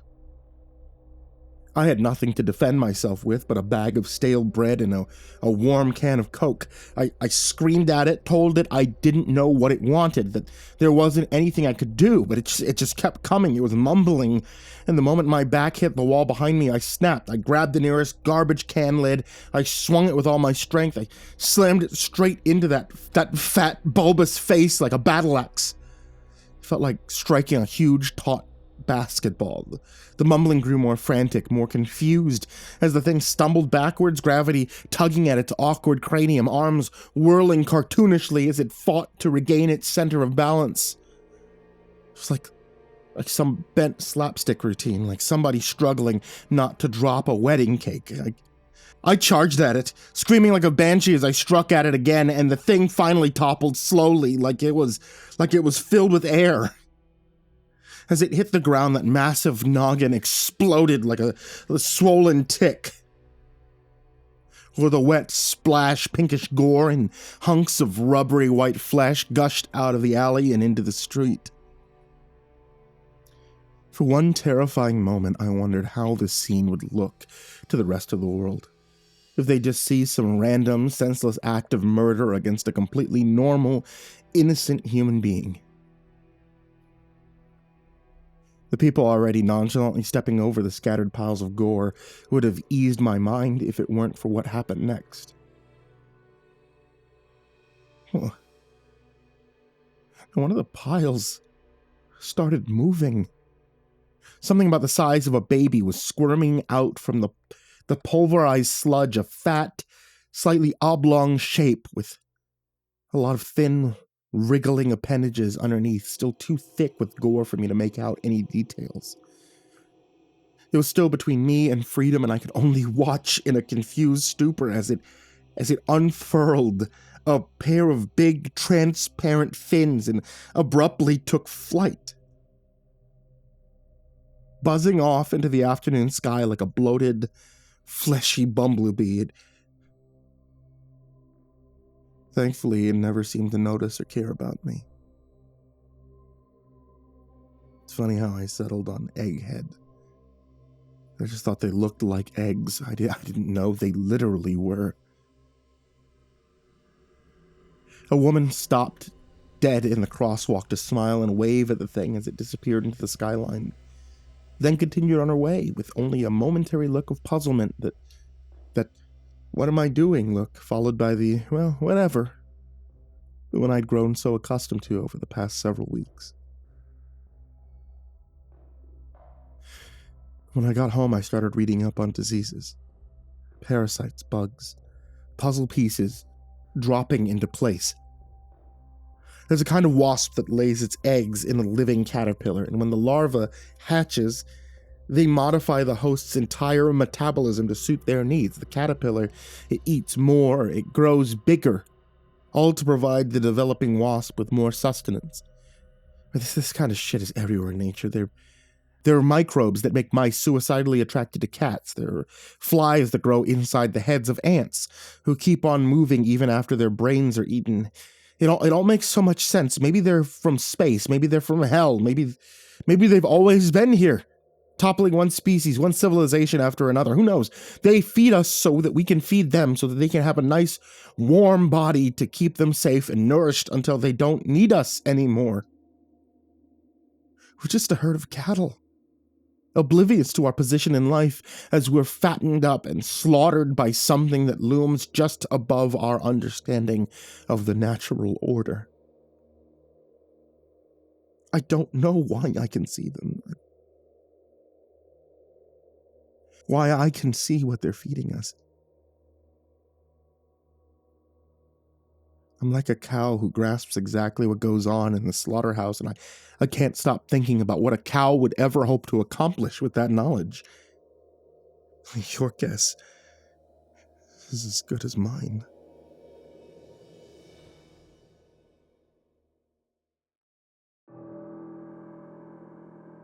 Today I followed one of the flying things. They eventually break out of the eggheads on their own, often taking 30 minutes or so to wipe up the gore off their slimy little bodies with their squiggly legs before they take to the air. They've never shown any aggression or any acknowledgement that I exist. They just flutter away like they've got somewhere to be. And apparently they do. It was in a Walmart parking lot that I witnessed another hatchling. The egghead was stumbling between cars, clawing at its own face, reaching feebly out to passers-by like it still thought that it could be saved. It hadn't even hit the ground before its featureless face started to crack audibly, pink goop dribbling out like raw yolk. It collapsed against a minivan and slumped limply to the pavement as a big hunk of its scalp popped off with a wet, solid crunch. The thing inside was throbbing, swelling up like a pufferfish to push open what was once a human skull. It throbbed and squirmed its way out of the ruptured cranium, looking like nothing so much as a wet, rubbery horsefly made of chewing gum, or an inverted brain with membranous wings. Its branching limbs writhed like night crawlers, barely supporting its bloated, rogous body. The wings trembled, almost cautiously at first. before it took its first blind leap into the air and smacked wetly into the ground. It was a dud. Took another shot at flying, awkwardly bobbing for a few feet before it dropped like a rock with another pitiful wet smack. I laughed pretty hard. When invisible monsters are devouring the human race and nobody cares, you tend to take whatever entertainment you can get.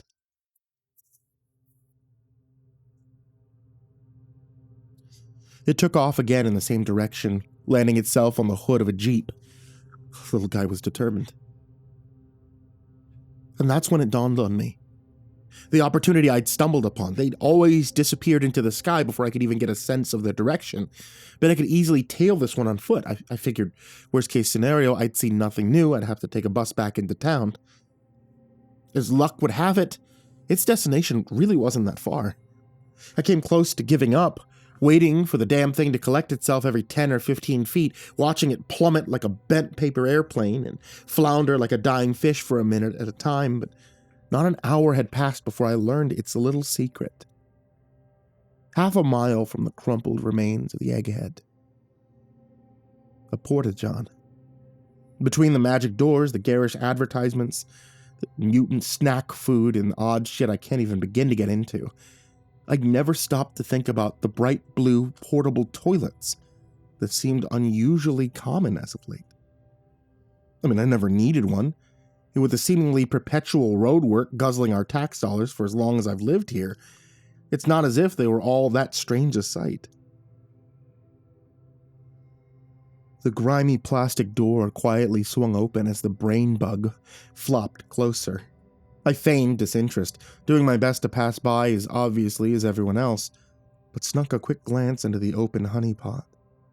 The brainfly, as I've decided to dub them, was already careening down a long, dark tunnel, stretching as far as the eye could see, all somehow contained in a single small portable shithouse. Nothing unusual these days.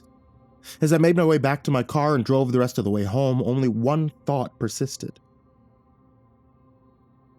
I had to know. Reality was unraveling around me. Former neighbors were fighting in the streets for rancid mouthfuls of fish guts. Giant hamburgers were lighting up the night sky on neon signs that dwarfed entire buildings. Things were eating people from the inside out, and all I wanted was an answer, even a hint. Any lead I could find, I didn't suspect there was anything I could do. And any day now, I could wake up another deluded zombie, another gluttonous slave to the deep-fried maggots and the pickled eyeballs. They could grind me up and serve me at the buffets for all I cared. I just had to know where that damn tunnel went, where that brain-eating bastard was really going. I laid awake that night, my mind racing with images of alien motherships, parallel realities, subterranean cities. Tomorrow I'm going in. Either I die knowing one more piece of the puzzle, or I somehow kick their gooey little asses. Who's to say they'll even be prepared for an intruder if they think they've got us all fooled? I mean, I don't expect to be some kind of hero, but so far,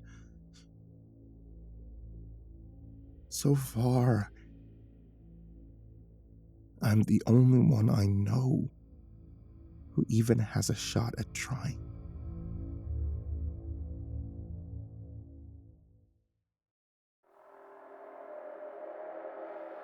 I was not prepared for what I found in the tunnel. It stretched on for over a mile on the back of what should have been the 3x3 interior of a porta-potty. I'd been led there by a flying brain, and what I found, it still succeeded to surprise me. I planned to come prepared, but there was ultimately little that I thought would be useful. I packed a store-bought survival kit, ropes, flares, and whatnot, and a heavy metal snow shovel, the only weapon I really thought would accomplish anything. The eggheads only ever responded to bludgeonings, and even then, that only seemed to speed the hatching process. No way could I have hit one of the brain flies with a bullet, but in a closed space, I suppose I could give one a good thwack. And besides, The fundamentally impossibility of its existence, the tunnel was wholly unremarkable. A slightly rounded concrete corridor, interrupted only by squarish, rusted gates. The distant droning escalated as I progressed, and soon enough the tunnel gave way to what I suppose I can describe as a sort of factory floor. I don't know how long I spent just standing slack-jawed, my brain fumbling over itself to process everything I was seeing. Think of everything that comes to mind when you hear machinery, turning cogs, conveyor belts, churning pistons, fans, mechanisms of every conceivable design and then some, cranking and pumping away in a space so vast that no floor, ceiling, or walls could be seen in the distant darkness. Now imagine somebody threw all that away and hired clowns to remodel. 50 or 60 years of neglect later, you might have something close to the Burton-esque hall I'd stumbled upon. Everything alternated between cold, grimy steel and a sort of Candyland motif with vividly striped plumbing and polka-dotted ductwork. I jumped as a shower of sparks flew from an immense robotic arm overhead, its rusted metal casing and tangled red wiring, a stark contrast to its Mickey Mouse glove hand. I found myself retreating a few steps into the tunnel as it reached out, joints groaning with neglect, and pulled a tremendous lever with a shrinking pink knob, an action inexplicably punctuated by a sound like a quacking duck. Instantly, a checkerboard-looking conveyor belt squealed to life, issuing forth a procession of what may have been dead pigs, though I couldn't see their heads or even the ragged stumps where any may have once been attached. With a ridiculous slide whistle sound, another huge object rose into view, an angular pink and purple funnel, the size of a swimming pool. One by one, the mysterious carcasses tumbled off the belt and into the huge trumpet, each followed by a torturous rendering sound and a brief but voluminous geyser of thick brown blood. The stink was overpowering. Mesmerized by the spectacle of Willy Wonka's sausage factory, I nearly fell on my ass as a large object shot over my shoulder. A brainfly. It came up through the tunnel behind me and narrowly dodged my head by a few inches. As my heart cautiously restarted itself, I filed away the knowledge that I was still of no obvious concern to the things, even intruding as I was into what may have been their headquarters, or at least some extension of it. I wasn't sure whether or not that was reassuring. The parasite may have banked sharply upwards as it left the tunnel, but I could still hear the distinct fluttering of big membranous wings between the whirring, grinding, and occasional goofy honking of the factory. I craned my head, waiting for the irregular crackling of the equipment to illuminate the gloom, and soon enough I could see thousands of glittering pinkish shapes passing a good 10 or 15 stories overhead, all in the same direction. I followed a network of catwalks made navigation relatively easy, and I was usually able to keep sight of the concrete wall that I'd emerged from. Tunnel entryways were frequent, brainflies periodically zipping through to join their brothers and sisters above. Even if I lost my way, I was confident that another tunnel might empty back into the real world, and probably in a populated area. They needed bodies, after all. I shuddered. Not at the thought, but at how casually the thought had come. I was growing too used to this. Uncomfortably comfortable. The Susian slaughterhouse offered no shortage of grotesque spectacles. Rivers of meat slush oozed their way along metallic chutes as wide as city streets. Putrescent corpses bobbing sluggishly in the current and sometimes against it. Towering circular saws loomed like macabre Ferris wheels, chewing their way through slabs of solid, fresh meat that could have fed whole towns. What living thing could even have that much flesh on it? A steady spattering turned out to be a blender the size of a small house. Literally just a scaled-up household blender. It even had a giant-sized dial, albeit with only one labeling setting. Excite. I suppose you could describe the endless truckload of live, white mice poured into it as excited, in a sense. I passed bubbling lakes of entrails, fermenting tanks of gasping fish heads, mountains of broken, bloodied bone. An endless procession of meat hooks ferried a bizarre menagerie of carcasses along a tangled railway system, from skinned cattle to things I doubt you would have found in any textbook. There were insect-like forms as big as a man, tentacled masses, dribbling oddly colored ichor, and something I can only describe as a hairy swordfish. Their cargo was so twisted, it was some time before I even noticed what was wrong with the meat hooks themselves. They had no wheels, but clung to their rails by metallic spider-like legs, tip-tapping along with blinding speed. The further I advanced, the louder the wet, slimy flapping of the alien flock. More and more streams were converging into a single mass migration, their collective wings nearly drowning out the buzzing, grinding, and spattering of the factory. I still wasn't sure what I was looking for, but I knew I was getting closer. I had ascended 6 levels from my starting point when I had my first run-in with non-brainfly life. My mind almost tried to brush it off as a rat at first, a tiny white shape scurrying in my peripheral vision. We both froze, but I moved in for a closer look. The odd little being was only a few inches tall. It was pale and vaguely humanoid, with a large, nearly spherical head. It reminded me strongly of one of the eggheads, but there was little chance this thing had ever been human. Where there should have been eyes, there were only a pair of gaping, bloody-looking holes, and its mouth was a simple, circular hole. In its pale, translucent little hands, it carried a chunk of meat. That didn't look dangerous, but it could have breathed fire for all I knew.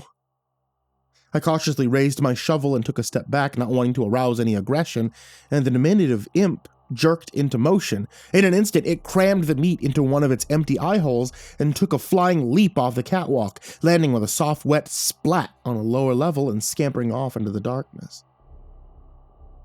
From that point on, the tiny creatures seemed to be everywhere. I'd catch them watching me from around corners or busily snatching scraps of food from the conveyor belts.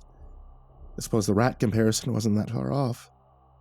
But if the brain flies flew and the little goblin things were only vermin, exactly who or what had the catwalks been constructed for? I would get my answer soon enough. Following the airborne river of winged brains, I was ultimately brought to what seemed at first to be a steel wall held together with colossal beams and rivets. To either side it appeared to gradually curve away, the exterior of a roughly circular structure. High above me, my stream of brainflies were pouring through a grated porthole, 100 feet wide, gaps just large enough to accommodate their wingspan. I could make out additional portholes to my distant left and right, more slimy flocks streaming in. This had to be it. This was home base, the mothership. The catwalk continued through a significantly smaller porthole into something like a vast stadium. Distant electric lights confirming a circular shape about a mile across. Its floor was solid, polished concrete, while its ceiling was obscured by a torrential storm of living bodies, dozens of brainfly streams converging into the open roof of a looming concrete tube at the center of it all. A good 20 stories in height, an eerie green glow pouring from the top of the monolithic tower, like some doorway to another realm, a wormhole back to whatever obscene universe the things truly came from. The three-dimensional web of suspended pathways encircled it all, intertwining with a network of immense, grimy pipes a semi could have driven through. It was all so magnificent, so horrific. I almost didn't realize I was still moving forward, my jaw hanging in a dumb fascination, nor did I immediately grasp the significance of a metallic sound from behind me. A sound like a gate being shut. My brain mulled over the thought for a few more moments before I wheeled around in a rush of panic. The tunnel had indeed closed off. The soft roar of the brainfly tornado was joined by a new sound not unlike the bleating of an alarm bell. And then came the meat. I had the good sense to start moving as soon as the nearest gaping pipe began to shudder and gurgle, trickling a thin stream of red-brown slime for a few moments before finally erupting with a torrent of chunky sludge. All meat and meat juice. A few yards away, another pipe vomited to life. At first, I thought the intention would be to drown me. I didn't doubt for a second that there was enough meat in the factory plumbing to fill this place completely, but it was quickly apparent that my demise wouldn't be so simple. The meat seemed to spread out much further than mere gravity would dictate. Wherever I ran, it seemed to flow directly towards me, winding in streams like the pseudopods of an enormous amoeba. Not my imagination. It was the worst-case scenario, but at this point, far from surprising, I'd already seen moving, twitching things come out of the takeout windows, things that couldn't possibly have been alive, but wriggled frantically, even as they were being torn apart and devoured, the increasingly fatter, greasier mouths of my neighbors. A chain of green, tingling sausages rose shakily from a nearby heap like an intoxicated cobra. I gagged a little. Emerging most from the outer edges of the chamber, the living flesh was forcing me closer towards the tower, where I would have no choice but to ascend the catwalks. I was probably going to die either way, and it was probably going to be hideous. At least I might be able to sneak a glance at an alien world on my way out. By the time I had climbed only 3 levels, I couldn't see an empty floor space below me, only a solid lake of meat, rippling with unnatural life like a pit of deformed, blood-soaked maggots. I could see pieces beginning to climb after me, questing blindly until it figured out the stairwells, or simply creeping snail-like up the side of the tower. A few managed to catch up with me or even cut me off momentarily, but the shovel turned out to be an excellent choice. When I couldn't smash or sever, I heaved over the side. Something like an inside-out penguin toddled up to my feet on the 4th level. One good smack, and it crunched wetly into a perfectly comical disc, still wriggling uselessly. A giant heap of pinkish slime gave me some momentary trouble on the 6th level, shrugging off one blow after another until I was stricken by its overwhelming chemical stink and brandished one of my flares, hoping it might be flammable.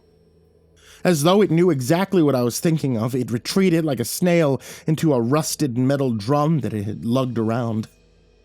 Though individually pathetic, the meat creatures were persistent and increasingly bizarre. Somewhere on the 8th, possibly 9th level, I turned around to find a big fish head attempting to sneak up behind me, tiptoeing comically on a pair of eerily human, feminine legs. It froze up when I coughed, as though realizing too late that I had been watching it for a good 4 or 5 of its exaggerated, sneaking steps. Some fat white bug, like a woodlouse, tumbled out of the fish's mouth, chittering angrily, and fled on its hind legs before I knocked the fish thing over the edge. The further I progressed, the weirder the things emerging from the factory's plumbing, the things that must have grown and festered far longer in its lightless metal bowels. I could barely liken some of them to any animal or body part. Pustuled yellow tubes looping along like inchworms, and tentacled black blobs floundered like strangled fish in pools of their own yellow-green secretions. I was waging war against hot dog scraps from Planet X. I was beginning to get cocky. No matter how horrendous, every meat beast had an easy weak spot. I was increasingly confident that I could make it home alive, wondering if perhaps they'd only put the world under some sort of hypnotic spell because they were simply too powerful, too dangerous for them to defend against. I was beginning to feel like a hero after all, like I was living my own video game. This self-important high was cut short on about the 15th level when the first real wrench was thrown into my hitting things with a shovel strategy. The thing blocking my path was not made of meat. Not on the outside, at least. It appeared to be made entirely of iron. Rugged and nearly black, a torso like a department store mannequin stood atop 3 jointed, knobbly legs, and its single arm terminated into a pair of jagged tongs, periodically clacking shut. The oversized head resembled some sort of huge pot or a boiler, with a pair of cartoonish painted-on eyes. An orange-yellow glow could be seen through its many cracks and vents. I didn't suspect there was much of a shovel could do against this one. It neither backed off nor approached. It simply stood there, waiting, daring me to make a move. I could see a dense river of meat bodies slurging along the path only 3 levels below, making the same slow spiral around the tower as I was. Fragile or not, there was no way I could keep their numbers at bay forever. I wondered if I'd be taken alive. A dozen images flashed through my mind, the eggheads, the things I'd seen here, things I'd seen in PETA propaganda videos. Any one of them could be my fate. "Let's just talk about this, Sonny Mom." The voice snapped me back to reality, if you could call this a reality. It came from in front of me, from the robot cook or whatever it was. "What?" It spoke again. "It doesn't have to be this way, Missy George." Besides its mangled grasp of pronouns, it spoke English with remarkable clarity. Its voice was soft and feminine, with just a slight metallic quality. I'm sorry?" was all I could manage, still dazed. "We can put you right back where you belong, little thingadoc. We can even fix you up like the rest. You'll never know." I knew exactly what it was talking about. The brainwashing. As far as I knew, I was making first contact with a non-human intelligence, and I had a billion questions about what they were doing to us, where they came from, what else was out there in the universe or the multiverse or whatever we might be living in. Only one thing actually came to mind. Fuck yourselves. It sighed a hollow, metallic sigh, a little smoke escaping from its face vent. It seemed to sink a little at my response. "If that's how you want it, whatchamawoozle." It rose threateningly on its 3 legs, and I realized what it reminded me of. It was a barbecue grill. In the blink of an eye, its clawed arm shot out and clamped around the handle of my precious shovel, effortlessly tearing it from my grip and dropping it to the walkway. Fuck.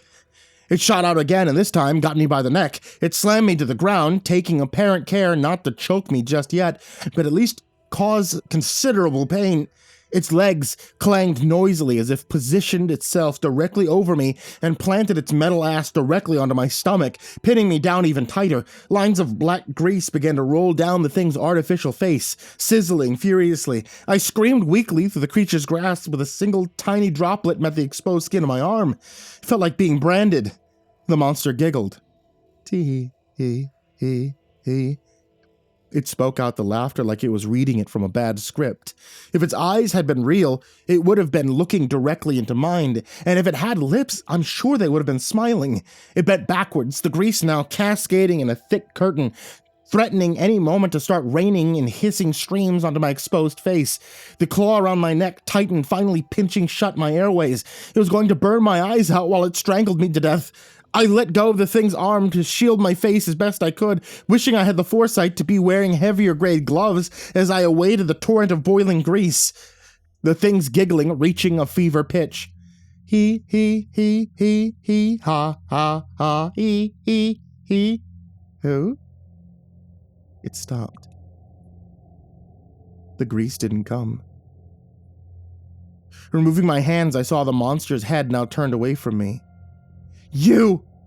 it shrieked. I couldn't tell what it was looking at until it unexpectedly loosened its grip around my neck and lurched to its feet. I could see small white shapes out of the corner of my eye.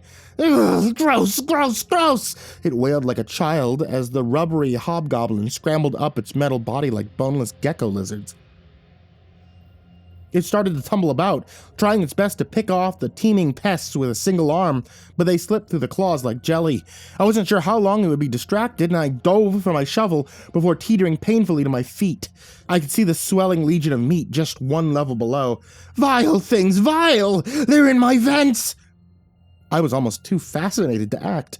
The hobgoblins had pried the lid off that rusty grill head, exposing an oily, blackened little form underneath. It was too tangled and burnt to make out, but I could see various limbs waving frantically to keep the gremlin things at bay. I raised the shovel, prepared to strike. All at once, the little creatures snapped their heads in my direction and dropped like flies from the metal being, falling to the path and scattering out of sight. The grill face, too, turned towards me. "Thank you. You have no idea what..." I let out a berserker howl as I brought down the shovel squarely on that black twitching body, splattering it with a wet crunch and a deafening bang against the white-hot grill it rested upon. The metal construct stood still and silent for several agonizing moments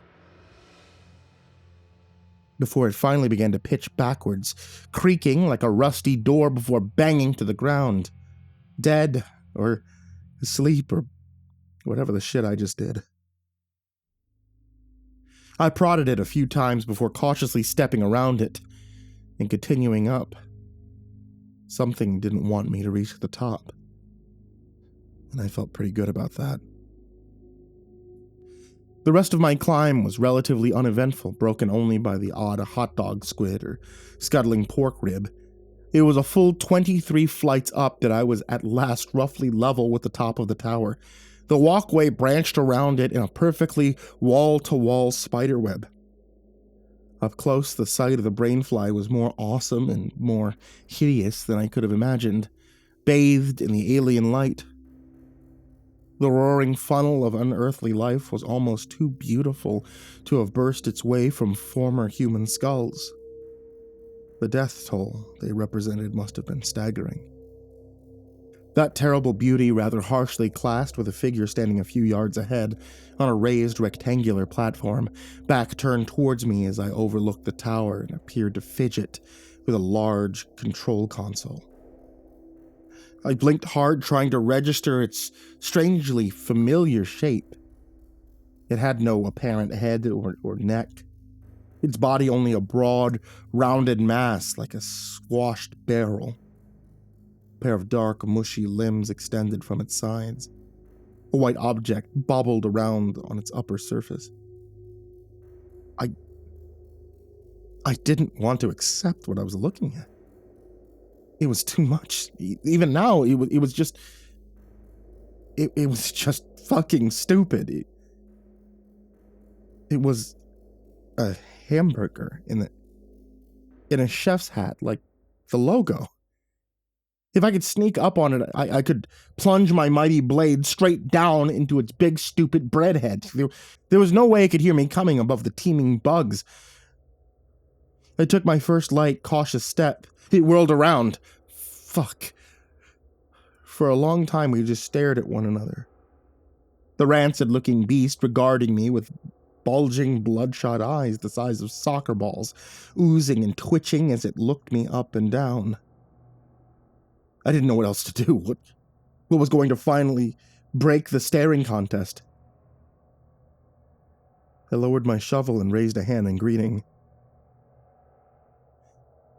Hello? The molder sandwich stood still for a few moments before those slimy eyeballs rolled to their lidless sockets, as if I'd just said or done something even more ridiculous than the thing's very existence. I almost began stammering a follow-up statement when one of its appendages suddenly reached for a huge, bright red switch on its console and nonchalantly pressed it.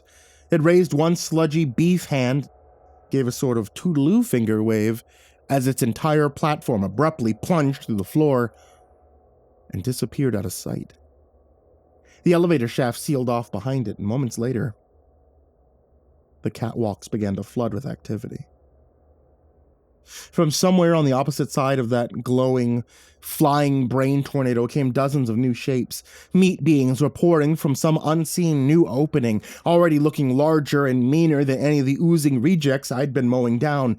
I didn't suppose my little gremlin friends were waiting nearby with any flamethrowers. The first thing to reach me was a squiggly, bear-sized yellow mass of soft, tangled limbs rolling along at a seemingly abnormal speed. It looked almost like an octopus until a long neck snaked out from its warty folds, snapping at me with an orange beak. A giant, boneless chicken. Why was this my life?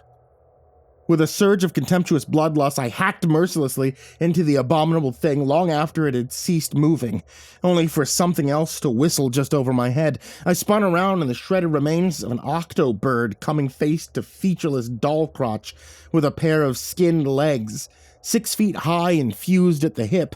I staggered back, foolishly slipping into the scattered chicken guts and landing flat on my back.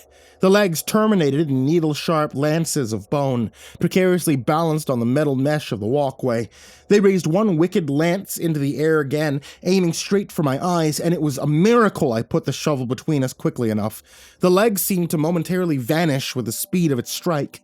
It took a moment to regain its balance as it bounced off the shovel, the thin tip of its bone holding up distressingly well. I barely managed to sit upright as it took a stab for my heart. I scrambled to my feet just in time to deflect a third strike. Enraged, I swung the shovel like a barbarian's axe, and the legs toppled while they flailed over the guardrails. I could swear to God I heard them utter a soft, high-pitched, "Oh!" From another direction came a throbbing heart the size of a small car, ambling along on its branching veins, an equally gigantic steak knife protruding from its center like a metallic snout. It reared back, raising itself a full 8 feet on its tendrils, and let out a high-pitched rat-like squeak.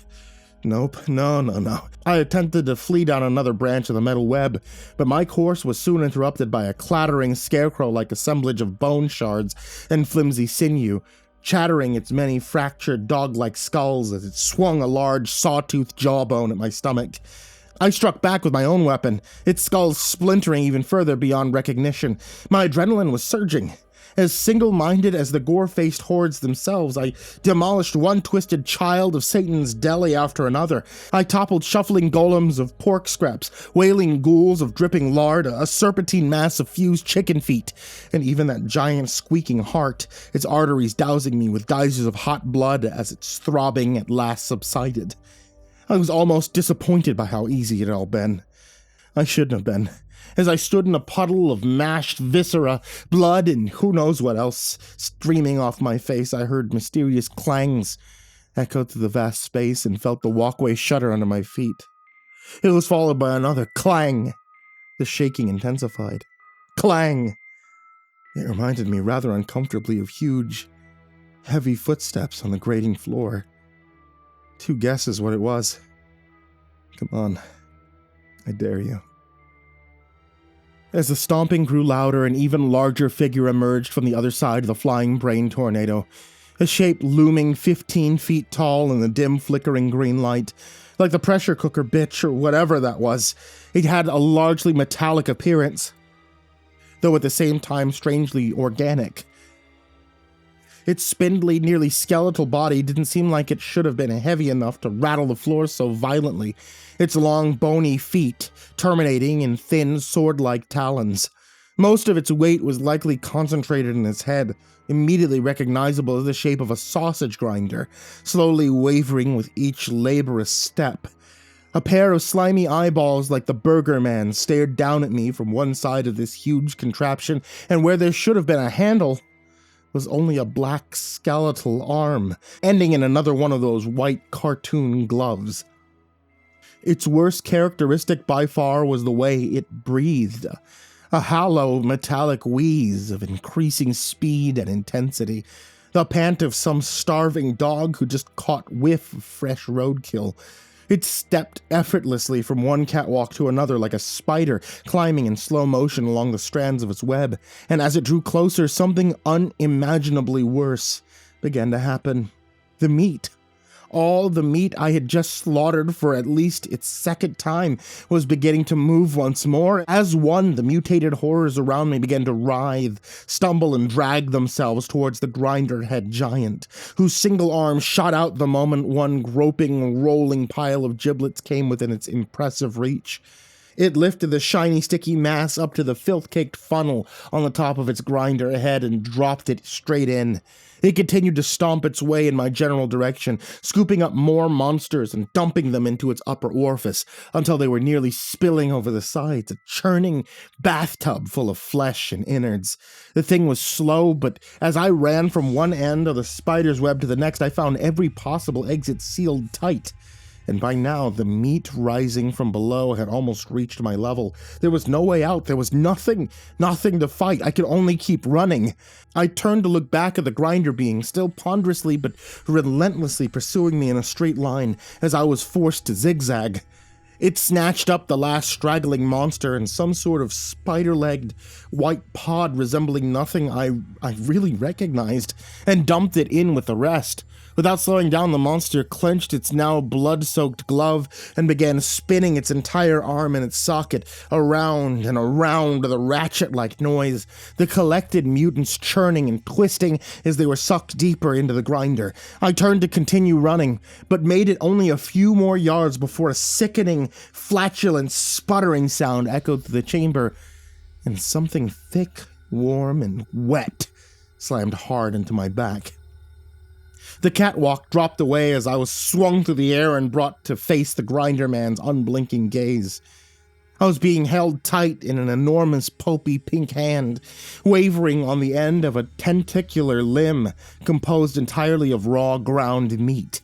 It had formed a limb from every walking nightmare I'd spent the last of my energy putting down, and flung it like a lizard's tongue with pinpoint precision, instantly subduing me from a good 20 meters away. I squirmed and thrashed desperately, but only felt further mired in the dense, tarry muck. The crank arm continued to twist, and more squirming noodles of processed tissue slithered along the length of its makeshift appendage, cocooning me in more layers of raw flesh. I was reminded yet again of a spider. As I sank deeper into that stinking, sloppy mire, I suddenly found myself transfixed by what was directly behind the metallic giant. I could see into the tower, into the vortex, down into where those wretched alien brain hatchers were all going in such a hurry. At first I was confused. The significance of what I was seeing almost didn't want to register. Bitter, rancid meat juices were beginning to flood my mouth. Tendrils of beef sludge were probing at my eyes and nose. My world was going black. I was being smothered to death, but on the inside, I couldn't stop laughing. I awoke the following morning on the floor of my own house. Alive. My body was caked in meat gunk, my clothes sticky with blood, and not a dream. What little must have been in my stomach promptly emptied itself onto the carpet. I guess I'd be tearing those up soon. If there was any real point. I staggered into the shower, my mind racing with all I'd seen in the meat factory. They had apparently neither wished to kill me nor erase my memories. I guess they knew as well as I did that there was nothing I could do to them. After all. If cattle couldn't do much to change their fate, what hope could there be for the cattle fed?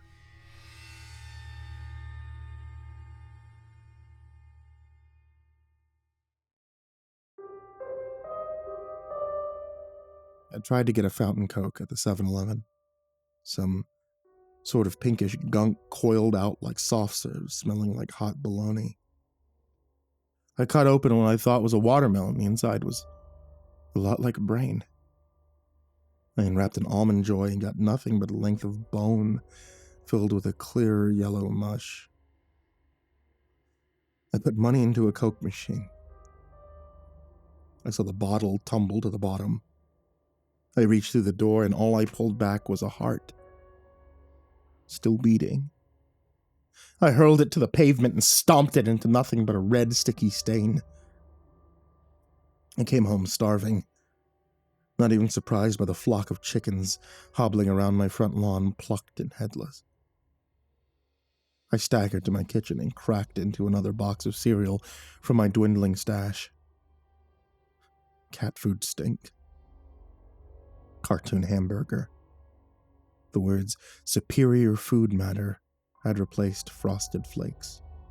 Tony the Tiger was now a grainy photograph of a bobcat. A box of Lucky Charms said added tissue rind above some shitty JPEG stock art of a nobody leprechaun. The Cheerios had become organism part, all fluids. The rest of the box was dominated by a close-up of clammy gray intestines. I rummaged through the whole supply in a daze. Red blood materials, marvelous food nugget. None of this was there when I bought it. I didn't bring home anything with a single letter out of whack. The last box used to be Cocoa Puffs, my favorite, Fred Flintstone, still looking like Fred Flintstone. Just far too real. I could see every pore on his lifelike fleshy nose.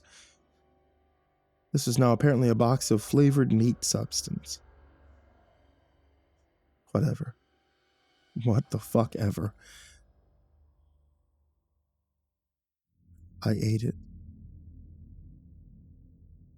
I ate it, and it was goddamn delicious. So was the mysterious can of Your Sick flavored meat pasties, waiting for me on my coffee table. So was the cup of what looked, smelled, and tasted like liquid bacon straight from my own tap. The black thing in the refrigerator was as sweet as maple ham, even if it looked like the bastard child of a caterpillar and a starfish. Best thing by far was the steak, the huge, red, juicy steak, ready for me in the seat of my car. It wasn't even the flavor. It wasn't the flavor that made it so good.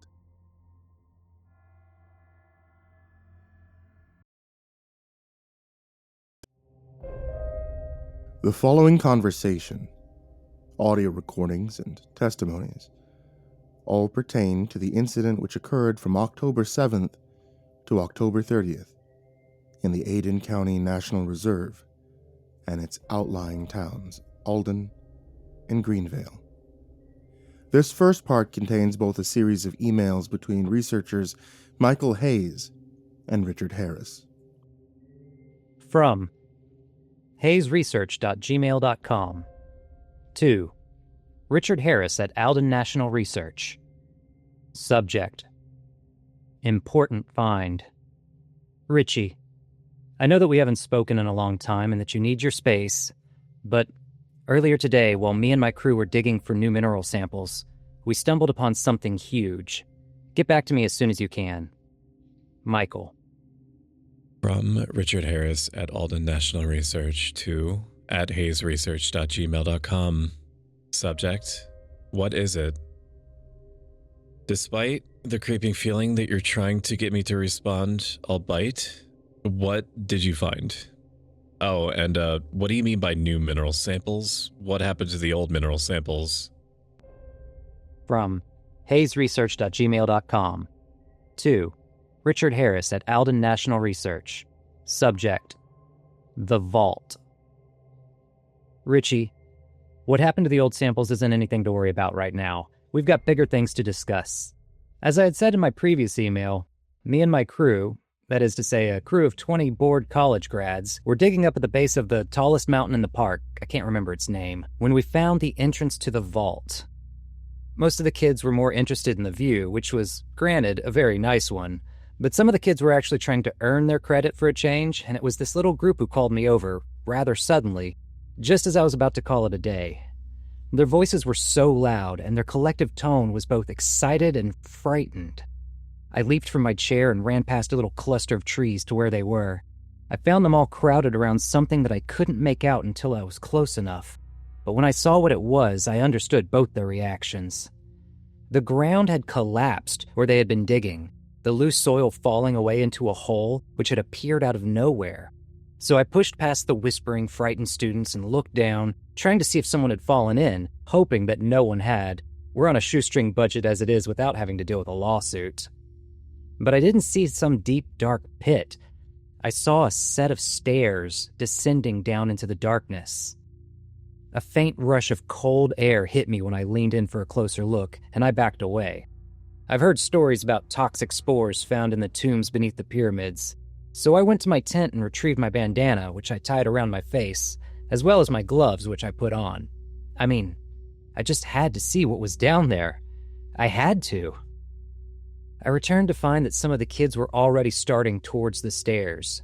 I warned them off it in my best stern teacher voice and made sure that they had some form of protection as well as lights. I swear I must be the only one who thinks these things through. I had one of the kids, a girl by the name of Lori Summers, go tell the others what we had found and what we intended to do, and when she came back, we started our exploration. The stairs led farther down than I had anticipated. The descent halted only by a few landings where we stopped and talked amongst each other. Or, rather, the kids talked. I was too busy examining the floor, walls, and ceiling, and what I found is pretty damn strange. The material looked like obsidian. Now, I'm not an expert in archaeology, but I've never heard of a temple made of obsidian. Maybe you could share some of that knowledge with me? The stairs ended after a bit, and we found ourselves in an antechamber. It was colder than a frost giant's scrot down there, but the air was so still. Stagnant, even. Probably a good thing I wore my mask and gloves, huh? Anyway, from the antechamber, we emerged into a short tunnel which led to a surprisingly spacious chamber. Everything was so dark that our flashlights did less than we'd hoped. Thankfully, nobody got hurt. As it turned out, there were 5 chambers in total. Just 5, which strikes me as more than a bit weird. But believe me, it got weirder from there. You see, the first 4 rooms held nothing. No dust, no furniture, no bodies, and no signs of animal life. I didn't even see a single spider or cobweb while I was down there. But the 5th room was different. The 5th room had something in it. I honestly have no idea what the hell it is. At first glance, I thought it was a sarcophagus of some kind due to its shape, but when I got closer, I saw that this wasn't the case at all. It had a rudimentary face and body etched into it, but unlike the mummies' tombs that I've seen, the overall picture didn't add up to something human.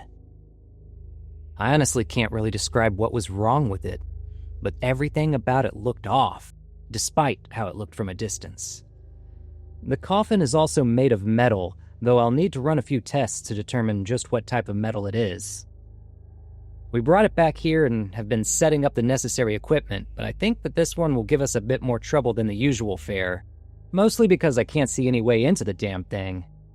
I feel like one of those handsome adventurer scientists you'd see in a B-movie, looking over something new and interesting, waiting with bated breath to see what will come of this new find.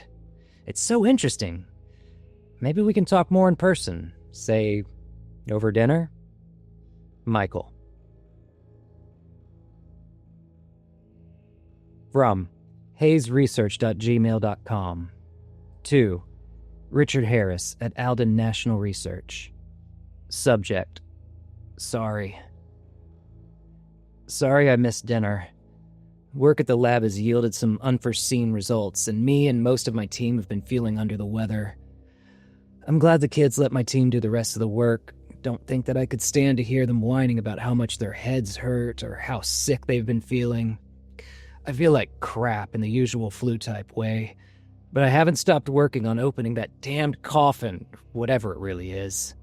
It seems as though we stumbled across something new. How many of us get to say that? So, yeah, my health is worth it. The samples, the metal from the coffin and the stone from the chamber, came back yesterday. I can safely say that I've never seen anything like it. As it turns out, the stone is obsidian in appearance only. It was apparently filled with microscopic bands of frozen liquid, which is yet to yield a match to any known chemical compound, and I swear this is true. It's warm. Not room temperature. It's consistently stayed at 37 degrees Celsius. And the metal? Every one of our tests have come up negative. Every single one. It looks and feels like metal, but it isn't. I don't have any idea what it is. This could be big, Richie. Really big. This last email wasn't ever sent. It was found as a saved draft on Mr. Hayes' computer. From HayesResearch.gmail.com to Richard Harris at Alden National Research. Subject: Have you ever had a dream that was so bad you woke up in tears? I did last night. It was so awful, so real. At first I thought I was on a seashore, but the ground was warm and moist beneath my feet, and when I looked down, I saw that instead of sand, there were pores and tiny hairs and purple veins. I looked at the sea and saw something that looked like water, but was stagnant and stank like an infected cut. And above me I saw a dark, cloudless red sky without stars or moon. It was so real. I didn't think that I was going to wake up. Today at the lab, everyone went about their business without talking. I knew that something was wrong. Something was hanging over everyone's head like a guillotine waiting to fall. Some of my colleagues are irritable today. Many smell like they haven't washed and all have bags under their eyes. They're not listless, though. If anything, they're more intent on their work than they usually are. Most of them aren't even talking to each other. We've decided to open the coffin using strong acids to weaken the metal, or whatever it is, before taking a saw to it. We'll have it open in a few hours, and then we can all rest.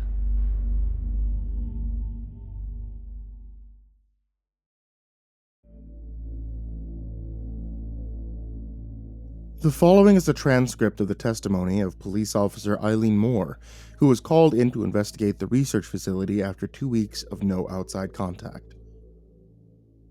It's November 30th. I'm here with the witness. State your name and badge number for the record, please. Officer Eileen Thomas Moore. My badge number is... hold on. 0902453. All right, so you could proceed with your testimony. Oh, can I? Can I really? It's only been 3 hours since we started. You FBI agents are exactly as uptight about rules as the movies say. Either that or you're unbelievably shitty at figuring out how recorders work. The testimony, please, Officer Moore. What? Is this newfangled computer thing too much for you to handle? You look like you're, 20? 21? How the hell do you not know how to work a computer? The testimony, Officer Moore, I have all day. Obviously. Officer Moore. All right. Just give me a minute. Officer Moore. Do not rush me. You weren't there, kid. You didn't see it. So, with all due respect, shut the fuck up and give me a damn minute. All right. I was called in on October 10th. I'd been anticipating some time alone with my wife, so I was a bit ticked when I got the call. I wanted to tell them to get another officer, but the recent flooding in Alden had left the station understaffed and stretched pretty thin.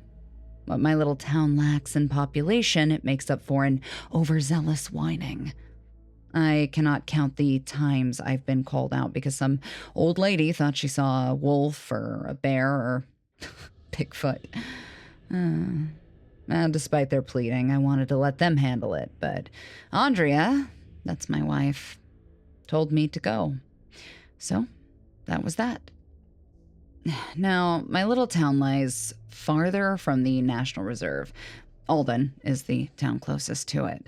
But some of that wilderness reaches us and makes it pretty as a postcard. So, we were constantly ranked pretty high up on the lists of prettiest towns. Right next to some in Vermont and Maine. I used to agree with popular opinion on that. The summers out there were warm and full of every shade of green you could think of. The falls were cozy, and the local kids made a hell of a lot of profit from leaf raking. The winters sucked, though, but when do they ever not? I'm stalling. Sorry. It was early in October, so the cold was creeping in and the leaves were clogging the gutters. It had rained all that week, and all the weather reports were saying that it would keep raining. It did rain a bit on the way to the lab, but it cleared up pretty quick. New England weather and all that. The lab was a big 4-story concrete and metal monstrosity which looked out of place in all that wilderness. Like a scar, almost. I got out of the car and noticed that the lights were still on. I went up to the door, hoping that all the people there were just too deep into their work to talk to the outside world, but I got no response no matter what I did. So I called in our resident lockpick, who overcharged me before he did his job, and went in. I looked around, gave myself a tour of the facility. I knew that something wasn't quite right from the moment I stepped foot in there. It was far too quiet. There were no sounds except the pattering of rain on the roof. More signs started appearing as I worked my way through the place. Kitchen full of expired food, a spilled cup of coffee near the stairway to the 3rd floor that was feeding a mouse, an upended wastebasket near a bathroom, and a whole lot of open doors. There were little things, but each one put an extra weight on my mind. But I wasn't scared, just unnerved. And then I got to the 4th and final floor. I was walking down the hall when I felt a draft through one of the open doors. I looked in and saw the largest window in the room had been shattered. I went in to investigate and immediately noticed that there were no trees near the window that were high enough to reach it. There was no debris on the floor and no glass on the inside, and the outer edges of the window frame were bent and cracked. And that was what scared you. So it finally talks. And no, it wasn't. It was what I found, lying in a heap off to the side, away from the window. What did you find? Clothes. A big pile of wet clothing just lying there, soaking up the rain. That was when I started to get scared. It was an image that just struck me as unnatural. I rummaged through them and found the wallets and jewelry and money all intact too, so whatever it wasn't a robbery. Was there any blood? None. The clothes were ripped, but that was it. At this point, I was sufficiently ready to call in backup, so I went out of the room to see if I could get a better signal outside, and I was about halfway to the stairs when I saw a shadow on the wall opposite me. I turned around, and there she was, standing in a doorway, dirty and mad, like a rabid dog. The instant she saw me, she bolted. I decided to err on the side of caution and call in backup. I didn't follow her. The look in her eyes was warning enough, but I did take a look at the room where she had come from. The room had probably been one of the swankier labs, but everything, all of the equipment, the beakers and the chemicals in them, were smashed and shattered. And at the center of the room was a tall metal thing. Looked like a coffin, but there were way too many sides, and the metal bulged out in weird ways. I went up to get a closer look, and I saw that the front, at least I think it was the front, was decorated with some kind of ghoul or monster, one whose face was gone. Could you elaborate? There was a hole where the face used to be. It was like something had punched through it, but the edges of the metal were bent outwards. Just for the record, do you have any theories as to what might have been in that coffin? Even after what's happened, I still don't know, and I don't want to know. Leave it at that. And the woman? We later found out her name was Lori Summers, but it took some doing, considering she was far too violent to let us fingerprint her.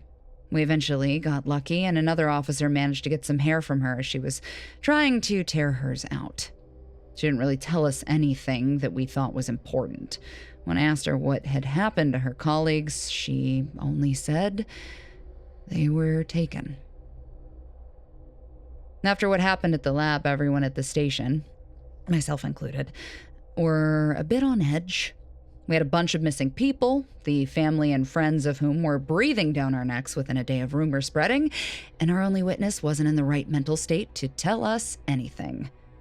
I was more unnerved than the others because I was there first, so when the call came and I heard what was going on, I felt like I was going to throw up. Over the course of one night, we received about a dozen emergency calls from Alden, all of which sounded legitimate. Alden is too small to have a real police force. The most they have is a sheriff, a car, and a few guns inside a puny former office building, so they call us for the big emergencies.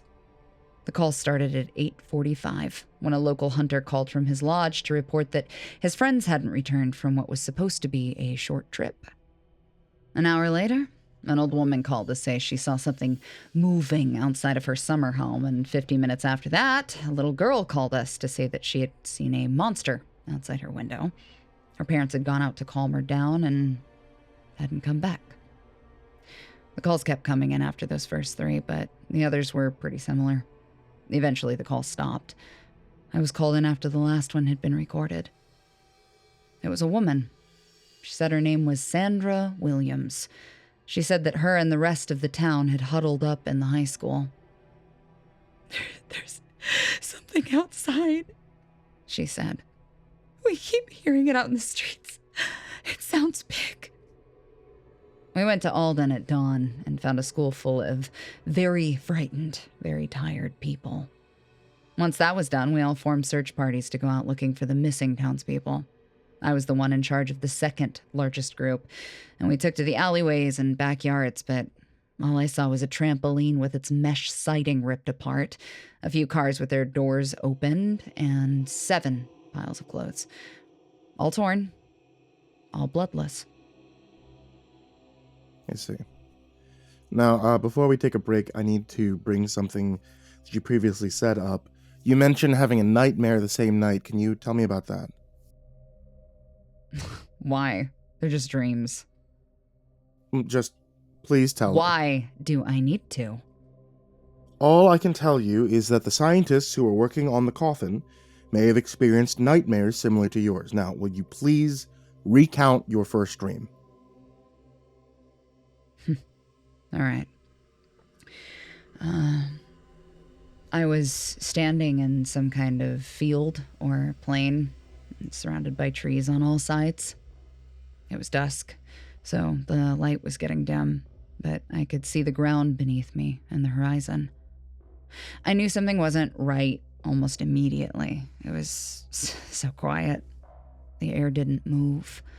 There were no signs of life all around me, and I got this feeling that the place, wherever the hell it was a dead place.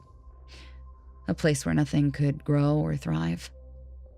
I started walking, but the ground never moved when I did. It was like I was walking in place. And then a shadow fell over me. And I got this feeling of being watched from someplace high up. I looked up, and there, above me, where the sun should have been, was this big, swollen tumor that moved like a heart. And as I looked, it got closer and closer, making the ground tremble as it did. Then something moved just underneath the ground. Something I couldn't see, but I could still feel through the soles of my shoes. Something very large. Something that kept me from running. And then I heard something pierce through the quiet. Something tore it up and filled my ears, and I wanted to cover my ears, but I couldn't. What was it that you were hearing? Screaming. Men, children, women. All of them. Screaming like the skin was being pulled off their bodies. Screaming like they had been set on fire. The tumor was right above me now, and when I looked up again, I got a good look at its surface. It wasn't a tumor. It was a mass. A mass of people. All naked, all fused to each other with their own blood and skin. All bloody and mutilated and screaming and struggling to tear themselves free as something beneath them, more people, I think, pressed up against them. And Andrea was among them. I picked her out almost immediately. I told you about Andrea. We've been married for almost 12 years now. She's the light of my life. I'd do anything for her, and to see her like that, begging and screaming like that, I'm glad the phone woke me up. I see. Are you married? You got a girlfriend? Boyfriend? Nah, not as of right now. Then you don't know shit. Officer Moore, we're not done yet. Please sit down. I'm taking a smoke break.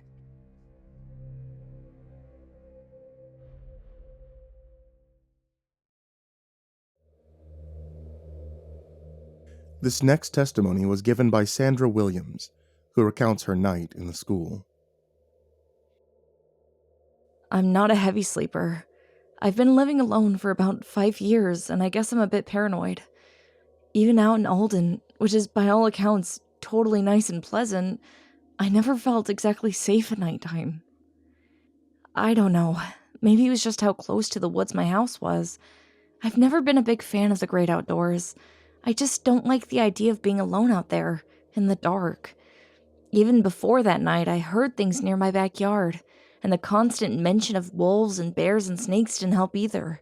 So I guess my paranoia paid off. It was around midnight when I woke up. My house is a little one-story place with a big backyard. I'd heard and seen animals in there before, raccoons and cats mostly, but what I heard, moving around in the dark, sounded a lot bigger. I got up quickly, got my socks on, and went to the window in my bedroom. I didn't see anything but a tree trunk, so I went to the back door and looked out. It was so dark out there. The trees grow pretty tall out there, so the moon was hidden, and my porch lights were getting up in their years, so they weren't as bright as they used to be, so when I turned them on, they barely lit up the porch. I couldn't see anything out there, so I thought that maybe whatever it was got scared off or moved on or something. I just started to go back to bed when I heard something bump into the side of the house, farther away from the backyard, near the bedroom. A second later, the window in my bedroom shattered, and I ran out the front door as fast as I could. I tried my neighbor's house, but they were gone for the week, and I'd left my car behind, so I ran all the way into town. I got to the sheriff's office and told him what had happened. He promised that he'd send someone to check out my house and had me wait and fill out some paperwork and give a statement. So he sent someone out, and I sat back and waited. But the officer didn't come back. And then the calls started coming in, one after the other, each one making the sheriff more and more stressed. I tried to ask him what was going on, but he told me to wait at the station while he went out and looked things over himself. I honestly didn't expect him to come back, but he did. He came back into the office clutching his side and huffing like an asthmatic. I went over to see if he needed help, but he grabbed my shoulders and said, "Sandy, something's happening here. Something bad. We need to go to the school and meet up with the others. Something's out there, and it's taking people." As you can expect, what he said made my heart leap into my throat, and I beat him to the car. We rode in silence, with me staring out the window, taking in the empty houses and cars. A few times I thought I saw something moving in the alleys and on rooftops. I tried to dismiss them as just shadows and my exhaustion kicking in. But after what happened, I think that whatever it was that came into our town was following the car. Our town has a school that had obviously been designed by someone who thought that Alden was going to become some massive city. It's a big 4-story brick building with a lot of very tall windows. We were able to fit most of what was left of the town in the gym. Everyone looked scared and tired, and the mayor looked like he was about to have a heart attack. Everyone was just standing around looking worried or crying because someone they knew or loved had gone missing. I wasn't feeling very talkative, so I left the main group and wandered over to the nearby window.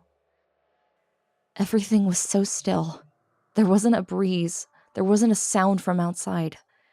It was like someone had pressed the mute button on the world. I'd even tuned out the people in the gym, trying to just get a hold of myself. I didn't bother trying to see who was or wasn't there. But I later learned that out of 1,000, only 523 people were left. A few hours passed and my eyes started to get heavy. Everyone else had quieted down and were just milling about, looking unsure of what to do. The families were all clustered together, trying to comfort each other. The full weight of what had happened hit me right then, I think, and I just leaned against the window as my knees got weak. Outside, the moon was hidden by clouds and pretty low on the horizon. It was that time of night when dawn wasn't too far away, but it still wasn't light out. The window overlooked both the playground and the street which passed the school. I decided to stare out into space and try to keep myself calm. I kept telling myself that help would come soon, but I honestly didn't know if that was true. Maybe the calls hadn't gotten through to the real police. Maybe they didn't believe us, or maybe whatever was out there in the darkness had gone to Greenvale first. That last thought made me want to throw up.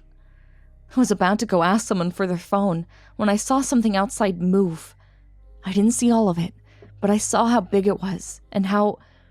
I honestly can't really find a word to describe how its silhouette looked, besides wrong. I couldn't spend too much time trying to piece together what I had seen.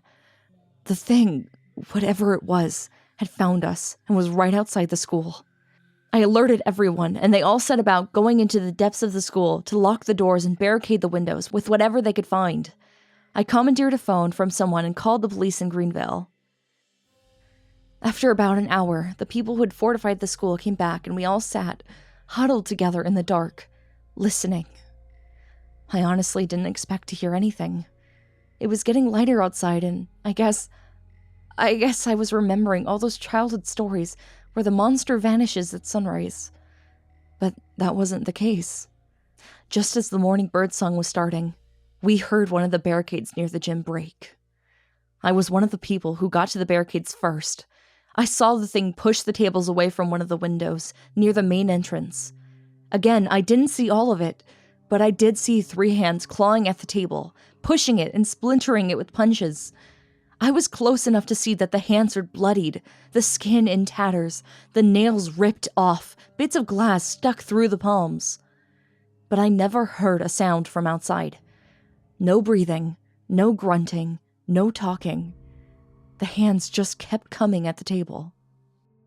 Someone, a man who I think must have been a teacher, had found a fire extinguisher somewhere in the building, so he tried bashing at the hands. He actually broke some fingers. I could hear the bones breaking from where I was. It took a few hits, but eventually the hands drew back through the window. And that's when the smell hit me. I swear to you, it stank like the world's biggest infected cut. It was horrible. Reminded me of maggots and pus and rotting meat. The thing left us alone after that, but we could still hear it moving around the school, so we were all on edge even after the police came. I'm honestly surprised that none of them got attacked too. I haven't gone back home yet. I don't think I can after what happened. I have a friend who still lives there, and she says that the whole town feels like a tomb, and everyone who still lives there can feel how wrong the place is. She tells me that everyone there looks tired out and afraid, says she's been having bad dreams, although she won't tell me what they're about. She says that even the policemen who are stationed there are just as uneasy as the people who chose to stay. I'll have my friend get my things for me. She's going to move away, and I think I'll join her. Alden isn't safe. I think it needs to just fade away.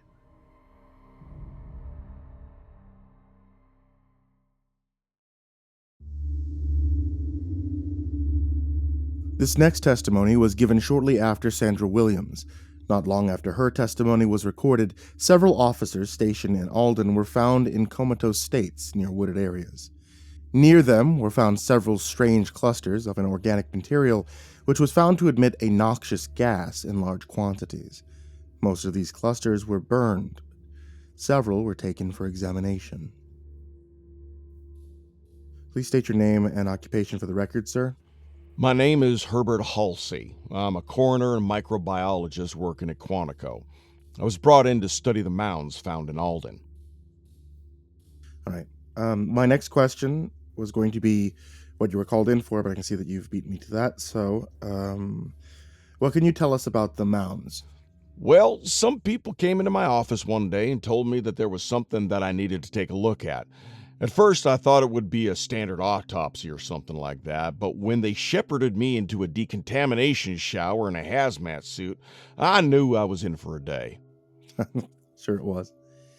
Now, can you tell me about the mounds?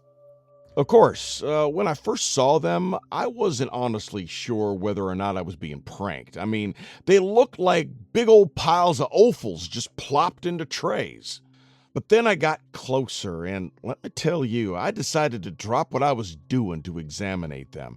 I mean, I don't mean to get my own hopes up, but what I found will probably get me in a few medical papers. Maybe some of the big ones, like the New England Journal of Medicine. I mean, how many... Sir, could you please describe the mounds? Oh, yeah, of course. Well, they were large and red and covered with fine white hairs. They were soft to a degree and filled with little holes like a shower head. And their bases had a few dozen offshoots that looked like, well, like veins and arteries. So the stuff was flesh. Yeah, I ran it through a few dozen tests, took a look at it under the microscope, all that stuff, and I found that it was composed mainly of dog, deer, bobcat, several types of birds, and a unknown substance that I have yet to identify. I found various animal organs inside of the thing when I cut it open, but all of them had been, well, I guess the scientific term is assimilated. They had been assimilated into one mass. But it wasn't some bizarre case where the organs had rotted and putrefied and turned into a slurry. No, it was whole and it was functional. Everything needed for an organ to work was in place. There was no damage. The different parts had been blended together seamlessly. What was its function? I found a strange, very volatile liquid inside of the organ, one which reacted to oxygen in a very odd way. You see, I took a sample and put it under an electron microscope. When I took a look, I discovered that the cells within the liquid were actually multiplying. Within a few hours, my petri dish was filled with little red clumps which had a cellular and biological structure like I'd never seen before. I see. How fast did they grow? Fast enough so that they spilled out over the petri dish and started to spread over the counter. And I had just left the office for a few hours. Of course, we had to burn the samples after that happened, but it was for the best. And the mounds? We recorded what we could, froze a few samples, and burned the rest. It was excreting spores that probably would have had dangerous effects had we not decontaminated the whole damn place. Well, thank you for your testimony, Dr. Halsey. You can leave now. Oh, trying to get rid of me quick, huh? You got another interview coming up? Oh, yeah. She'll be back from her smoke break soon, I think. It was a pleasure speaking to you. Same here.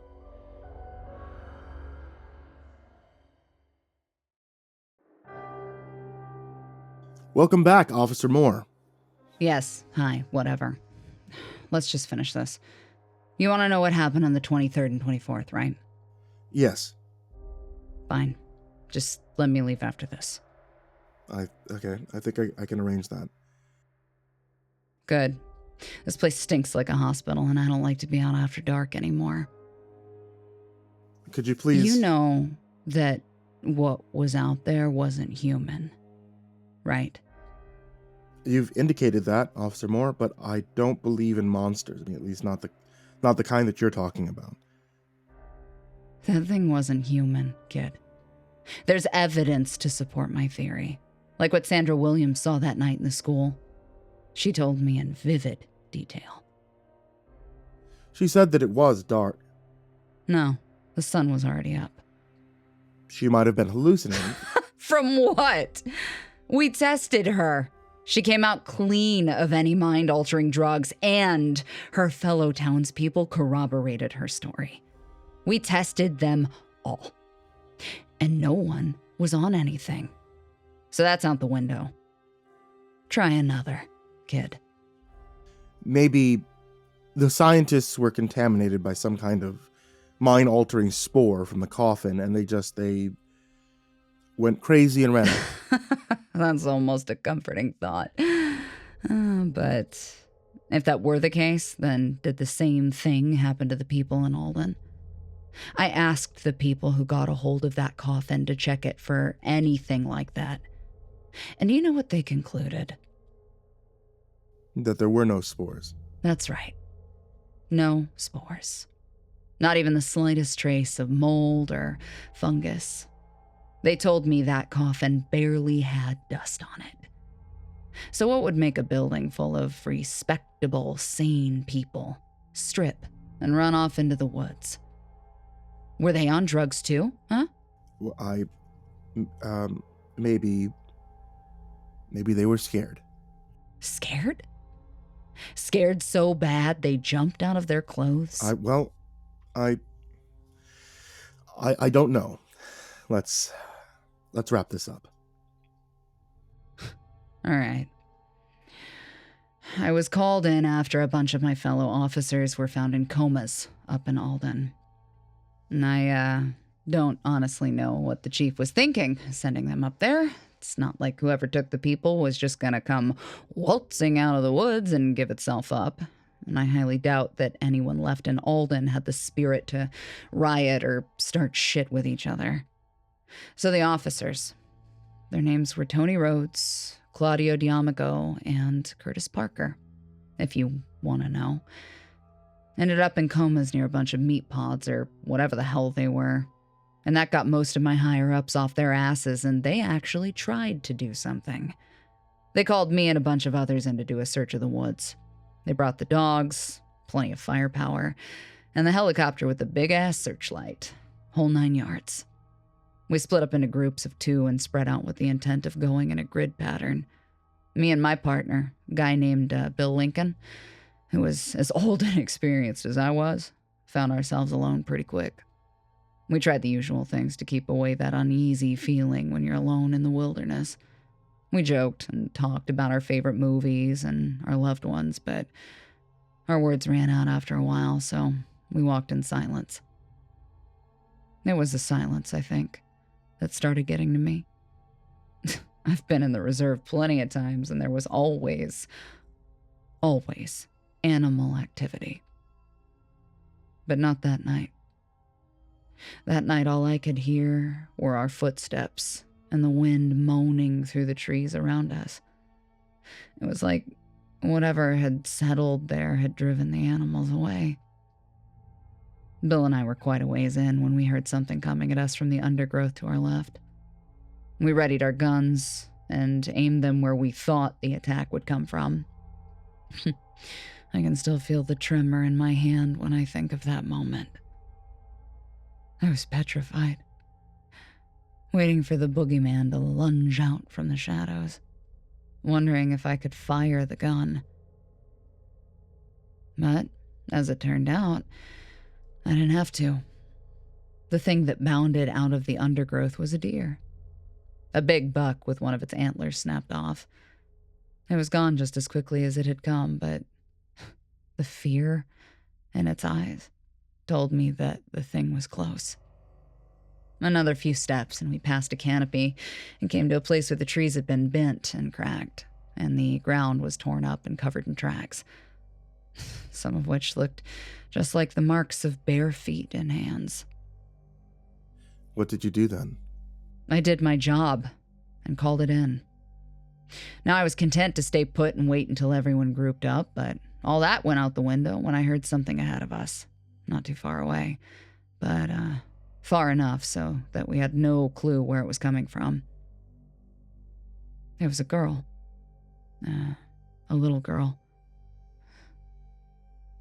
And she was screaming. Do you have any younger siblings? Yes, I have a brother. You ever break a bone when he was little? Yeah, we were at a Walgreens. He slipped on some ice. He broke his arm in 2 places. Do you remember how he screamed? Yes. Yes, I do. The sound that I heard that night from out of the darkness was 1,000 times more agonized than that. It was a little girl screaming like every bone in her body was getting ground to paste.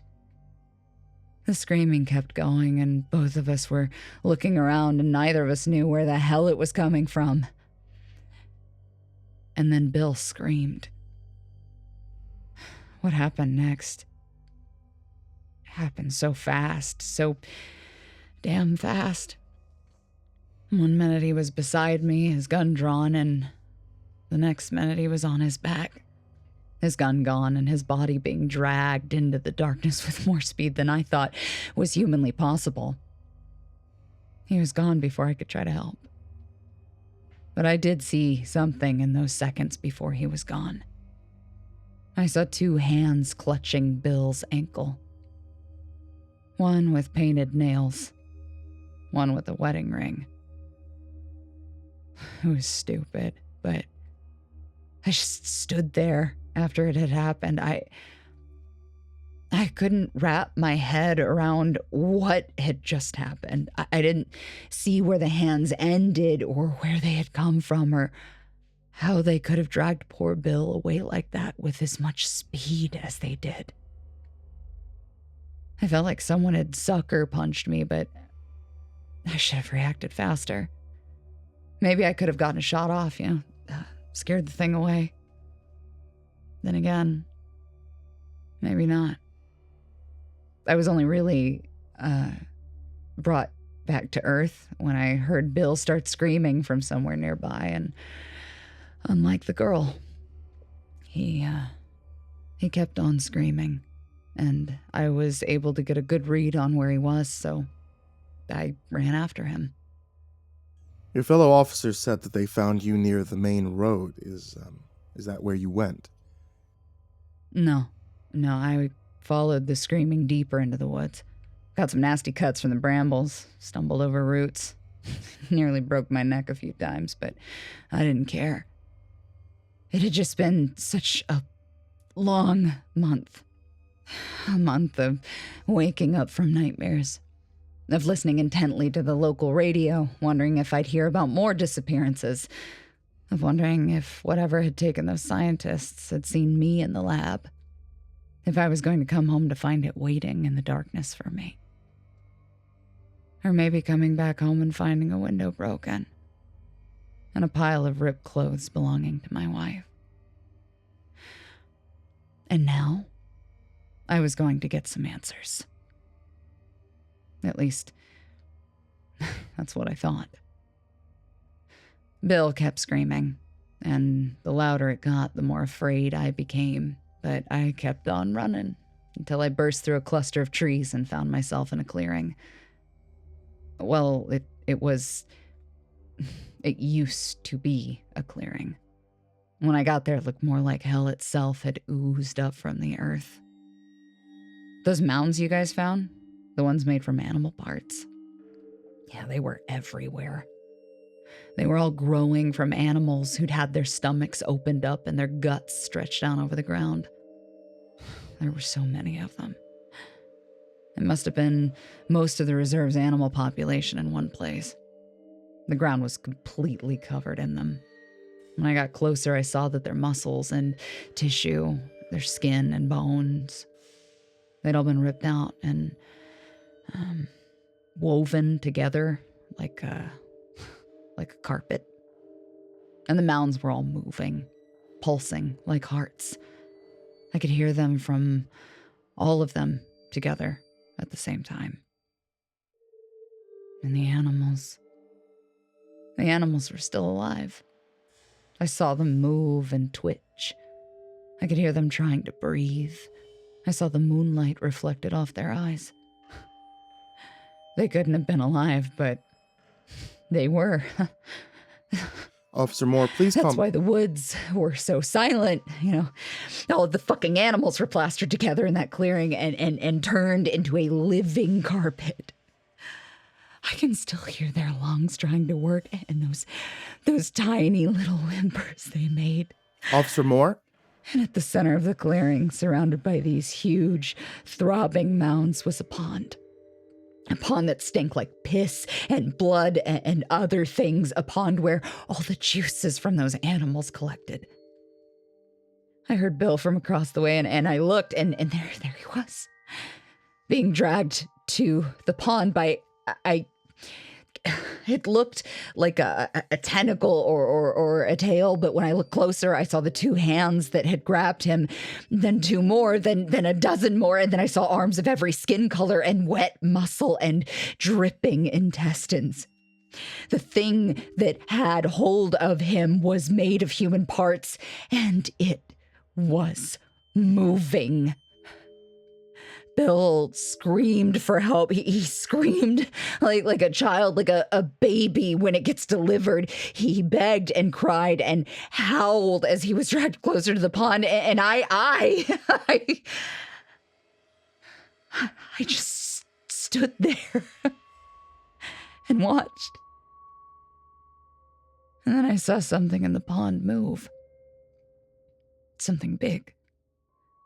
Something that twitched and moved like every part of it was living. A leg, that's what I think it was, came out and grabbed a hold of the ground with 1,000 fingers. Another followed, then 4 more, and then the rest of it came out. Have you ever seen a person go into shock? Of course you have. Yeah. I have too, but I never actually experienced it before that night. But when that thing surfaced, I just felt my whole body go cold. It looked like a spider and a crab and an octopus all at the same time, but every part of it was made from human remains. Legs with their feet still attached and arms with their hands intact dangled below it, twitching and grabbing at nothing. Its back was made from bone, spines, femurs, whole fucking skeletons, all bound by tendon and other stuff. And between the cracks in its hide, I saw organs and smaller limbs. The thing which had a hold of Bill was, I think, the thing's tongue. I don't know. I used what I had left of my strength to run the other way as fast as I could. It ate Bill. I know it did. Officially, he's been reported as missing, but they're never going to find his body. They might find his clothes, though. If they ever find that clearing, and if they do, they're not going to leave to report back. I quit after that night.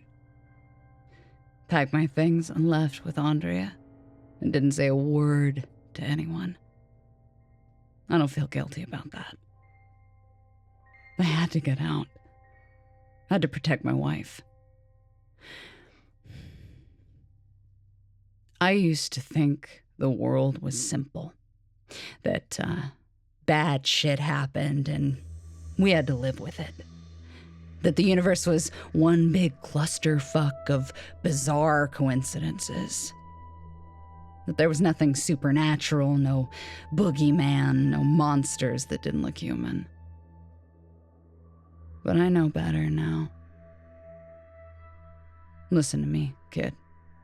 If you have any say whatsoever, you'll get your bosses to go into that reserve and set the fucking place on fire. I don't, that's just, I can't believe that. Have you seen the news, kid? I have. It seems like the people who live near the reserve have started reporting less animal activity than is normal. Pretty soon, whatever remained of the animal population is going to be gone. Fuel for whatever that thing is doing. And how much you want to bet that you'll be seeing a few disappearances in the towns that are farther away in the coming months. Take my advice. Talk to our bosses. I think our time is up here. Officer Moore, you can go now. We'll have a car waiting when you get out. Oh, thank God. You remember what I said, kid. Burn the reserve. Don't let that thing spread. As of now, 17 disappearances have been reported in towns near and around the reserve. There also seems to have been a sudden rash of nightmares with elements such like the ones described previously in many people in the surrounding towns and even outside of them, as far as I could find. These statements were originally transcribed by the Alden County Police Department.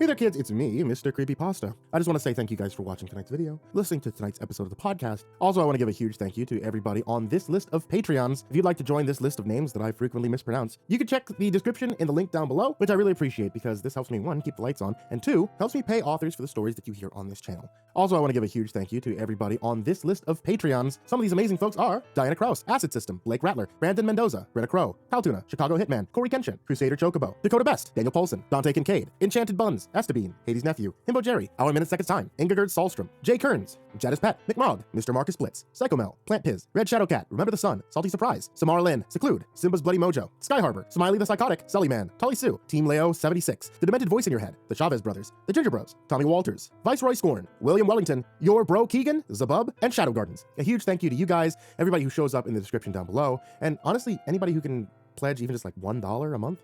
You guys are absolutely amazing. I cannot continue doing this channel without you, and your support means the world to me. And that goes to everybody, not just on Patreon, but honestly just you guys out there who just subscribe, those guys out there who are just listening or putting on the nonstop radio live stream while it's running in their sleep.